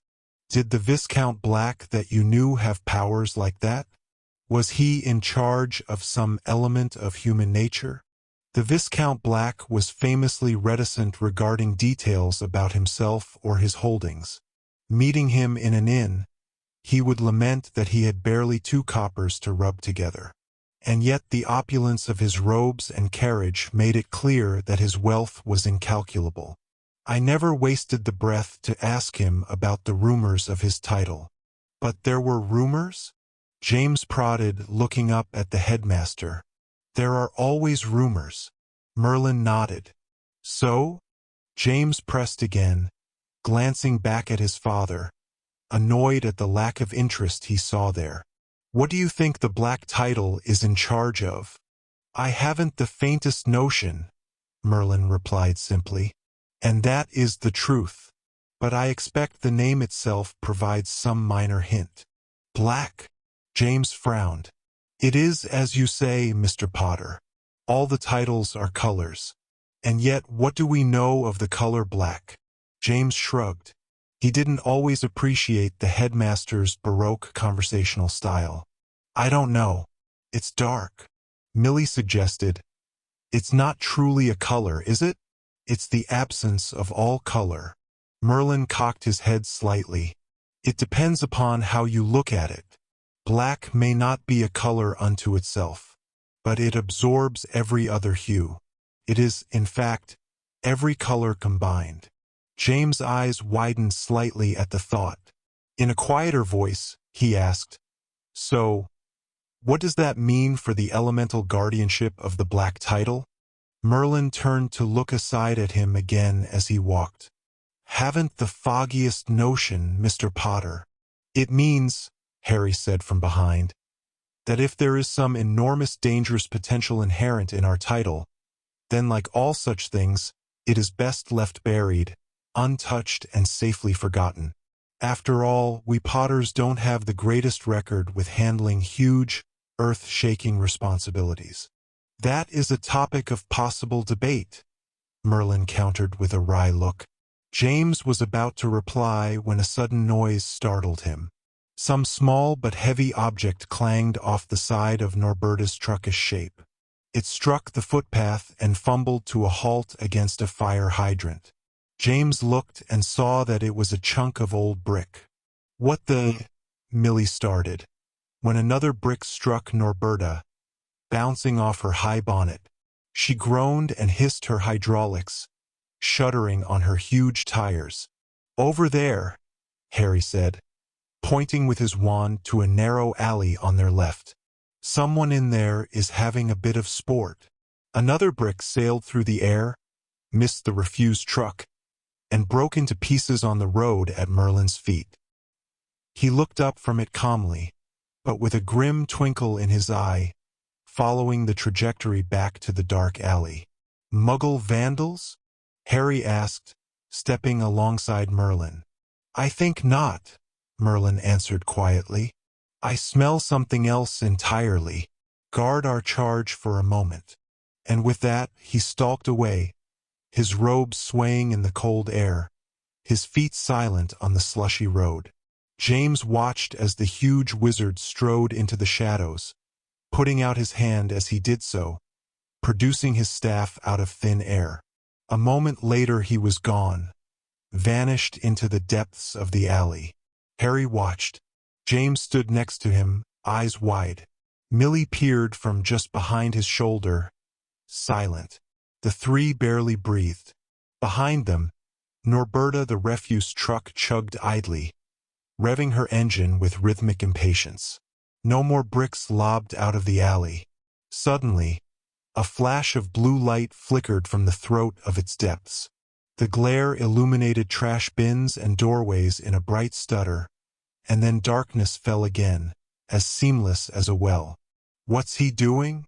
Millie whispered. "Why isn't he coming back?" James added. Harry merely watched, his wand in his fist, pointed at the pavement next to his feet. Another flash came, more dimly this time, as if from a distance. Barely heard over the constant drum of nearby traffic, a deep bellow sounded. Merlin's voice, shouting something. Harry tensed but remained in place. And then, half a minute later, a shadow stumbled out of the alley. It wasn't Merlin. James could see that right away. It was very small, very thin, with huge, limp ears. The shadow stumbled to its knees, caught itself with its arms, and then raised its large head, as if to look up at them. Harry finally broke away and ran to the figure, wand out, but not pointing at it. James hurried to join him.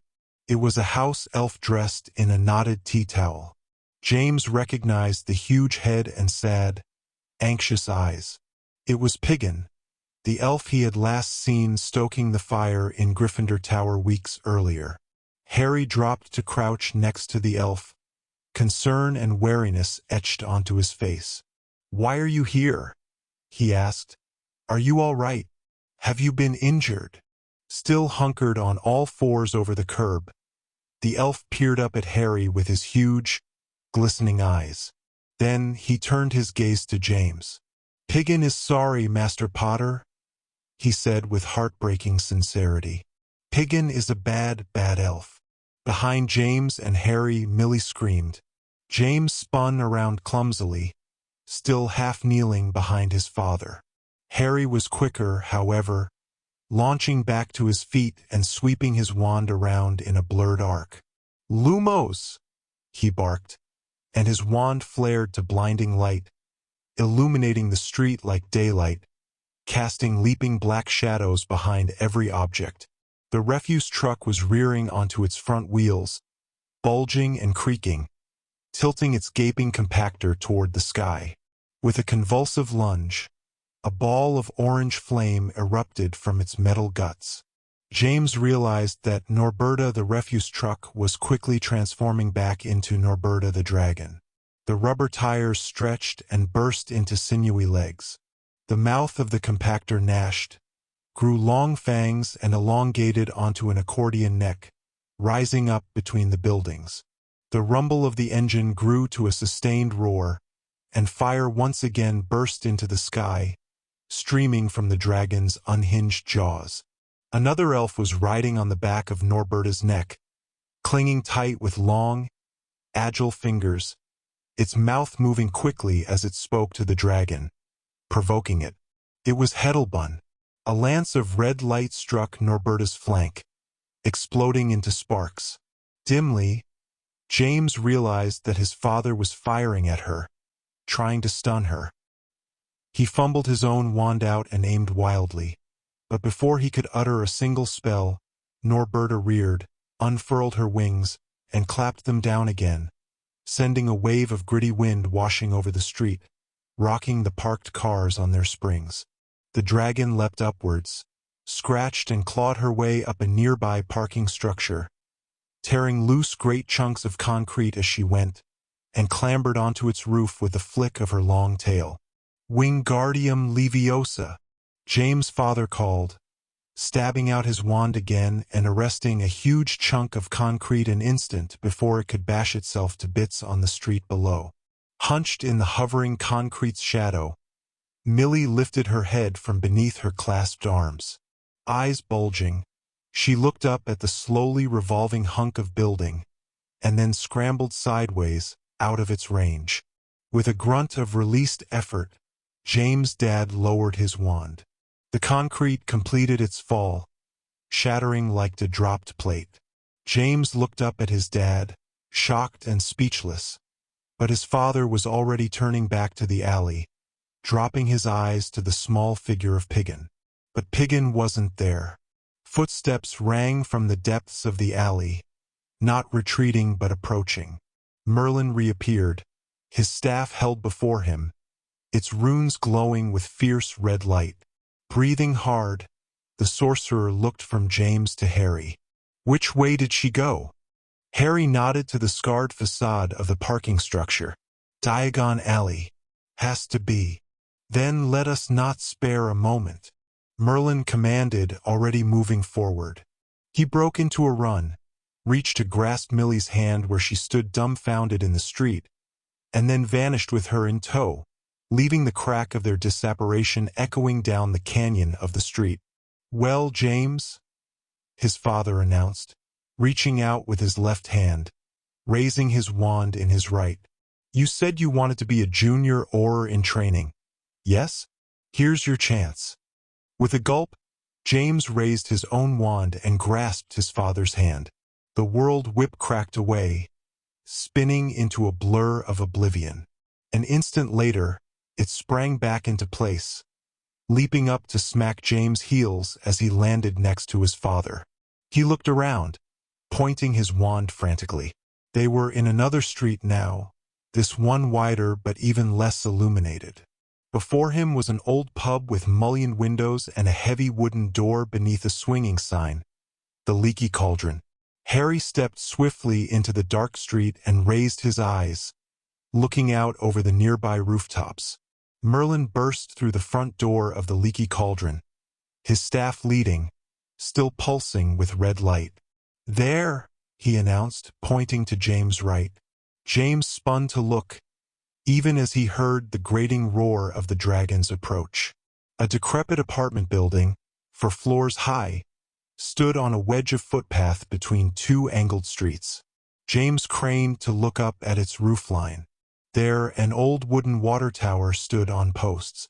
Startlingly, the water tower exploded, disintegrating into flying planks, flinging metal braces, and a torrent of unleashed water. Norberta's head plunged through the water and bashed aside the remains of the tower.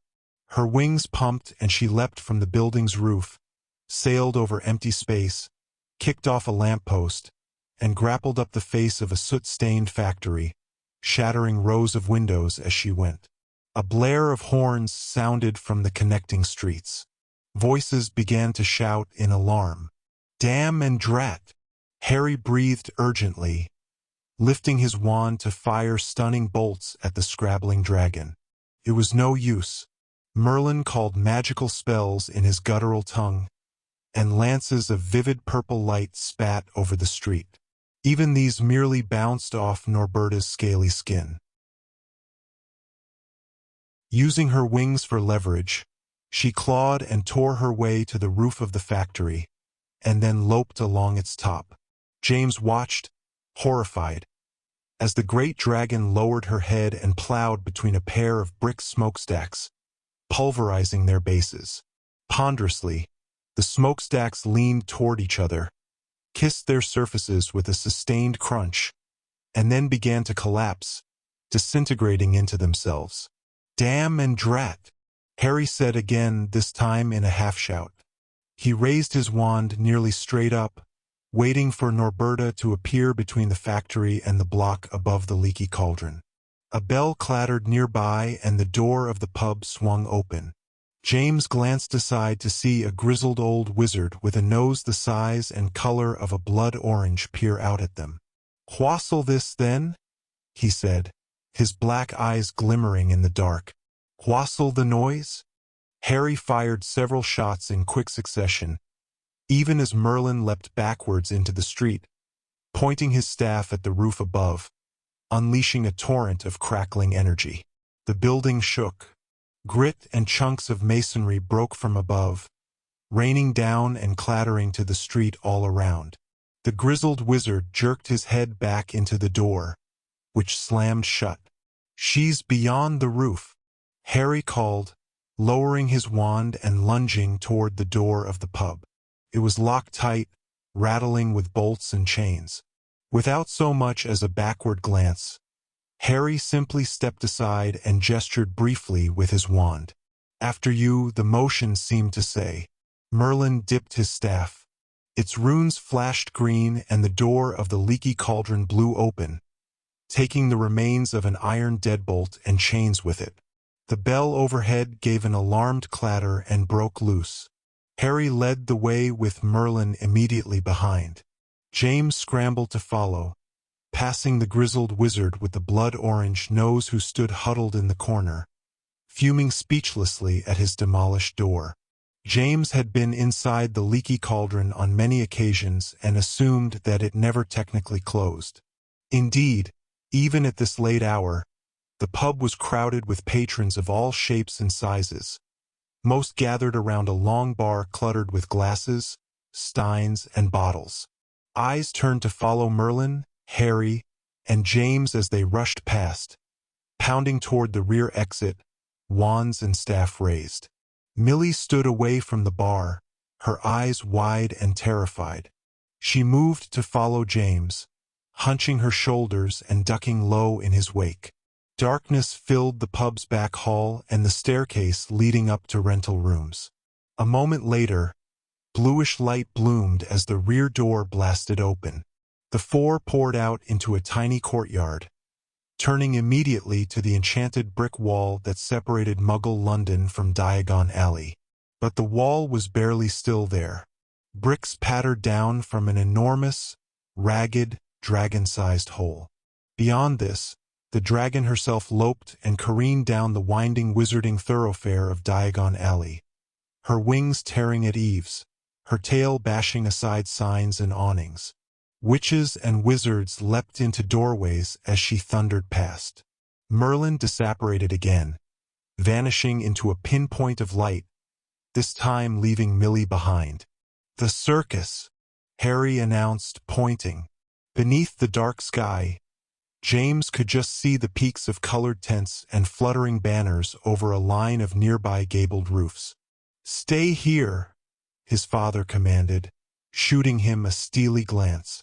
A moment later, he vanished with a ringing crack.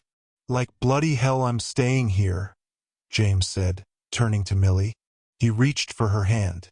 She recoiled from it in surprise, her eyes glassy in the dimness. "What are you doing?" "I'm operating to the circus," he said, as if it was the most obvious thing in the world. "Come on." "But I don't want to go to the circus," she cried, nearly hysterical with fear and confusion. "And you don't know how to apparate yet." I'm being the voice of reason. I've apparat once before," he insisted, pushing his hand toward her again. "Air, sort of." "I'm not going," she said firmly, and stamped her foot. "You're all crazy. Do you know that? Crossing streets is one thing, but this is just. James slumped helplessly, and then gave up on her. He glanced up again to the fluttering banners and illuminated peaks of the circus tents. They were barely a quarter-mile away. He tried to pinpoint where exactly they were, calling up a mental map of Wizarding London. He decided, somewhat haphazardly, that the circus was erected in the square where Diagon Alley and Sartori Alley intersected. With this picture firmly established in his mind, he stepped away from Millie, fisted his hands, squeezed his eyes shut, and flexed the mental muscle that he had last used when trying to cross a Hogwarts classroom. There was no Edgar Edgecombe to toss a firecracker at him this time. He felt the world twang away, unreeling in a blur. Then, just as it had with his father a minute before, it reasserted itself around him. His feet struck down on hard stone and he swayed only slightly, sticking out his arms for balance. He opened his eyes and looked around. He was standing in the dead center of the square formed by the intersection of Sartori and Diagon Alleys. He'd apparat into a fountain, in fact, though one fortunately drained for the winter. On both sides, enormous tents, striped orange, blue, and white, stretched up into darkness. their canvas sides fluttering in the cold wind. The noise of Norberta's approach was behind him. The ground trembled with her pounding footsteps. The air rang with her feverish roar. James turned on the spot and clambered over the ledge of the empty fountain, running out of the space between the tents, his wand in his outstretched hand. At the nearest corner, Gringotts Bank loomed, its pillars reaching high to the marble cornices of its roof. As James looked, a corner gargoyle broke loose, tumbled end over end, and smashed to bits on the cobbles below. Norberta barreled around the corner, stepped and slid on the remains of the gargoyle, then dug in her claws and thundered straight toward James, her eyes blazing, her jaws open to show her rows of dagger teeth. Heddelbun was still clinging to her neck, speaking to her, exploiting her dragonish nature and driving her to frenzy. James skidded to a halt as the dragon's shadow loomed over him.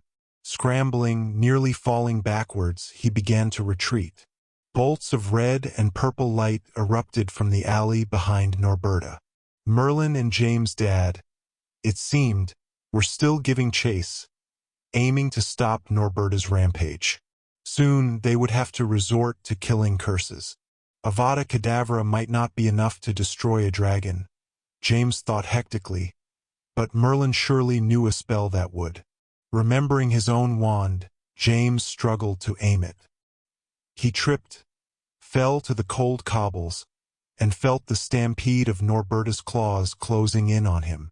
He threw himself onto his back, aimed his wand into the air, and shouted, "Expelliarmus!"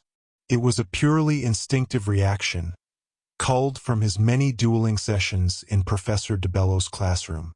Norberta had no weapon to be expelled, of course. And yet, suddenly, her feet dug into the pavement, grinding over the cobbles as she skidded and slewed to a halt, plowing a cloud of dust before her. The great dragon came to rest a dozen feet from James, and something fell to the square between them.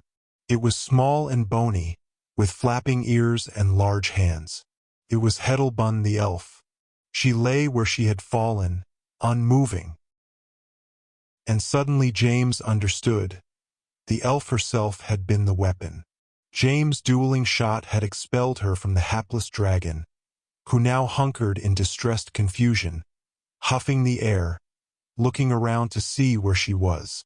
Merlin and James's father appeared from the mouth of the alley, rounding Gringotts Bank at a run, wand and staff raised.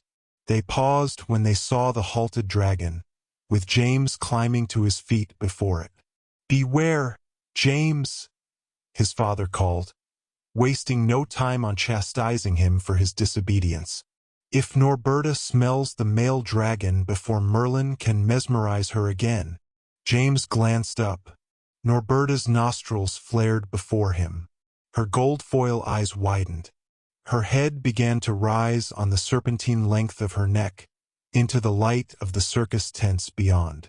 Merlin approached from behind the dragon, his staff held high, its runes glowing with soft golden light. He began to speak to her, his voice low, the syllables indecipherable yet strangely haunting. Norberta blinked. Slowly, her head swept to the side, arcing back to peer at the headmaster in the darkness. The glow of his staff pulsed hypnotically. It was working.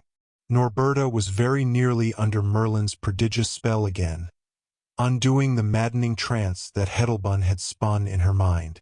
But then, much to James' surprise, the ground shook again. He glanced down, alarmed and confused. Norberta's claws were still firmly planted on the cobbles. And yet the ground shook once more, forming an undeniable low beat. Something else was moving in the square, something large enough to make the ground shudder and the marble fountain behind James rattle like a cupboard of crockery. A chuff of hot air, redolent of brimstone, blew over James from behind, fluttering his hair. He turned slowly, eyes wide. A second dragon hove out of the shadows between the circus tents, swaying back and forth like a cobra, its eyes glowing amethyst purple. James stumbled backward in fear, and then clambered aside, hurrying to get out from between the two dragons. Norberta swung her head back, now forgetting Merlin and his glowing staff. Her eyes locked onto the second dragon and her nostrils flared. Slowly, she arose from her hunkered crouch. Her tail swayed back and forth, sweeping low over the cobbles. The second dragon, clearly the very circus dragon, Montague Python, that Norberta had been sensing for months, approached her cautiously, flicking a snake-like tongue from its long, black snout. His body was rather smaller than hers, sleek and long, but with much larger diaphanous wings that glinted with oily pearlescence.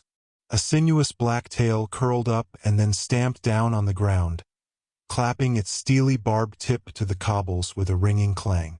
A commotion of movement came from the circus tent as its entrance flaps were wrestled from inside. A figure clambered out, stumbling nearly between Montague's four legs. It was a large man with an impressively round belly, clad in an ivory vest and huge shirt sleeves gathered in tight cuffs with gold buttons. He wore black riding trousers with suspenders hanging and flopping about his knees. "Oh, bloody Nora," he said in a high, breathless voice, looking up at the two dragons as they sniffed each other cautiously, drawing nearer and nearer, beginning to twine their long necks. "It's love at first sight." "It is." Montague raised his tail and clapped it down again, ringing its barbed tip to the cobbles in what was clearly a sort of mating dance. James felt his father and Merlin join him at his side. Merlin lowered his staff to the pavement with a resigned clack. Harry put a hand on his son's shoulder heavily. James sensed in the gesture both cautious pride and weary rebuke. The ringmaster, for that's clearly what he was, Mr. Archibald Hocus himself, lowered his gaze from the twining dragons and looked over at James, Harry, and Merlin, his cheeks red and his eyes glistening. "It's just a beautiful thing, isn't it?" he sniffed. A pound of footsteps and distant voices approached from the mouth of the nearby alley. James glanced back to see Hagrid loping heavily into the shadow of the circus camp, where he slowed to a stunned, clumsy halt, his hands falling limp to his sides, dropping his pink umbrella. His black eyes stared up at the two dragons and his mouth opened in a gape of perfect, speechless delight. "Oh, Norberta," he said, his voice suddenly choked with happy tears. James drew a helpless, exhausted sigh and turned his attention back to the dragons. They circled each other slowly, sniffing each other, Montague flicking his purple tongue, Norberta flaring her scaly nostrils. They growled to each other, making low, purring gurgles deep in their throats. James glanced down. Heddelbun still lay where she had fallen, one limp ear flattened over her face. Cautiously, he approached her, pocketing his wand as he went. He wondered if she was dead, but then he saw the hitching rise and fall of her chest. He felt his father coming alongside as he lowered to one knee over the elf. She was sobbing. James sensed that she was lying there not because she was injured, but because her plan, a last resort born of abject desperation, had come to ruin and failure. Hopeless to begin with, now she was hopeless and without any recourse.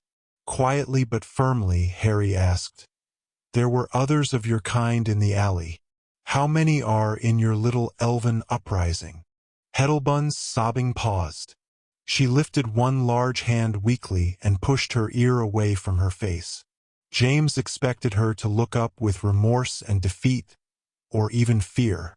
Instead, when she lifted her huge eyes to them, though still thick with tears, her gaze was hard. Her mouth turned down in a trembling scowl of bitter resentment. "All of us," she said in a low, emphatic voice. "The Elven Uprising is every single one." Chapter 20. World in Collapse. The ship ride back to Hogwarts was a long and solemn affair, despite the happiness born of Norberta's unscheduled union with Montague Python. Archibald Hocus had insisted that Norberta, being lamed already with her wounded wing and long accustomed to the ministrations of humans, join their traveling circus as an accompaniment to Montague's act. "She will revitalize our entire program," he had proclaimed after corralling both dragons in the safety of Montague's paddock. "We've wanted a second dragon for years. Montague's our star performer, of course. Now, with Norberta his grand love added to the show, we shall truly be a wonder of the wizarding world. I can see it now." He raised his arms and framed his hands, as if envisioning a tent-sized placard. "Montague and Norberta, the beast wedding of the century, of the millennium." At Harry's insistence, Hocus had vowed to have Norberta officially registered the very following day, as a rescued orphan beast of origins unknown, as per ministry regulations. In response to this, Hagrid had offered his tearful goodbyes, blowing his nose prodigiously on a hanky provided by Ron from one of his coat pockets. "Keep it, Hagrid," Ron had said as the half-giant offered it limply back to him. "Think of it as a, memento of the night." Harry took Heddelbun into custody, magically shackling her with a lanyard charm as they returned to the Gertrude, much more quickly and stealthily now that Norberta was no longer part of their entourage. Thus, less than 20 minutes later, back on board and standing on the gently rocking bow, James' dad had quietly consulted with Ron and Hermione, explaining why he'd returned with a captive house elf in tow rather than a lovesick dragon, and debating what they should do with her. "Officially speaking, we're all home snug in our beds right now," Ron reminded them. "We can't just pop over to the ministry with a magical prisoner all of a sudden. Things like that require explanations." "Titus is on duty tonight," Hermione suggested. "He could bring her in." "But can you trust him, Harry?" Things had been better lately between James' father and his partner, Titus Hardcastle, but everyone still remembered that, for a brief time during James' 4th year, Titus had sided with his superiors at the ministry against his boss and friend. "I can," Harry answered, "but I won't. Even if Titus was willing to guard our secrets, this little elf has no such obligation or concern. More importantly, I don't think the Wisengamot would have the slightest clue what to do with her. There are no laws on the books regarding rogue house elves, simply because there has never been any need. What she represents is an all-new dilemma for the wizarding world, and one that no one is prepared to confront. Not with so many other, larger cauldrons to boil at the moment." "Well, we can't just set her free," Ron said, frowning. "Allow me to be her charge," Merlin suggested from the nearby shadows, an ominous note in his voice. "After all, she has apparently corrupted at least one of the elves in the employ of Hogwarts School. I should very much like to interrogate her about who else might be a part of her secret cabal." Harry shook his head. "I've considered that, Headmaster, and it's a tempting idea, but our prisoner has already answered that question, at least as much as I am certain she ever intends to.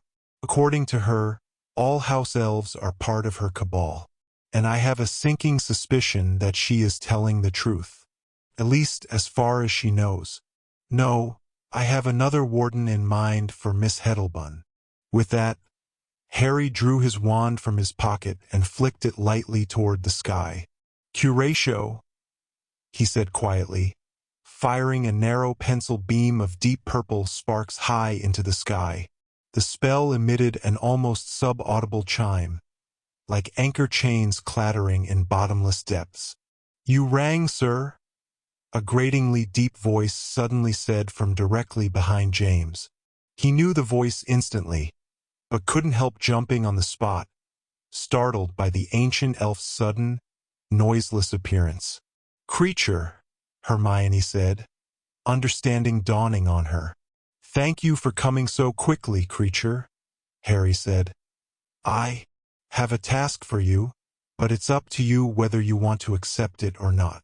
James turned to the tiny old elf and watched as a dozen extremely subtle expressions flitted, almost imperceptibly, across his stony, curmudgeon face. The elf was no more accustomed to the egalitarian attitudes of his master now than he was over 2 decades ago, when he had first come into Harry Potter's employ. But he had at least learned that it was pointless to say so. "Master's wish is creature's command," he said for possibly the millionth time, drawing upon a well of stubborn patience that James thought was likely as inexhaustible and cold as space itself. Harry nodded. "And yet, according to this particular member of your kind," he gestured toward the shape of Heddelbun, who sat hunched in the shadows, her knees clutched to her chest and her head lowered atop them. "You are part of a secret universal coalition of elven resistance, led, in part, by she herself." Creature's head swiveled so slowly and ponderously that James thought he could hear the tendons of the elf's neck creak. "Does she say so, master?" he asked in his deep, monotone voice, although it wasn't really a question. "Indeed," Harry replied. "She says that all members of your kind are part of a new elven uprising. Thus, my request, which is for you to take her back to Marble Arch, guard her, and provide her with some suitable service until a better plan presents itself, may place you in the uncomfortable position of having to decide between loyalties." James knew that creature couldn't possibly be a part of Heddelbun's elven uprising. And yet, as the old house elf regarded his younger, female counterpart, his pinched, inscrutable face as stoic as an anvil, James had to wonder. Perhaps creature had heard of the uprising.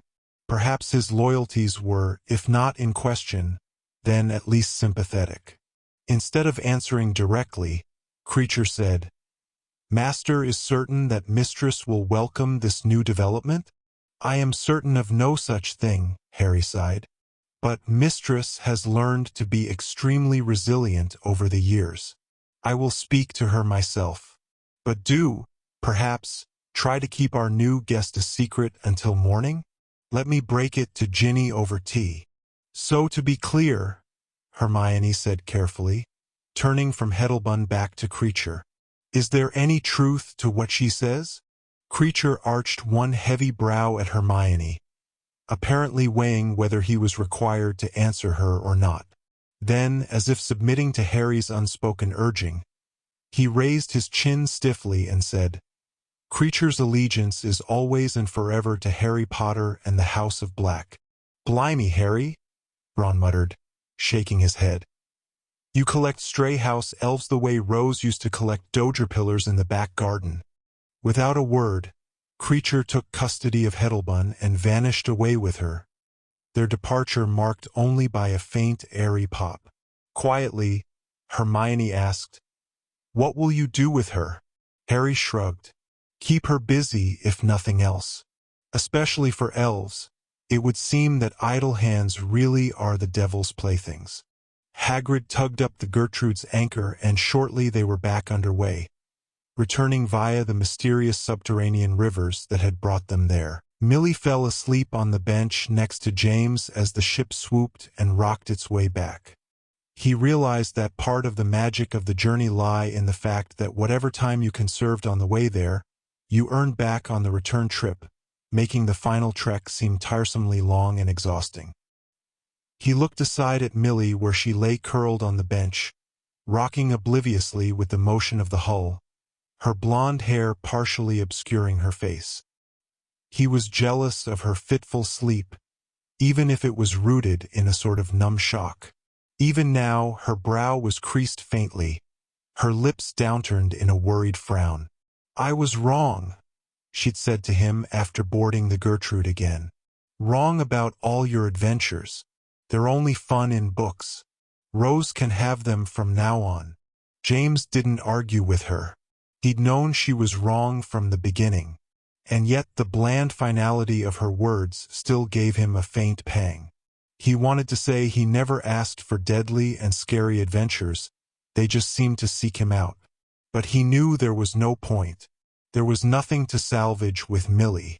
and she was better off away from him, whatever it took. Back at the moon pool, James said goodnight to Hagrid, his dad, aunt, and uncle, and then walked Millie through the eerily dark and silent corridors of the school until their paths parted. She turned to him but didn't look up at him. "Well, good night, James." "Goodbye, Millie," he sighed. She gave a sigh of her own and nodded. A moment later, she was merely a shadow trudging tiredly away from him. A moment after that, she was gone around a corner. James stood and stared at the empty corner for a minute. He had kissed Millie, and made her giggle, and held her hand, and shared long, intense gazes with her across classrooms and the library. But in the end, she couldn't look him in the eye as they said goodbye. And that, James thought, too exhausted to feel particularly sad, was probably the story of most of life's loves.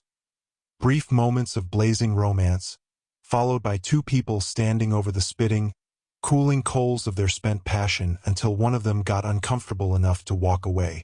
Until the love that mattered. The one to end them all, the one whose coals would never cool or lose their spark. This thought offered James no consolation, however. He had found his one perfect love, the one whose fire would forever burn. And further, he now knew that she loved him back. Yet even that golden, pristine love would end with one of them walking away forever, never looking back. He sighed, long and hard, and the sigh was half-shudder. He didn't remember walking back to the Gryffindor Tower and falling into his bed. He barely even remembered saying goodbye to Millie. All he remembered was the feeling of emptiness, of having been, if not loved, then really, really liked, and then losing that affection forever with nothing to replace it with. It wasn't a nice feeling. But as James went into the last, breathless, portentous weeks of his Hogwarts career, he had an idea that it was possibly the most grown-up feeling he had ever yet known. Spring settled over Hogwarts with languid extravagance, freshening the air, melting the snow, unlocking the lake from its pall of ice, and breathing green buds throughout the forest and grounds. This was greeted with renewed excitement and energy by most students, though not by James himself, who felt the mingled weight of Petra's impending departure, and the uncertainty of her dark plan, along with the more general worries about the continued erosion of the vow of secrecy and the magical world in general. Part of the reason that Norberta's appearance in London hadn't made greater news, James now knew, was that stories of the breakdown of wizarding boundaries were becoming increasingly commonplace. Thousand-year-old safeguards and protections were gradually discovered to be weakening or broken entirely. This was met with dismay by the Ministry, with increasingly feverish articles by the wizarding press, and with secret, dark glee by certain unsavory denizens of the magical world.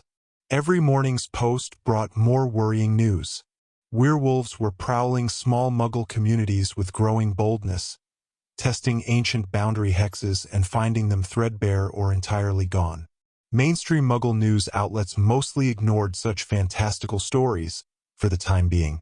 But tabloid papers and local news programs picked up the slack, giving breathless, incredulous reports of attacks by unusually large and vicious wolves. Some eyewitnesses swore that the beasts walked on hind legs like men, and even used fragments of human speech. Other eyewitnesses, horribly, never lived to tell their tale. Murders were few and scattered, but horribly violent, striking terror in rural communities unlike anything they'd known in modern times. The news from Romania was possibly even more unsettling. After hundreds of years of quiet reformation, small communities of vampires were reportedly renouncing their pact of blood temperance, refusing long-established voluntary blood depositories and returning instead to ancient midnight hunting practices. A team of harriers had been assembled to confront the leader of one such community, a certain Count Dom Orpheus, only to be ambushed themselves by the Count and his guard. 3 harriers had been bitten, bled, and then carried by their retreating mates to the nearest hospital some 70 miles away. There, the 3 died, only to reawaken the next morning under the veil of the undead, hissing, befanged, and starved for blood. Via the shard, Zane informed James that his old mate from Bigfoot House, Wentworth Paddington, who was part vampire himself, though none would ever guess it, had been taken out of school by his parents in preparation for moving back to Romania. This was not because they intended to abandon their own blood temperance, but to get out of America before the rumors of extranatural internment camps came true. The news from within the giant communities was spotty, but equally worrisome. Many tribes had retreated from their ancestral communities, but clumsily, leaving behind copious evidence of their habitation. Muggle explorers were discovering giant footprints, tribal cave drawings, and even burial mounds.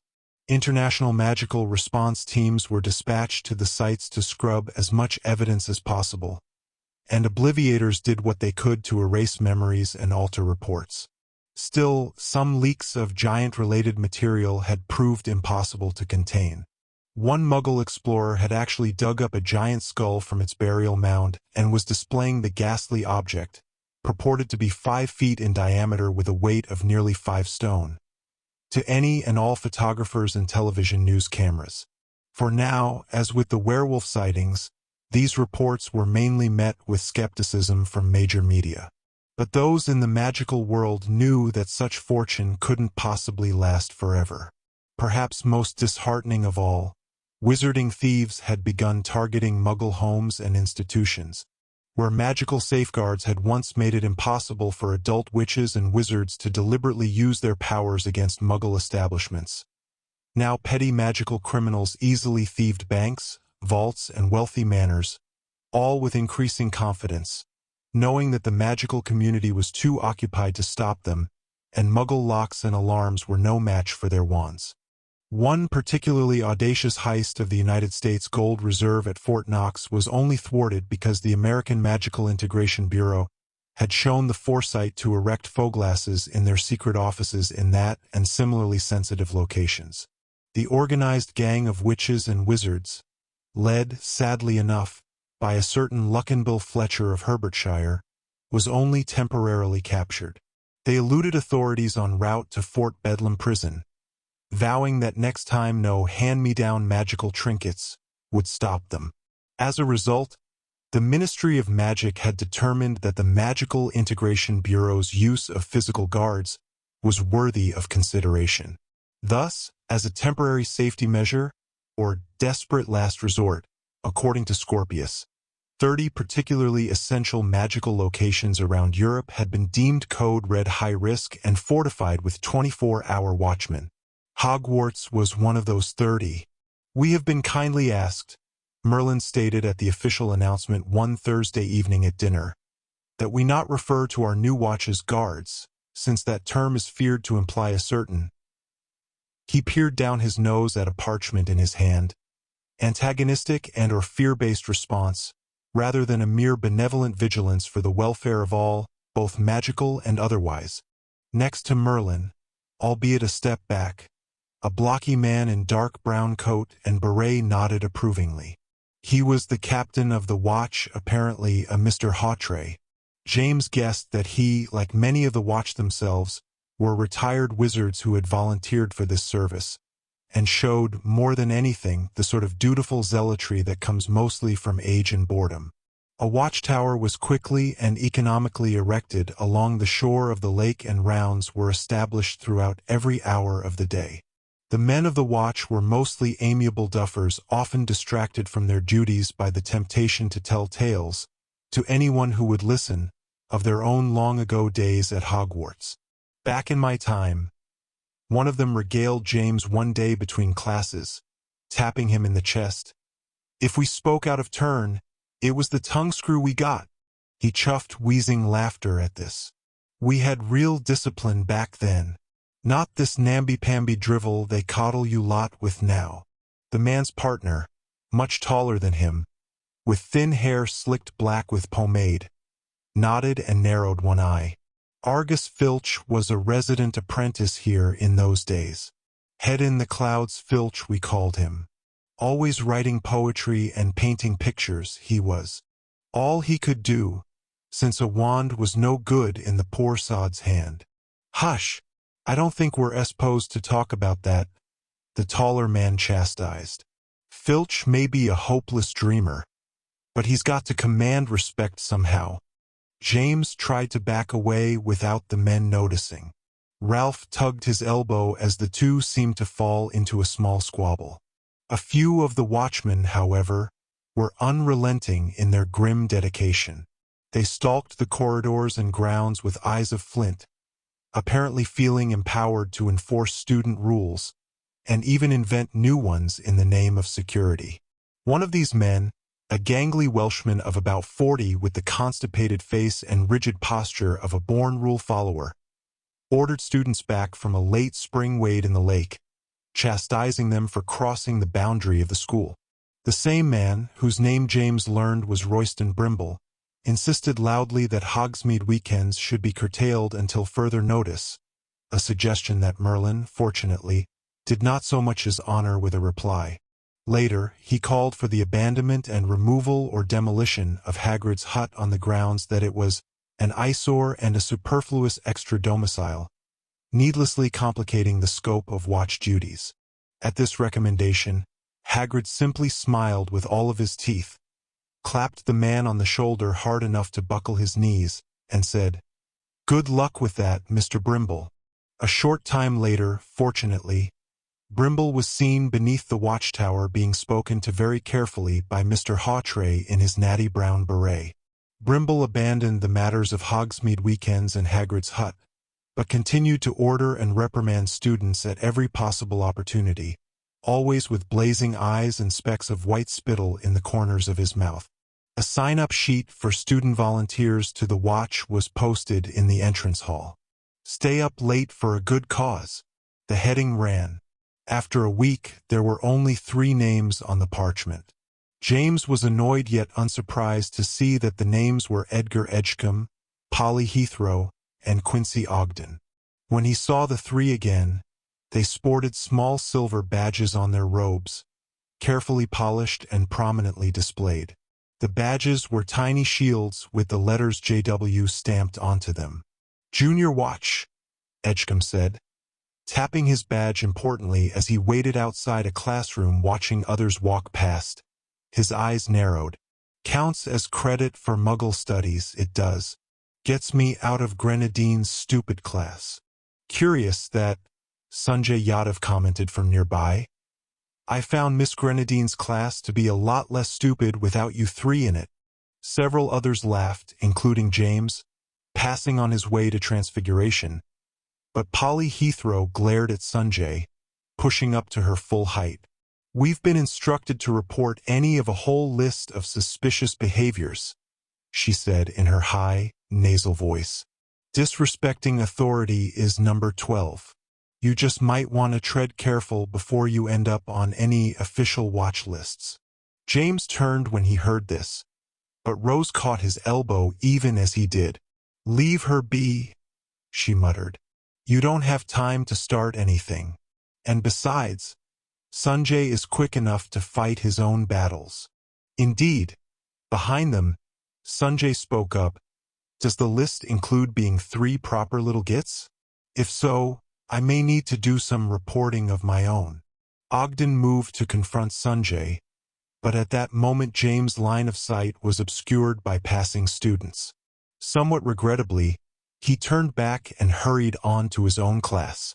Rose was right that Sanjay was clearly capable of handling himself, and at least the trio of little bullies had turned their attention to someone other than him. As classes progressed, James confronted for the first time, and with great unwillingness, the reality that final NEWT examinations were, in fact, going to happen no matter how hard he pretended otherwise. With the enthusiasm of a man going to the gallows, he began to devote himself to studying and preparation, thankful for the spontaneous study groups that began to gather in the library most evenings. Graham, Deirdre, Ralph, Vera Hutchins, Fiona Fourcompass, and Trenton Block were almost always there. Often, they would be joined by other 7th years, including Nolan Beetlebrick, Julian Jackson, Ashley Doone, Patrick McCoy, Millie and George Muldoon, creating a large and occasionally boisterous gathering that often, James noticed with some degree of relief, bordered on the edge of becoming a football scrum, when they argued vigorously about a debatable technique, or a kitchen raiding party, when the argument was over and everyone was feeling restless and peckish. The evening librarian eventually gave up trying to contain and quiet the group. Long accustomed to the ebbs and flows of school life, she simply herded the students into a large bay window area far from the main floor. Here, window seats were covered in cushions and pillows, high curtains and shelves baffled extra noise, and the rugs probably still bore the biscuit crumbs and soda stains of decades past study sessions. One Monday morning, with the late spring sun blazing down from the rafters of the great hall, James finally found the time and determination to confront Albus about his interactions with Petra, if for no other reason than to prove to his brother that he now knew about her plans, too. His intention was sidetracked, however, when he arrived in the great hall and learned that Albus' relationship with Chance Jackson had been ended that weekend, by her choice. Chance sat in her normal place at the end of the Gryffindor table, solemn but surrounded by her doting entourage of friends. They cooed over her and leaned to offer commiserating touches, clearly enjoying the delicious pathos of her drama. Albus, on the other hand, sat alone in the darkest corner of the Slytherin table, on the opposite side of the hall, not eating breakfast nor talking, not doing anything much besides glowering at everything and nothing, his head low between his hunched shoulders. James decided to approach him anyway, but Albus saw him coming and hurled himself to his feet, dragging his knapsack with him and slinging it angrily over one shoulder, stalking toward the door. "He's really upset," Fira Hutchins observed to Nolan Beetlebrick, who leaned back to watch as Albus shoved through the double doors.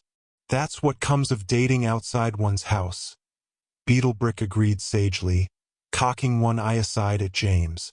"Nothing but betrayal and heartbreak." James pretended not to hear. Clearly, for reasons that were entirely his own, Albus had allowed himself to become hopelessly enmeshed with Chance Jackson, and was sincerely, if angrily, bereft about the ending of their relationship. James couldn't bring himself to understand it in the least. Chance was cute and all, he supposed, but she was hardly worth jumping off a cliff over. Come to think of it, though, neither was Albus. Returning to his seat at the Gryffindor table, James decided that he could wait just a little longer to learn what Albus knew about Petra's plan, and whatever part he, Albus, was meant to play in it. It was fully 3 weeks after their midnight trip to London on Hagrid's blockade runner that James was summoned to Merlin's office on what appeared to be disciplinary charges. He got the message from a smugly gleeful Filch during breakfast on a Thursday morning, just as he was taking his first bite of sausage. "The headmaster requires your presence at 6:30 this evening in his office," the old caretaker growled from behind him, leaning close in a parody of confidentiality. 6:30, sharp. And I must say, he didn't seem especially pleased about it. "Dear me, no." He sucked his teeth thoughtfully and shook his head. Coldness fell over James as he glanced back at Filch, absorbing this sudden news. Then he turned toward the head table, looking for Merlin himself. Only he wasn't there. His high chair in the center of the table was empty, his place cleared. "What'll that be about, eh?" Ralph asked quietly as they made their way out of the castle toward care of magical creatures. "Have you been up to something I don't know about?" "Haven't the faintest idea," James answered worriedly. "It's probably that stupid night Quidditch." Ralph nodded soberly to himself. "You know he's bound to put a stop to it. He has to, sooner or later. All the prefects are on the lookout for you lot. Me too, come to think of it. I don't want to do it, but responsibilities is responsibilities." "It's not about night Quidditch," James snapped irritably.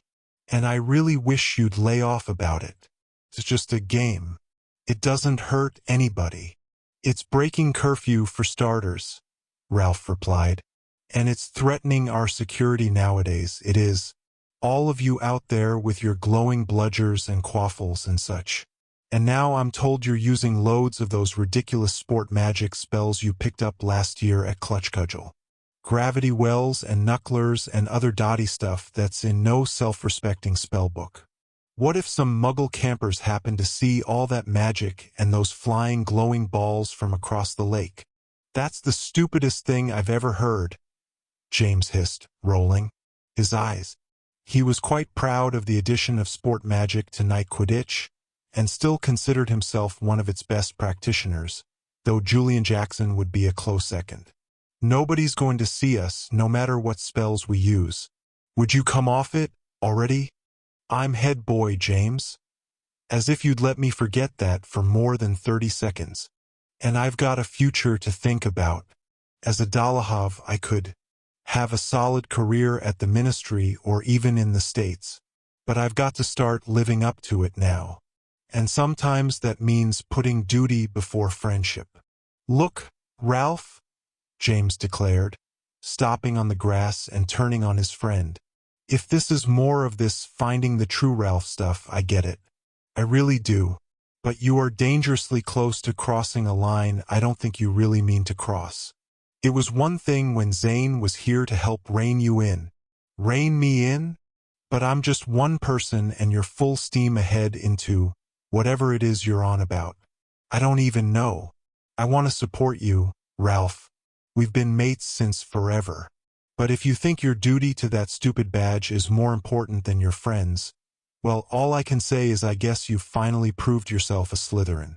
Whoa, Graham Wharton said, impressed as he passed the two of them. The fangs are out now, aren't they? Give 'em hell, James. Ashley Doone called from some distance away, walking backwards to watch.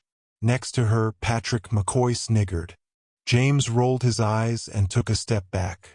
Ralph stood like a statue for a long moment, his cheeks brick red, his eyes both hurt and defiant.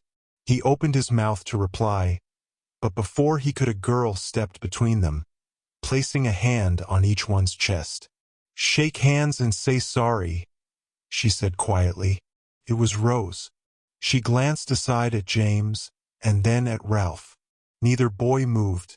"Do it," she said in the same tone of voice. "You both know you want to. Tensions are high right now and everybody's at their frayed edge. But you need each other. And I can't muster the energy to get between you both if you go to war.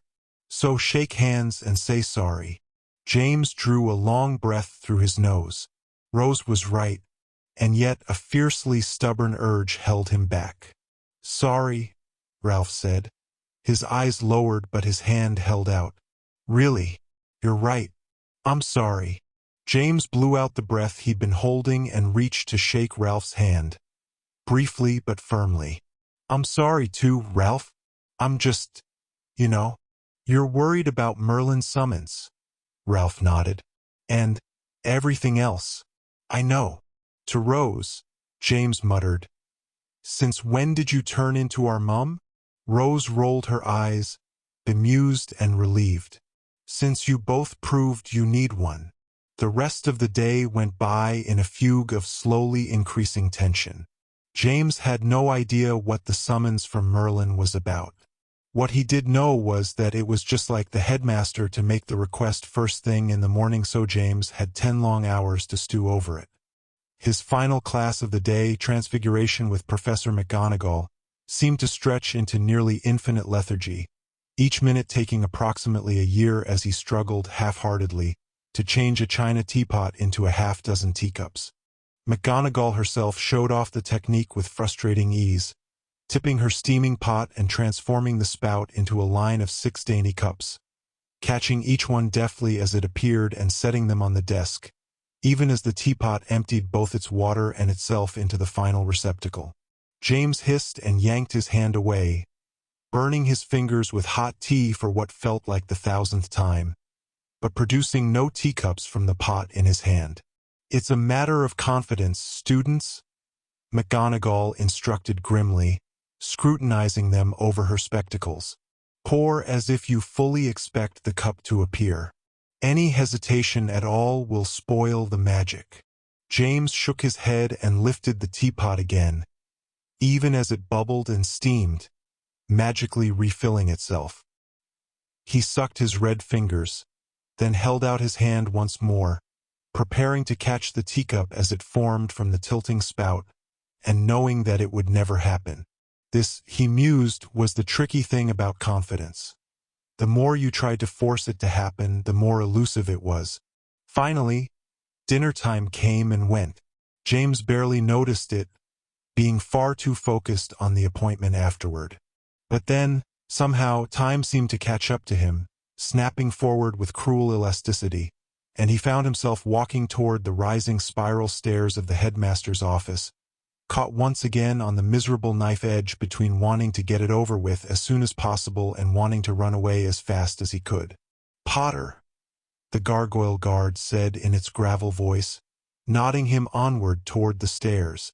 James paused. "Aren't you going to ask me for the password? Do you know the password?"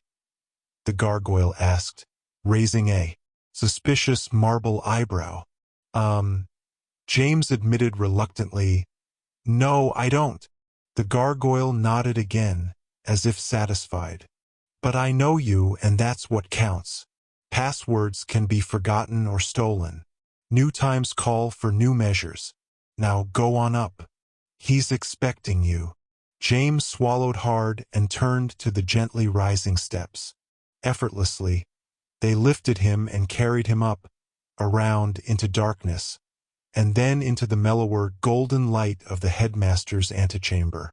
The large office door stood open, casting a bar of firelight out onto the waiting bench and the wall of miscellaneous portraits, paintings, and plaques. James approached the door, feeling twice as heavy as normal. "It's just Merlin," he told himself. "I'm most of the reason he even exists in this time and place and isn't still floating around in the void of disapparition. I'm part of the reason he was given the post of headmaster. He helped me rid the school of that loony muggle reporter, and I helped him rid the world of the gatekeeper. We go back together. We're friends." And yet James knew that what Merlin called friendship and what he called friendship were likely two extremely different things.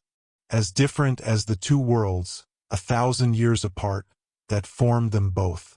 As always, the headmaster's office was crowded to the point of claustrophobia, filled with trunks and crates, bookshelves and tables, tools, talismans, and enormous oddities of every imagining, including, but hardly limited to, the gigantic stuffed alligator that hung from the ceiling, its glassy black eyes staring down and its hundreds of teeth bared in an uncomfortably jolly grin. "Come in, James, and do close the door," Merlin said easily, not looking up from his desk, where he seemed to be writing something with one hand, consulting a large book with the other. "It seems to be a customary expectation of the age that I offer you a seat. But frankly, I prefer for you to remain standing. Thus, I shall leave the option to your good judgment."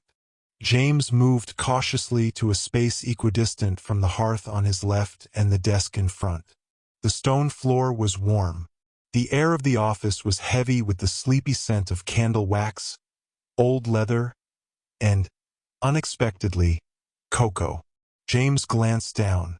A silver tray sat perched on the edge of Merlin's desk, nearly pushed off by a haphazard pile of books. On the tray, a large stoneware mug of hot chocolate steamed gently. As James watched, Merlin reached without looking, scooped the mug into his hand, and sipped a deep draught, finally leaning back in his chair as he did so. "Ah," he said, half closing his eyes. "You know, James, I've gone in and out, to and fro in this new world. I've seen, smelled, and tasted its million strange discoveries. And I don't care what the politicians, priests, and poets say, hot chocolate is the pinnacle of your era. Perhaps any era." He breathed the mug's rich steam, sipped again at its contents, and then, reluctantly, set the cocoa aside on its tray. Returning his gaze to James, a speculative look in his eyes, he said, "You're probably wondering why I've summoned you here." "Well," James said, his voice dry, Yes, sir. I assumed—" He stopped and cleared his throat nervously. "I assumed that I was in trouble, like—" "Oh, but you are, Mr. Potter." The headmaster nodded somberly and drew a little sigh. "As headmaster of this school, I would be bereft in my duties if I did not correct aberrant behavior by the accepted means. I know it's been a month, but do forgive me. I'm a busy man." "But—" James blinked, sincerely baffled. "But you said on the boat that there wouldn't be any punishment for the whole Dragon in London thing." "Oh, I truly doubt I said anything that direct. I prize nuance, Mr. Potter. But you are, in essence, correct. There is no discipline to be meted out for your failure to control the events of that night. Your lesson, one might hope, has been learned." Behind James, somebody gave a light, peremptory cough. He turned quickly, in time to see the portrait of Albus Dumbledore, unusually awake and alert. Dumbledore folded his hands on his lap and looked past James, staring politely into the middle distance. "Yes," Merlin said, drawing attention back to himself. "And yet there is the small matter of your being out of bed past the accepted time. For that, I'm afraid I must deduct, let me think, perhaps 5 house points." At the headmaster's words, James fancied he could hear the tiny clink and clatter of rubies emptying from the Gryffindor vial. Far below. He knew he was imagining it. He said after a long, hopeful pause. "Is that all, sir?" "No, James," Merlin said, and his facade of unassailable authority seemed to evaporate, as if it was a robe the huge man put on and took off whenever it suited him. "It is not.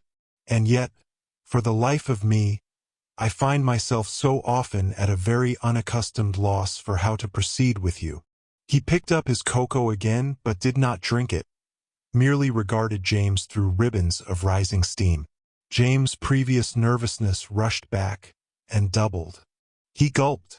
"Should I be, sorry, sir? Where do you think she keeps it?" the huge man asked, his voice so calm and quiet that it was almost a lion's purr.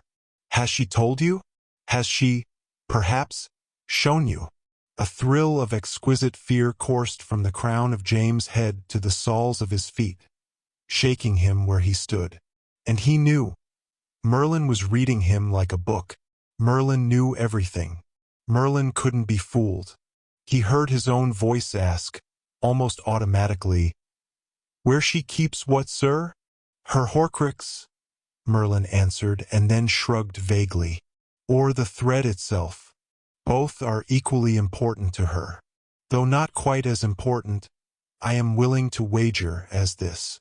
He took one hand away from his mug and held it up. Sparkling between his thumb and forefinger was Petra's brooch, the one she had lost from the stern of the Gwyndomere, and the one that she had refound in the world between the worlds, brought over by her alternate self from another, darker dimension. James' eyes widened at the sight of it. Merlin turned his gaze from James to the brooch in his hand, tilting his head back to examine its silver and moonstone through his spectacles. It was a gift from her father, while she was yet in her mother's womb. He was never able to give it to her, sadly. He died in prison. "He didn't die there," James said before he could stop himself, his own voice an octave lower than normal. "He was killed there, murdered by his guards for secrets they believed he was keeping." Merlin nodded, still examining the brooch, turning it this way and that by the firelight. The gears of justice are too large not to occasionally grind up the innocent, or at least, in this case, the only slightly guilty. James opened his mouth to retort, but stopped himself. He narrowed his eyes as an idea, a near certainty, came into his mind. He remembered something that Merlin had said to him back during his first year. 9/10 of magic happens in the mind. The last 10th is pure and unadulterated bluster. Merlin was pulling the same trick that his father had so often used on him. The same trick that had only recently worked so well on Rose, getting her to confess nearly everything about their first disastrous trip to London. The headmaster was pretending to know far more than he did, in order to lure James into telling him all the rest. Only Merlin, being Merlin, was infinitely better at it. "I don't know where she keeps anything," James said, reverting to the headmaster's initial question. It wasn't a lie exactly. It just wasn't all of the truth. "You are very nearly of age now, James," Merlin said, lowering his hand and gazing at him again. "Indeed, in the world I once knew, you would be considered old enough to go off to war, to marry, to own and tend your own holdings. You are no longer a child, but a man. And this is not flattery, for it is a terrible responsibility to be a man or a woman, grown and thrust out from beneath the wing of your parents and teachers. Thus, be sure that when I ask you about Petra Morgenstern, or Morgan, as she now reluctantly prefers to be called, I do not ask as a guardian to a charge, but as one responsible citizen to another, with nothing less in the balance than the fate of worlds." His eyes were stern as he spoke, but his voice remained calm, low. "I believe that you are keeping your own secret counsel for noble reasons. Perhaps you mean to assist Morgan or dissuade her using your own unique influence over her. Perhaps you fear for the lives of those you love if you draw them into a potentially hopeless confrontation with her. In short, I trust your motives, James, if not always your judgment." Here, Merlin stood behind his desk, leaving the mug steaming on its corner. James watched him, resisting the urge to speak up, to answer Merlin's comments. He desperately wanted to explain everything. There was nothing more tempting in the moment than to share the burden of responsibility with Merlin, to be welcomed into his powerful camaraderie and confidence. But Merlin couldn't dissuade or stop Petra. He would die trying. As much as it pained and saddened James, he remained stubbornly silent, afraid almost to look the huge sorcerer in the eye, lest he reveal the truth with his mere gaze. "I shall do you the service of telling you everything I know, James," Merlin said, slowly rounding his desk and approaching the fire. "For via my diverse arts I have learned much, however frustratingly incomplete. Petra has identified herself with her dark mirror, the other version of herself, now murdered and bound to this earth. She believes that only by assuming Morgan's place in her original dimension can she reset the crumbling destinies of our twin worlds. In this, James," Merlin reached the fire and turned his gaze sidelong to face him, "Petra is both absolutely correct and terribly, fatally mistaken, for there are other forces in play, powerful forces both terrible and corrupt. They assist Petra, drive her, and yet they do not share her benevolent motives. I see them not, but I sense their movement, like shapes underwater, tracing deep ripples on the surface of causality, undermining all that is true and good." "Judith," James said involuntarily. A chill traced down his spine, shaking him where he stood. "And another," Merlin nodded slowly. They both knew who he meant, but neither would say it. And this sent another, harder shiver all the way to James' heels. For many long years, over 2 decades, no one had been afraid to say the name of Voldemort. Why should they? The Dark Lord had been beaten and killed by his young nemesis, Harry Potter. But now, the greatest wizard alive, Merlinus Ambrosius himself, stood with his back to the fire in his own office, leaving that old name unspoken in the air between them. Voldemort was once again he who must not be named. He lived again, if only as a fractured shred in Petra's mind, but stronger today than yesterday, and growing ever stronger by the minute. Because Petra no longer resisted the perverse whisper of Voldemort's influence. She was cultivating it. She was using it, drawing conviction and power and direction from it. Every child knew the stories of how the Dark Lord's black magic worked, back when he was fully alive in power and malevolence. Speaking the villain's name summoned him. Now it was true once again. If either James or Merlin spoke the name, she would know. And perhaps she would come.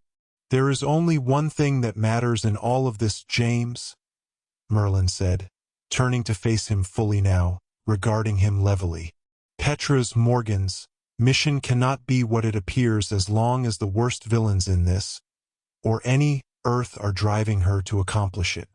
She may believe that she can harness the power of the bloodline within her while not succumbing to it. But she grows blinded in exactly the same measure as she grows powerful. And soon, James, she will not care if she is blinded or not. He whose soul curses her will turn her completely. James shook his head slowly, thoughtfully, now looking up at Merlin. No, she won't. She can't be. Petra is good. She can resist. She has resisted, Merlin agreed carefully. But she stopped doing so the moment that she made her Horcrux. Now she has partnered with her curse. Soon, inevitably, it will consume her. James shook his head again and dropped his gaze. He backed up a step and sank into a nearby chair. I think she believes that she'll be gone before the voice in her mind can get that sort of control over her. She'll be vanished away into Morgan's original dimension. It won't matter anymore. You miss the point, James, Merlin stated, a note of impatience, even frustration, edging into his voice. This is no longer a decision that can be left up to her. She is deluded beyond reason. The Petra you once knew is gone already. In her place is the bloodline, the crimson thread, Morgan. She is corrupted, and as such she is unable to see that her plan is rooted in lies. There is no other interpretation. If the Lady of the Lake and he who must not be named are scheming for the success of her plan, then only terror and misery can come of it. Never hope. Never salvation. James was becoming agitated with frustration. But it makes sense, though. He glared down at his open hands, and then snapped them into fists. As much as I hate what it means, that she will leave us forever, it makes sense. The world is falling apart more every day, all because of the imbalance caused by the stolen crimson thread. Morgan was her twin, so that means Petra is the only one who can replace her and set things back to rights again. The world is not so simple, Merlin stated firmly. I wish that it were, but it is not, and you are grown enough to know that. The young lady who was once your friend has embraced an illusion. Her guilt has partnered with her power to make her vulnerable to the worst of lies, and thus she is made a pawn for powers that would seek not just our slow degradation, but our outright destruction. James realized, with some dismay, that his frustration was edging into anger now. He looked up at the headmaster again, boldly. Everyone thinks Petra is evil, that she's the worst witch that ever lived. The world's first female undesirable #1. And now you think that too. Evil, no, Merlin countered, lifting his chin. But deluded by evil, yes. You're all wrong, James said, firming his jaw. I know her better than any of you. I know she's stronger than you know. Not just in her powers, but in her heart. Are you willing to stake the balance of the world, and all worlds, on that confidence? James faltered. He glared up at the headmaster still, but he had no more strong words. When Merlin spoke again, his voice was very low, deadly serious. She makes her attempt soon, James. She and those who have chosen to assist her. But she will not leave without this. He held up the moonstone brooch again. You were there when I captured it. You already suspect what I know. That the brooch is her heart and soul, because it means everything that she has lost. Before she leaves this realm, if indeed that is possible, she will come for it. I will confront her, and then what will happen will happen. Unless you, James, decide to assist me. James was still gazing up into the headmaster's probing eyes. He felt wary and torn and deeply worried. His voice a near whisper. He asked, "How could I help you?" by telling me who it is that she has called to her side. There are two that I can sense via my arts, the ransom and the architect, but I cannot name them. Besides the villains who drive and protect her, who are these two who mean to assist Petra in her misguided, disastrous plan? Tell me so that I may reason with them.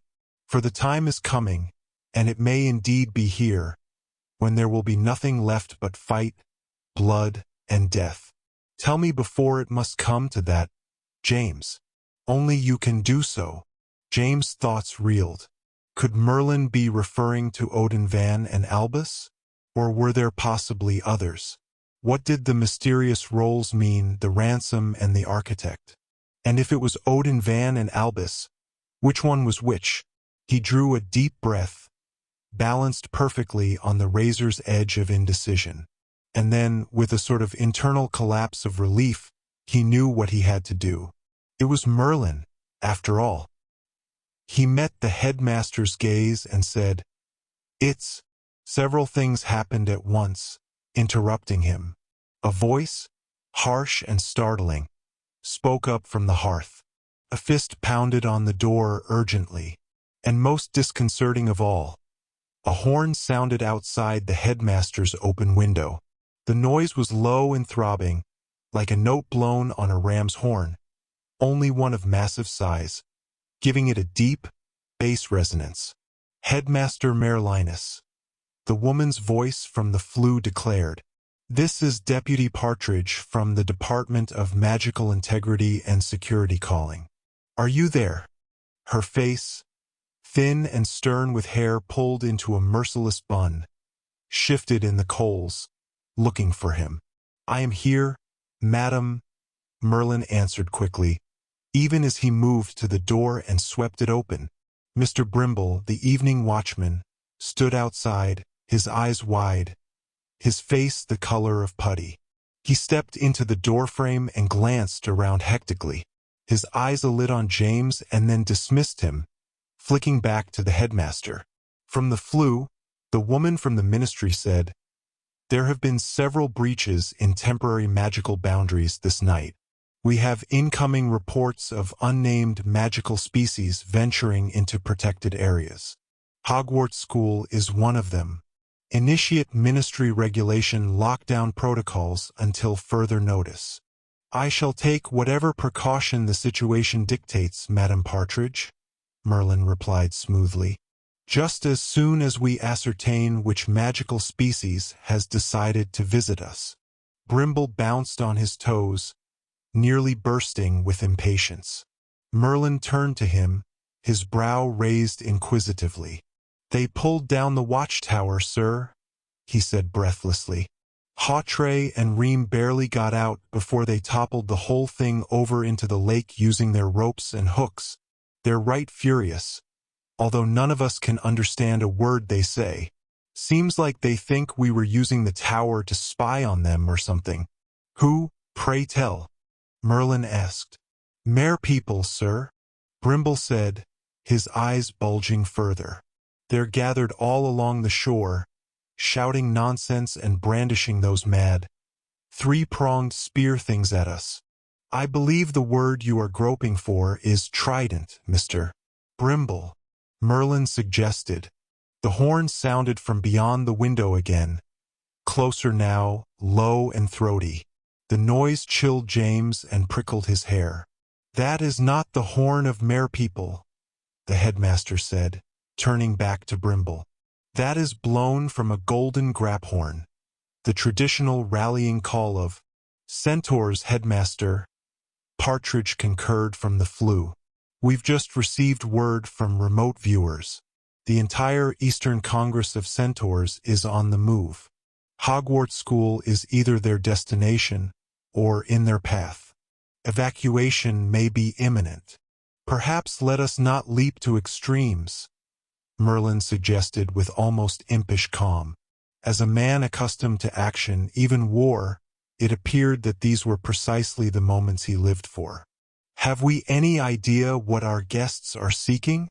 They're threatening the lot of us with their pointy, tridents, sir," Brimble exclaimed, his voice climbing into near falsetto range. "I think it's bloody well obvious what they want. The centaurs, I mean," Merlin said, holding up a hand to Brimble. "The mare people are waterbound, thus of some lesser concern at the moment. Yet, the centaurs are not a people to attack without warrant and reason. Has anyone inquired what they are seeking?" "This is not the time for diplomacy, Mr. Ambrosius," Partridge commanded from the flue. "Initiate lockdown as protocol demands. Hundreds of students are in danger."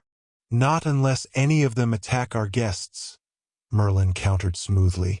"And even then, I expect the centaur sword would be used to spank rather than gut. These are a patient people. We shall meet with them as comrades." More footsteps echoed heavily up the spiral stairs beyond the door. A figure plowed into the office, pushing Brimble aside unceremoniously. It was Hawtrey this time, his face red and clammy with sweat, his chest heaving from the exertion of having run some distance. His brown beret was pushed back, revealing his high, balding brow. "Centaurs, sir," he wheezed between gasps. "In the courtyard. Demand palaver with the Pendragon, whatever that is." He swallowed and fell against the doorframe, raising one hand to cover his heart. "And 2 counselors of his choosing. Please sit and recover yourself, Mr. Hawtrey," Merlin instructed, and then turned to Brimble. "Go and summon Professor McGonagall. She will surely be found in her quarters at this hour. Have her meet me in the courtyard within 5 minutes. We should not keep our guests waiting. James." He turned and looked down at James where he still sat, now perched forward on the edge of his chair. "Yes, sir. You will accompany me as my second counselor." This did not seem to be a suggestion. "Me, sir? I can think of no one else I would prefer. You may consider it credit toward your, junior or in training elective. I shall inform Professor de Bellows." "Headmaster," Partridge interrupted sternly, "we have instituted official protocols for a reason. I insist that." "Rest assured, madam," Merlin said, turning back to the face in the coals. "If the outcome of this evening's palaver requires it, I shall follow department regulations to the very jot and tittle." "Mr. Ambrosius," Partridge called stridently, but Merlin was already stepping toward his open door, passing Hawtrey where he sat gasping and wheezing on the antechamber bench. James jumped up from his chair and ran to catch up, leaving the face in the hearth fuming, both literally and figuratively. As he passed the portrait of Albus Dumbledore, the old headmaster offered him a solemn nod. "Courage and prudence, Mr. Potter." Next to him, the portrait of Snape rolled its eyes hopelessly. James ran on, clumping down the spiral steps in pursuit of the headmaster. He had a sinking sensation that somewhere, somehow, a final corner had been turned. There was a sense of destinies shifting on the huge, crushing axis of fate, like a minute hand on a galactic clock ticking one notch closer to absolute midnight. It was a deeply unsettling feeling, and yet he was barely aware of it. He was too caught up in the inertia of things to come, a momentum that he feared would not let up from that day forward until the final, ultimate end. Chapter 21. Disintegrating Plans. "Shouldn't we be meeting atop the Sylvan Tower, sir?" James suggested as he followed Merlin through the entrance hall. Students milled in urgently whispering knots, collecting around the main doors and peering out, some with trepidation, others with nervous excitement. Bright, wide eyes turned to follow the headmaster as he parted the crowd, walking straight toward the open doors and the twilight courtyard beyond. "As I am quite certain that it would be pointless to send you all to your common rooms," he declared without breaking his stride, "at least do respect the confidence and gravity of our guests by staying inside and quiet. I need not remind you that centaurs are solemn creatures who do not bear offense lightly." In a quieter voice, he said to James, The Sylvan Tower is indeed the traditional place for meetings such as these, but it was not built with centaurs in mind. The many stairs would be an injustice and an insult. The air beyond the open doors was still warm with the dying sunlight, but swirled with capricious night breezes. James stopped on the top step as Merlin progressed down, slowly, moving to greet his guests with stately grace. The courtyard was filled, nearly wall to wall, with centaurs. James had never seen so many at once, had never imagined there could be this many gathered in one place. He knew that the Eastern Congress of the Forest Centaurs had to include more than Forenza, Bane, Ronan, and the few others he'd met or glimpsed on rare occasions. And yet the sight before him boggled the mind. Part of his awe was in the sheer weight of the hundreds of stony gazes, all facing toward the doors in ranks and rows, corresponding to some secret hierarchy that James couldn't fathom. Part of it was the array of weaponry on display. Massive bows and staffs, ornately crafted broadswords and daggers, none wielded, but held at the ready or worn in creaking belts and leather scabbards. And part of it was that, for the first time, he was seeing female centaurs. They were clad just as the men, but with slighter bodies and, if anything, even more regal bearings, with tapered up-thrust chins and large, grave eyes. But most of the fearful reverence the colony inspired, however, was in the rarity of their marching in numbers such as this. The centaurs were elusive and secret creatures, vastly preferring their own society to that of man or wizard, and therefore fiercely defending their lands and culture from curious eyes.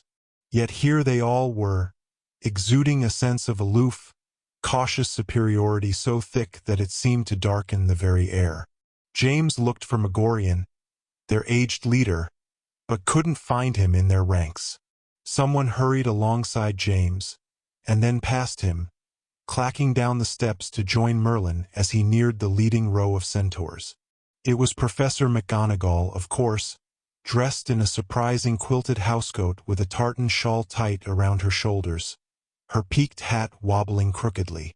She glanced back at him briefly, her eyes sharp, and nodded him curtly forward. James hurried to join them, coming along on Merlin's left side, while McGonagall stood straight on his right. In unison, she and the headmaster bowed. It was a stiff movement, bending at the waist but slow and deliberate. James rushed to mimic their movement, feeling awkward and woefully conspicuous. "Hail, noble denizens of the forest, your domain, Merlin," announced, straightening. "Is Megorian among you? Or to whom shall I address tribute?" "Megorian is no more," one of the near centaurs answered stiffly. He was tall even by centaur standards, with gray dappled horse flanks and deep brown man's skin from the waist up. His gray hair was loose and long, hanging about his shoulders in ragged ropes and ribbons. "I am Jucker, his successor and leader of this colony. Pay tribute to me, Pendragon Merlinus, and bid us welcome, for we come with a warning and a promise." "Master Jucker, venerable leader of a noble people," Merlin acknowledged with a dip of his chin. Jucker's face grew harder and his eyes narrowed. "Noble we may be, but people we are not, insofar as your own leaders are concerned. Call us beasts, for that is the title we prefer, lest we fall under the same category as the other odious creatures upon whom you've bestowed the title of beings," McGonagall replied. "A history lesson we are all quite familiar with. Clearly you remind us of this distinction for a reason." "I do," Jucker concurred. "The news in your world surely confirms what we have divined from the dance of the elders. Your mistake in absorbing the lesser creatures into your society has come to its inevitable consequence. Hags, vampires, goblins, and other such vermin have rotted your culture to its very foundation. And now they threaten to incur and topple unmagicked human civilization as well. An overstatement, perhaps," Merlin hedged mildly, "but a concern that we are striving to address. The Centauri objection notwithstanding, there are yet many individuals of those species who not only uphold our laws and society, but who repudiate the actions of their wayward brethren. The revered Megorian and myself debated this topic at length, and yet even he, late in his life, understood the error of condemning an entire population for its worst members. An opinion that he recanted in his final day. Jucker bristled, stamping his forehoof. The clarity of death brightened his inner eye, and he saw the truth. A spring that is only half poison will yet kill those who drink of it. An apple that is only half rotten will still spoil the lot. Humanity has failed to guard itself from the poison and rot of lesser creatures. And now human civilization is as a golden statue with clay feet, cracked and ready to collapse. This is an ancient debate, McGonagall declared smoothly, if a bit wearily, and one that we shall not satisfy this day. What is your warning, Master Jucker? And what is your promise? Jucker regarded McGonagall carefully, and then switched his gaze to Merlin and then James. Our warning is simple and irrevocable, and it is this: the age of man is over. Wizardkind may be blind to this truth, but we centaurs have observed the spiral of mankind for decades. Your unmagicked brothers wage war upon each other with ever more terrible weapons. They grow arrogant on power, drunken on technology, and lazy on diversion. The circle of their age closes more with every cycle, devouring itself with increasing speed. We have observed this and shown forbearance, knowing that such monumental portents require absolute surety before action. But the signs have culminated. The point of certainty is past and the time to act has come. Man can no longer be granted the freedom of self-governance. Thus we, the centaurs and our allies, will mount a revolution into the citadels of human rule. We will save them from themselves. We will eradicate the rot that has beset them in their ignorance, and grant them the security of wise rule, once and for all under true and prudent dominion. You're going to take over human governments? James blurted, unwilling to believe that he'd heard properly. It is the only way to balance the collision of destinies. Jucker nodded, peering down at James gravely. The influence of humanity has grown too powerful not to drag the rest of us into its own destruction. McGonagall's voice was shrill with restrained anger. Unstable humanity may be, but on the verge of destruction they simply are not. We witches and wizards learned long ago that power does not give one the right to make decisions on behalf of an independent culture and people. In fact, Madam Professor, another centaur spoke up, this one the female who stood to Jucker's left. It is Wizardkin's failure to make decisions on behalf of lesser peoples that has led to this impending catastrophe. We centaurs will not repeat that mistake. How soon? It was Merlin who asked, his voice as unfailingly calm and measured as always. We know that the Centauri do not act without much planning, proper preparation, and fair warning. We recognize your warning and ask, how soon do you intend to move upon the Muggle world and their governments? Let us prepare them for your strength and manner, that fewer of both sides might be harmed. The female centaur blinked at Merlin, and then glanced aside at Jucker, who shifted on his hooves, his tail flicking restlessly against his flanks. You misunderstand, Mayor Linus, he said, dropping his voice to a confidential tone. It is not the Muggle world that we intend to move upon. The warning is not for you to pass on to them, but for wizardkind itself. James felt a wave of coldness fall over him as he looked up at the solemn centaur, standing at the head of his ranks and rows of grim warriors.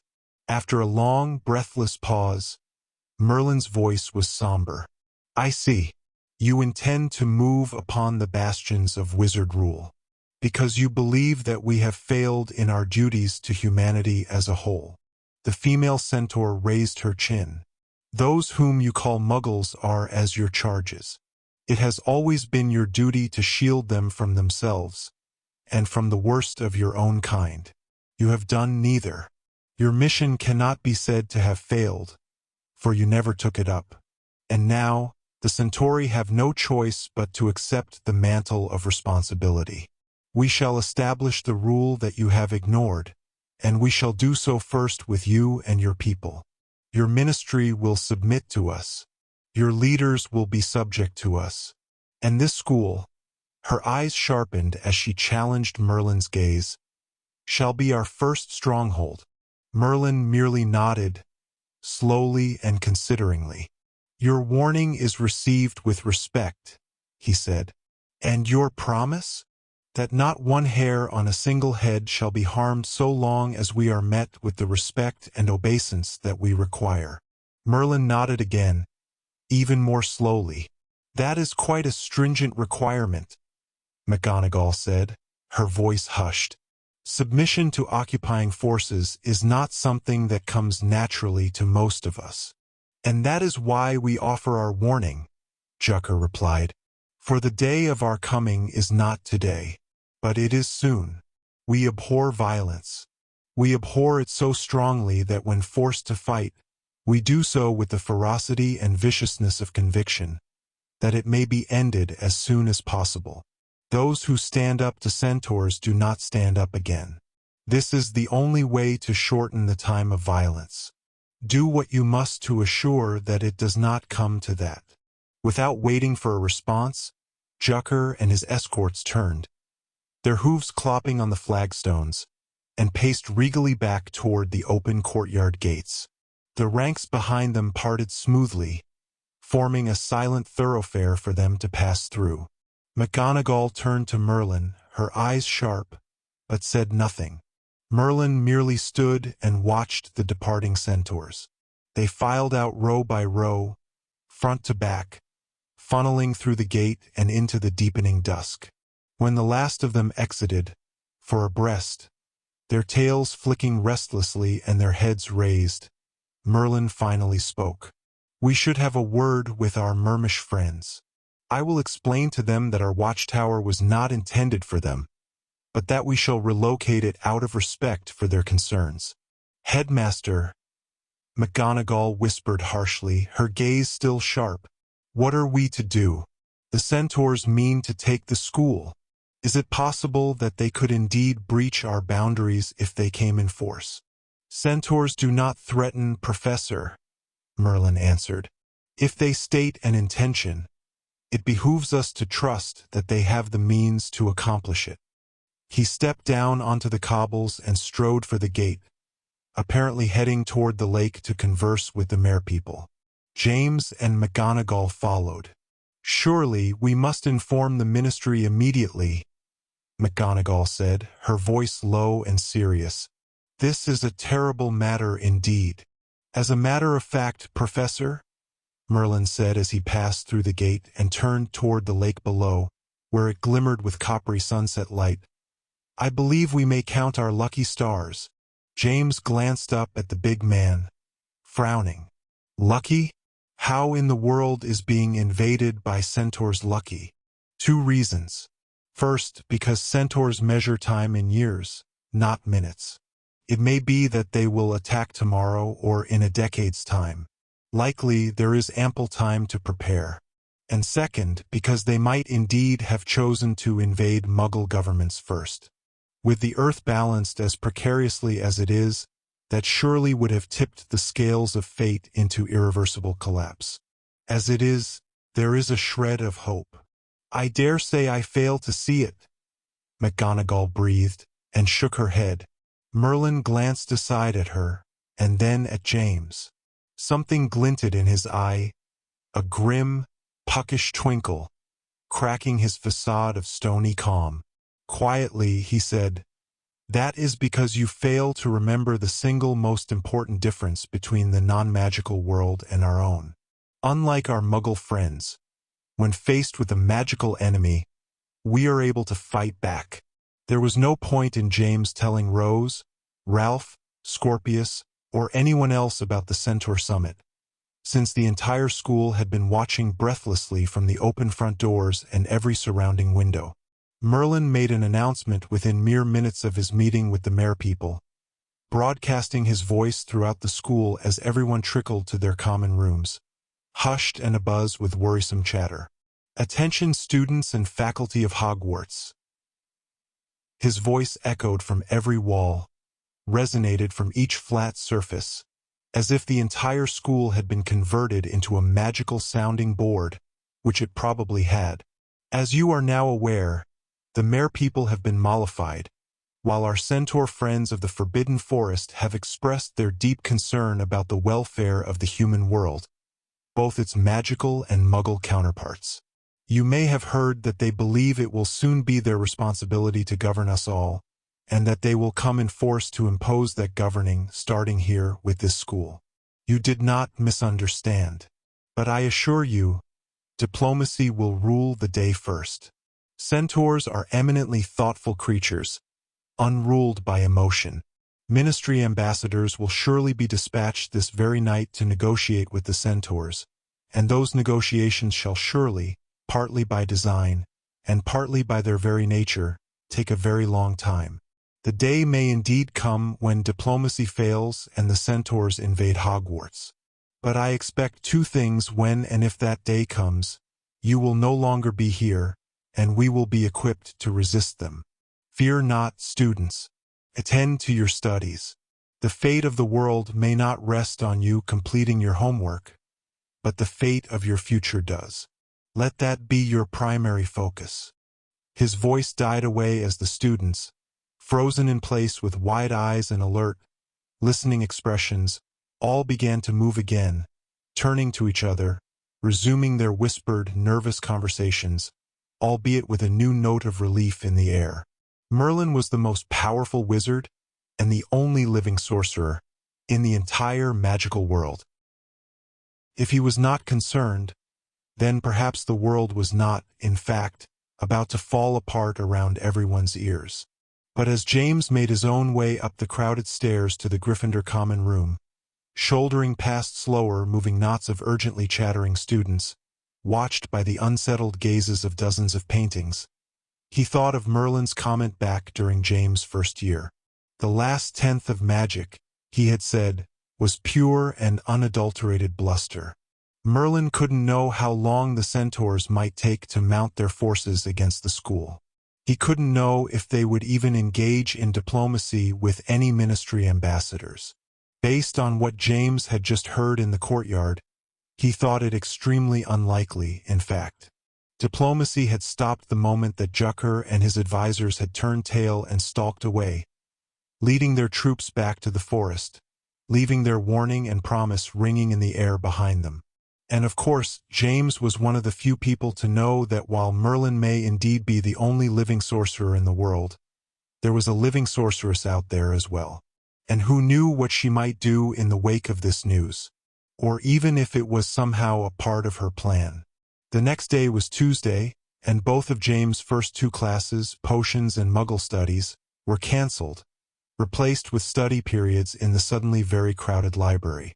The rasp of whispers and shuffle of gossiping students from table to table was nominally overseen by the librarian and, inexplicably, Professor Revalvier.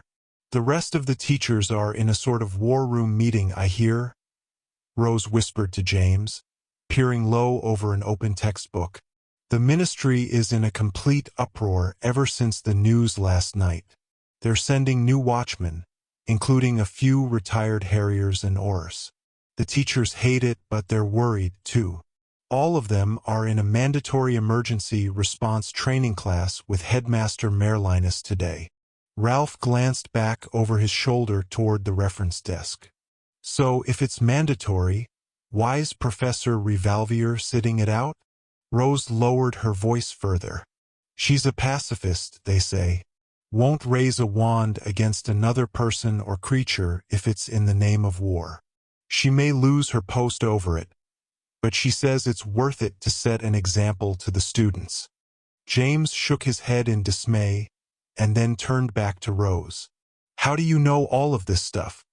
"I asked the right people," Rose shrugged.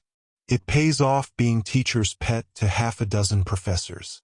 I magic the blackboards clean and shelve their books, and they talk to me. It's like being a barkeeper. By the end of the week, with the centaurs still biding their time mysteriously in the forest, life had returned to what currently passed for normal. The watchtower had been rebuilt a safe distance from the lake, and the expanded watch now patrolled 2 at a time throughout all hours of the day and night. The final Hogsmeade weekend came and went as spring finally broke its clammy hold over the grounds, granting the first truly sunny days and leaving flowers and lush grass across the grounds. Study sessions in the library resumed as NEWT examinations grew imminent. The first occurred early, as Mr. Twycross, the ministry disapparation expert, concluded his class and prepared to disembark. When James' examination time came, he successfully operated across the classroom, leaving not even the faintest trace of magical exhaust. "Excellent form, Mr. Potter." Twycross nodded curtly, clearly impressed. "One might well think you had been operating for years." James grinned a little guiltily, thinking of his midnight experience in Diagon Alley weeks earlier. That night, necessity had been a very good teacher. By comparison, zapping across the classroom felt about as difficult as hovering on a broom. Night Quidditch picked up as the weather improved, with Gryffindor just barely leading in the standings against Team Hufflepuff, led by the irrepressible Julian Jackson. Jackson, who had initially been reluctant to allow game magic into the matches, was now equal to James in her ability to cast gravity wells and bone fuse hexes. Further, she had taken to studying obscure clutch cudgel magazines from the United States in order to learn all new spells, including a nasty version of the knuckler that caused a person's fingers to flex backwards, making it impossible to hold a clutch or a beater bat, and a ghosting hex that created random duplicates of the player who cast it with no way to tell which was the original. She taught the spells to her teammates, but guarded them vigilantly from being discovered by any other teams.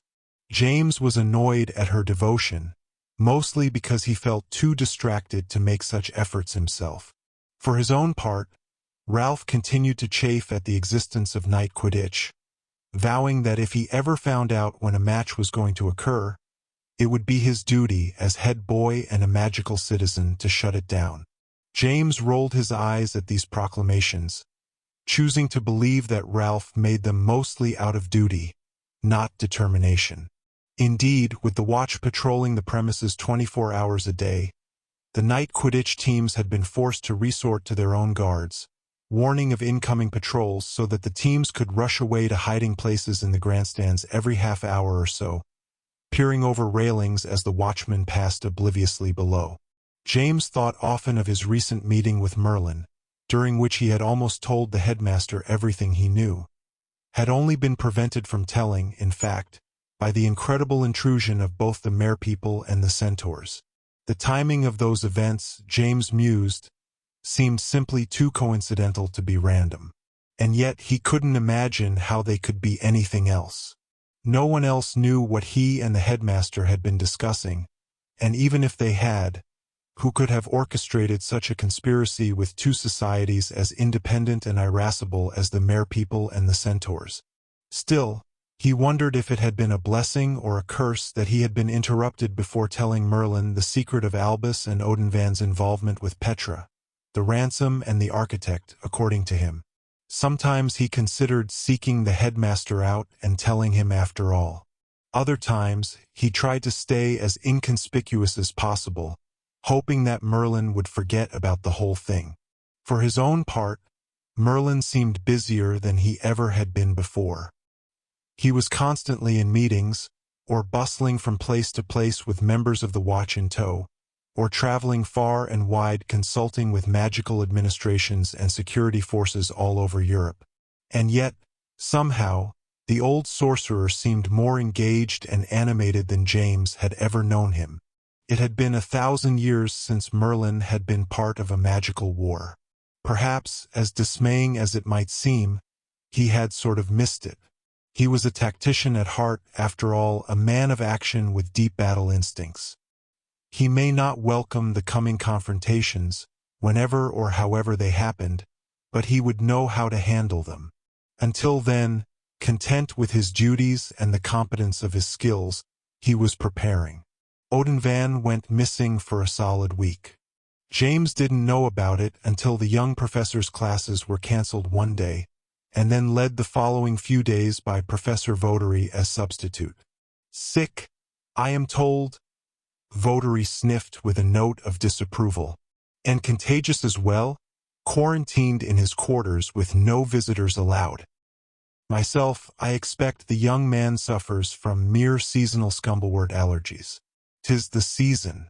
But far be it from me to judge another professor's ability to function while impaired. He plunked his carpetbag onto the desk for emphasis.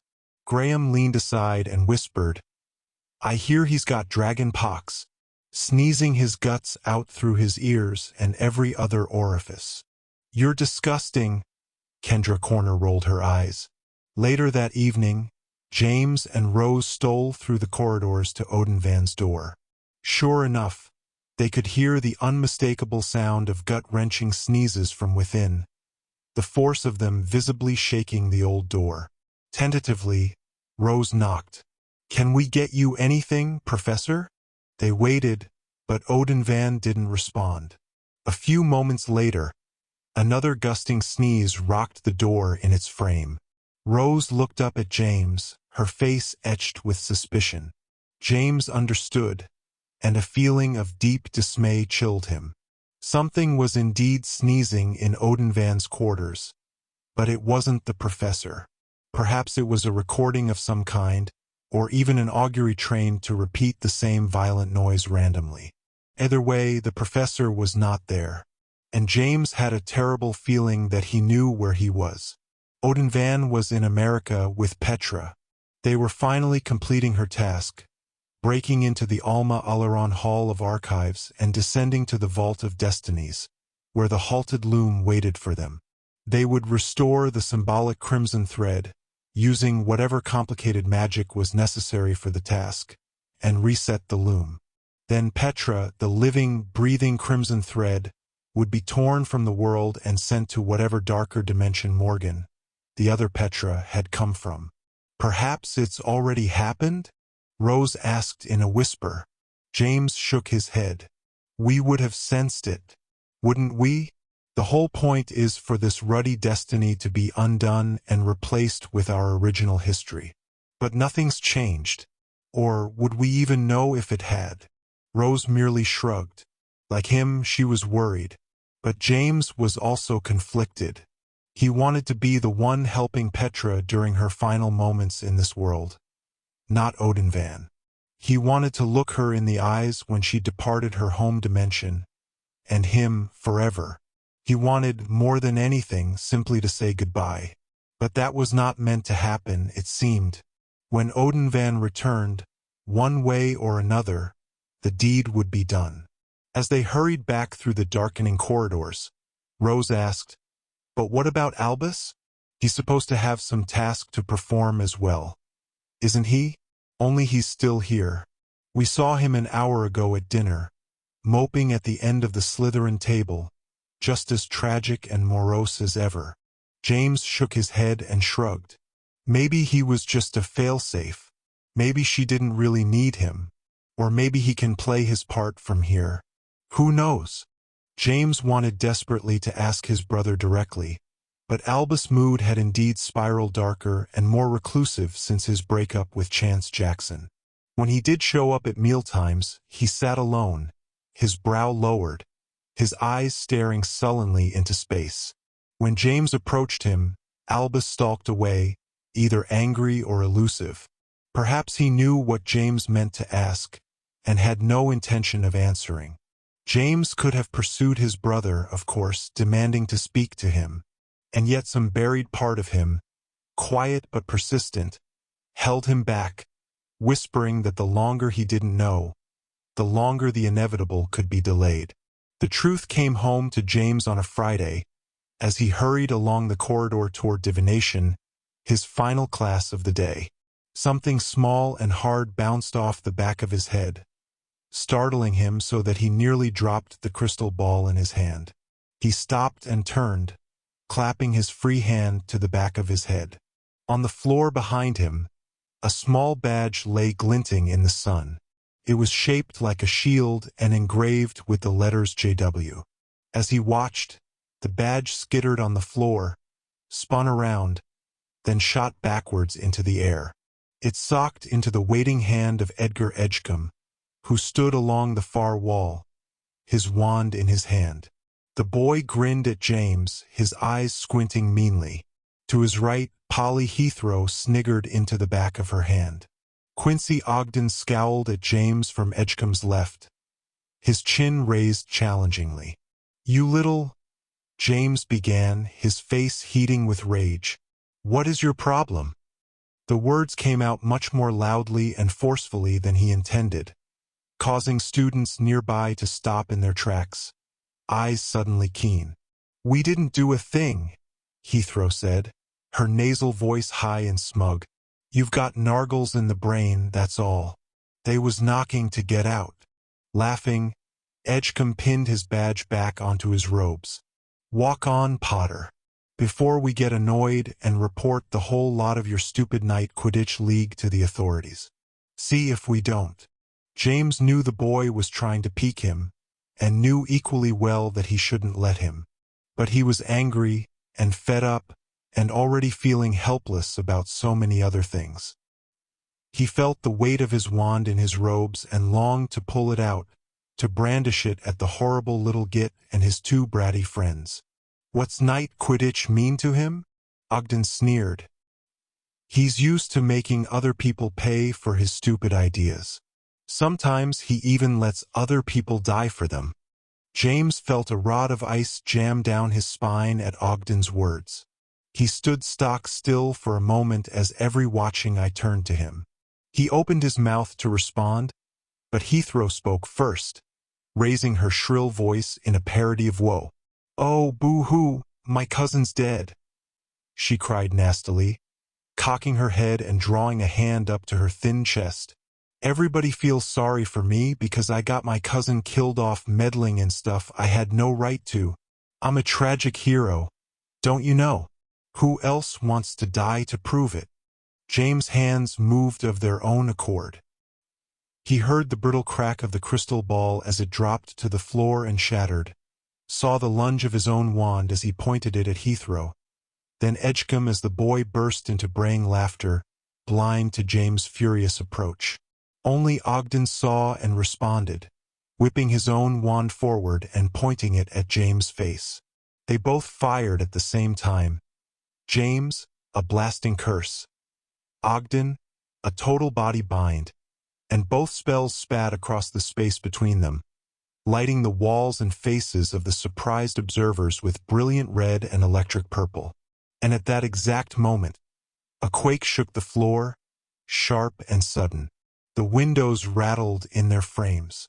The grasses beyond shuddered, undulating across the grounds. Leaves shivered from the trees in the forbidden forest and birds startled in clouds from their nests. And neither boy's spells struck their marks. As James watched, the curses ground to a halt in midair, hovering and crackling with energy, as if suddenly suspended in jelly. There was perfect silence apart from the throbbing hum of the frozen spells. No one had ever seen or felt such a thing before. James had a moment to wonder if Merlin was involved.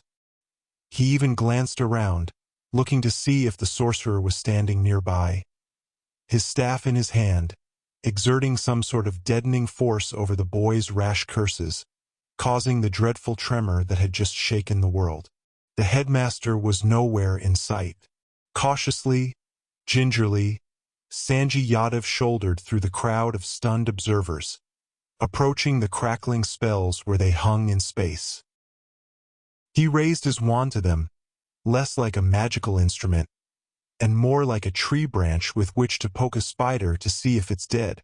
As the tip of his wand neared James' thrumming Confringo spell, it collapsed upon itself, disintegrating into glowing dust and falling uselessly away. A split second later, Ogden's spell did the same. The silence that followed was breathless with confusion. And then, distantly, The silence was interrupted by a chorus of distant yells and howls of surprise. As a single mass, the crowd of students hurried to the windows along the corridor wall, peering out into the sunlight. James saw nothing at first. Then, with a jolt, he spied something falling toward the Quidditch pitch. It was a person on a broom, tumbling end over end, followed by two more and a couple of bludgers, dropping like stones. They dropped past a fringe of trees, sparing everyone the sight of them crashing to the pitch below. Their brooms gave out, Graham Wharton said in a high, disbelieving voice. They were practicing for tomorrow's match, the Slytherins were, and their brooms gave out. Did you see it? James still had his wand in his hand. He held it up suddenly. Lumos, he commanded in a dry voice. Nothing happened. His wand protruded pointlessly from his hand, as dead as a stick. He looked up from it, dread suddenly filling his chest, and his gaze met Rose's as she pushed through the crowd, coming alongside him. Look, Nolan Beetlebrick said suddenly, pointing to the window again. Do you see it? James pressed his face to the glass again as Rose crowded in next. To him, it was the greenhouses this time. They were shaking as if in the teeth of a windstorm, throttling so that their glass panes vibrated and cracked. Some began to shatter in places, their shards bashed aside by unfurling leafy tentacles and thorny vines. Whatever plants were capable of locomotion, they were beating at the glass, straining for release, breaking through and boiling upward in writhing, twining masses. Professor Longbottom burst through the door of the center greenhouse. His robes torn, green vines twisted about his arms and legs. He swatted at them, pulled them off and threw them to the ground, stamping on the writhing bits and producing his wand. He pointed it back at the greenhouse, seemed to call a spell, and then raised his wand, examining it in silent surprise as nothing happened. Little did James know, at that moment, the extent of the event as its various effects befell the entire world.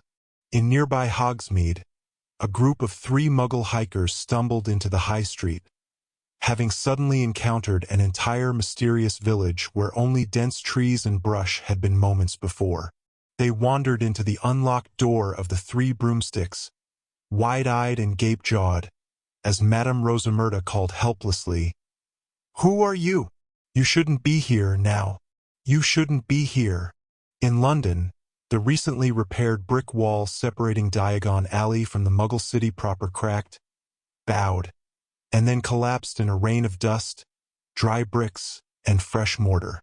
The proprietor of the Leaky Cauldron, an old wizard with a nose the size and texture of a blood orange, peered out the rear of his establishment, took one look at the demolished wall, and then hurried out the front, jamming an old fisherman's cap onto his head and leaving a sign swinging on the locked front door. Closed until further notice, or the end of the universe, whichever comes first. In recently reopened and repopulate New York City, thousands of Muggle denizens looked up from the brief earthquake that had only just subsided, blinking at the sight of innumerable strange signs and establishments as they materialized all over and atop the Muggle city, along with suspended thoroughfares of flying buses and broom riders, many now struggling to stay aloft as the world's magical field flickered disastrously. One such Muggle, an old cabbie of Pakistani descent with a tweed cap pressed down over his thick graying hair, sighed and shook his head wearily. "Not again," he muttered to himself, as screams of awe and terror began to rise from the streets all around.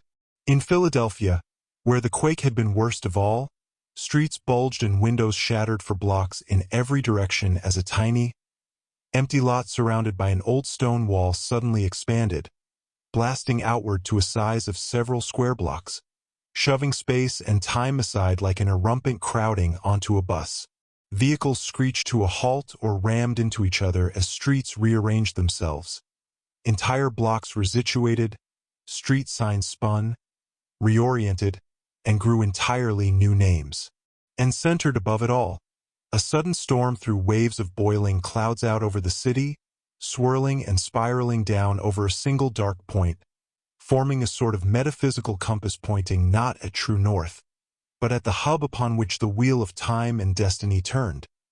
A strange and ancient device buried deep beneath the stone dome of the Alma Alaron Hall of Archives.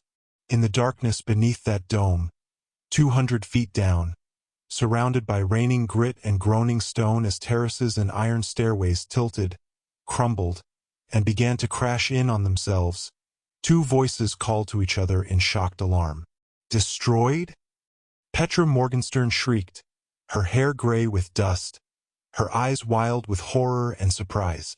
How can the loom be destroyed? Sabotage! Donofrio Odenvan gasped, his face bleeding from a wide cut across his forehead. He limped to her from the ruin of the vault where its brass and crystal leaves lay warped in on themselves, or broken, or melted to glowing sludge by the force of the magical blast which had just shaken the entire earth. Someone, somehow, they knew we were coming. They set up a technomantic chain reaction.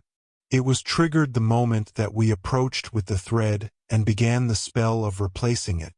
Behind him and all around, the walls shook violently.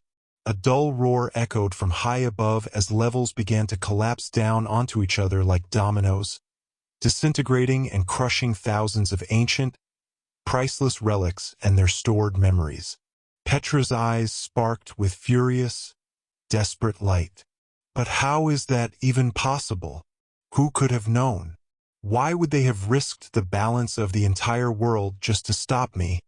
Odenvan grabbed her arm, began to pull her away from the destroyed loom. A snarl of frayed threads and torn tapestry smoked from the ruin. The loom itself was nothing more than a smoldering frame of char. It doesn't matter. Not now. We must go before the entire place comes down on our heads. No! Petra cried in fury, immobile as stone, her eyes steaming like dry ice. It can't be finished. I cannot be stopped. There is another way, Odenvan shouted, shaking her and making her look at his face.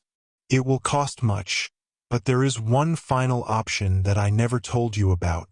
A last, ultimate resort. But only if we leave now. Petra glared at him, seemed to tower over him, her eyes glowing orbs of rage. And then, with a shaking exhale, the blinding glare fell away and she was just a young woman again, shaking and dirty and bleeding from a half-dozen ragged scratches. Trembling, she asked, "There's still one other way?" "A terrible way," Odenvan admitted reluctantly, palming blood from his face. "An unspeakable way. A path to ripping open dimensions that no one has ever attempted before because it is only one way, and the cost will be great. But if we leave this plane now, Petra, perhaps we can perform it." In a smaller, eerily girlish voice, she asked, "Can we capture back my father's brooch before we do?" Odenvan cringed as more of the edifice began to cave in behind him. "We will do what must," he rasped urgently. "But we have to leave this very second. Your Horcrux may save you, but this place is about to kill me permanently." The archive began to sink all around them. Every surface blurred and tilted, shattered and screeched out of true. The death throe of the subterranean edifice was a sustained roar, growing, shaking the very air. Petra took Odenvan's hand. Behind her, space tore open in a blinding fracture, forming a rough doorway into a calmer place, a sunny gazebo with the flicker of water behind it. She turned to the rift, knowing it would be there, and stepped through, taking the young man with her. Far above, the archive's dome gave way. Its surrounding pillars tilted inward, falling ponderously into the massive pit below even as a volcano of dust and grit exploded up out of it, reaching to the boil of bruised clouds high above. And with that, the deed that had begun 4 years earlier finally completed itself. The wheel of destiny finally, ultimately, ground to a complete and fatal halt. In the Alma Alaron Medical College, an old Cajun woman sat up in the chair next to her bed. For the first time in years, Madame Delacroix's mind came back into malignant focus, as sharp and wicked as ever. She turned her blind gaze toward the tiny, barred window and the boil of clouds above, and a slow, helpless grin spread over her face, showing all of her crooked yellow teeth. In the room directly above hers, Nastasia Hendricks, or what remained of her, still wasting away in the years since her lighter half was killed, bolted upright in her bed, her mad eyes blazing with alertness. She unhinged her jaw and belted a scream of laughter, clawed at her face, even as her eyes filled with tears and rolled, both gleeful and horrified in equal measures. As the destruction of the archive subsided, Alma Alaron's time lock tremored back into being and reasserted itself. The lot and its stone wall sprang back to its original tiny shape, sucking the city of Philadelphia in around it, shattering more windows, unbuckling the unruly streets, and leaving stunned Philadelphians dizzy, blinking and dumbfounded. The magical city of New Amsterdam vanished away again, swallowed back up by its reinforced new secrecy field. The old Pakistani cabbie stood inside the open door of his yellow taxi, looking around as stunned observers frowned, speechlessly asking each other if all those strange sights had really been there, or if they had been merely another mass delusion. The cab rocked as a man dropped into the back seat, slamming the door behind him. The Pakistani cabbie leaned and glanced into the rear of his car. There, a thin man in a trench coat and an old fedora hat met his gaze, his face tense but composed. "I'll pay you 100 simoleons to get us out of the city as fast as this boat can roll," he said, holding up a thin sheaf of bills. "Which direction?" the cabbie asked, a little breathlessly. "Any direction," Marshal Paris answered.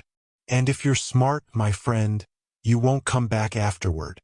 An ocean away, behind the leaky cauldron, the pile of broken bricks shuddered, vibrated, and with some difficulty, began to reassemble itself into a wall, once again, for the last time, closing off Diagon Alley from prying Muggle eyes.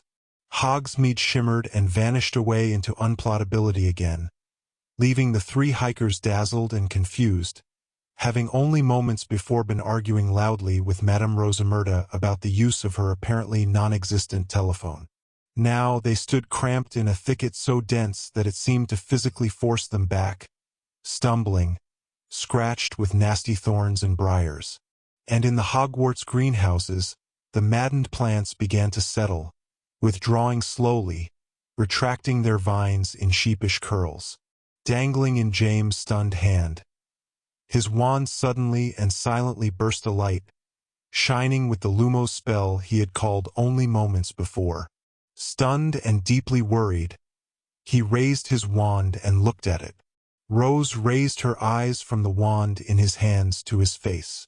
"What was that?" she asked in a bare whisper, nearly mouthing the words. James weakly shook his head. He had no idea, although he would know the truth soon enough. For now, he simply had a deeply sinking sense that, whatever it was that had just happened, it was the beginning of the ultimate end. And in that, of course, he was sadly correct. Dear listener, we close the pages on another tale, a journey through words, imagination, and emotion. Here at the Falls Audiobook, where stories flow like a river's current, carrying you to distant worlds and uncharted depths. We thank you for joining us. As always, we invite you to linger a little longer. Subscribe to our channel to discover more stories waiting to be heard, each a cascade of voices, ideas, and artistry.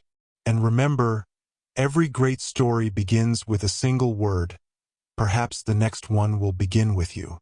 Until our voices meet again, may your days be filled with quiet moments, rich pages, and the soothing sound of a story well told. This is the Falls Audiobook, signing off.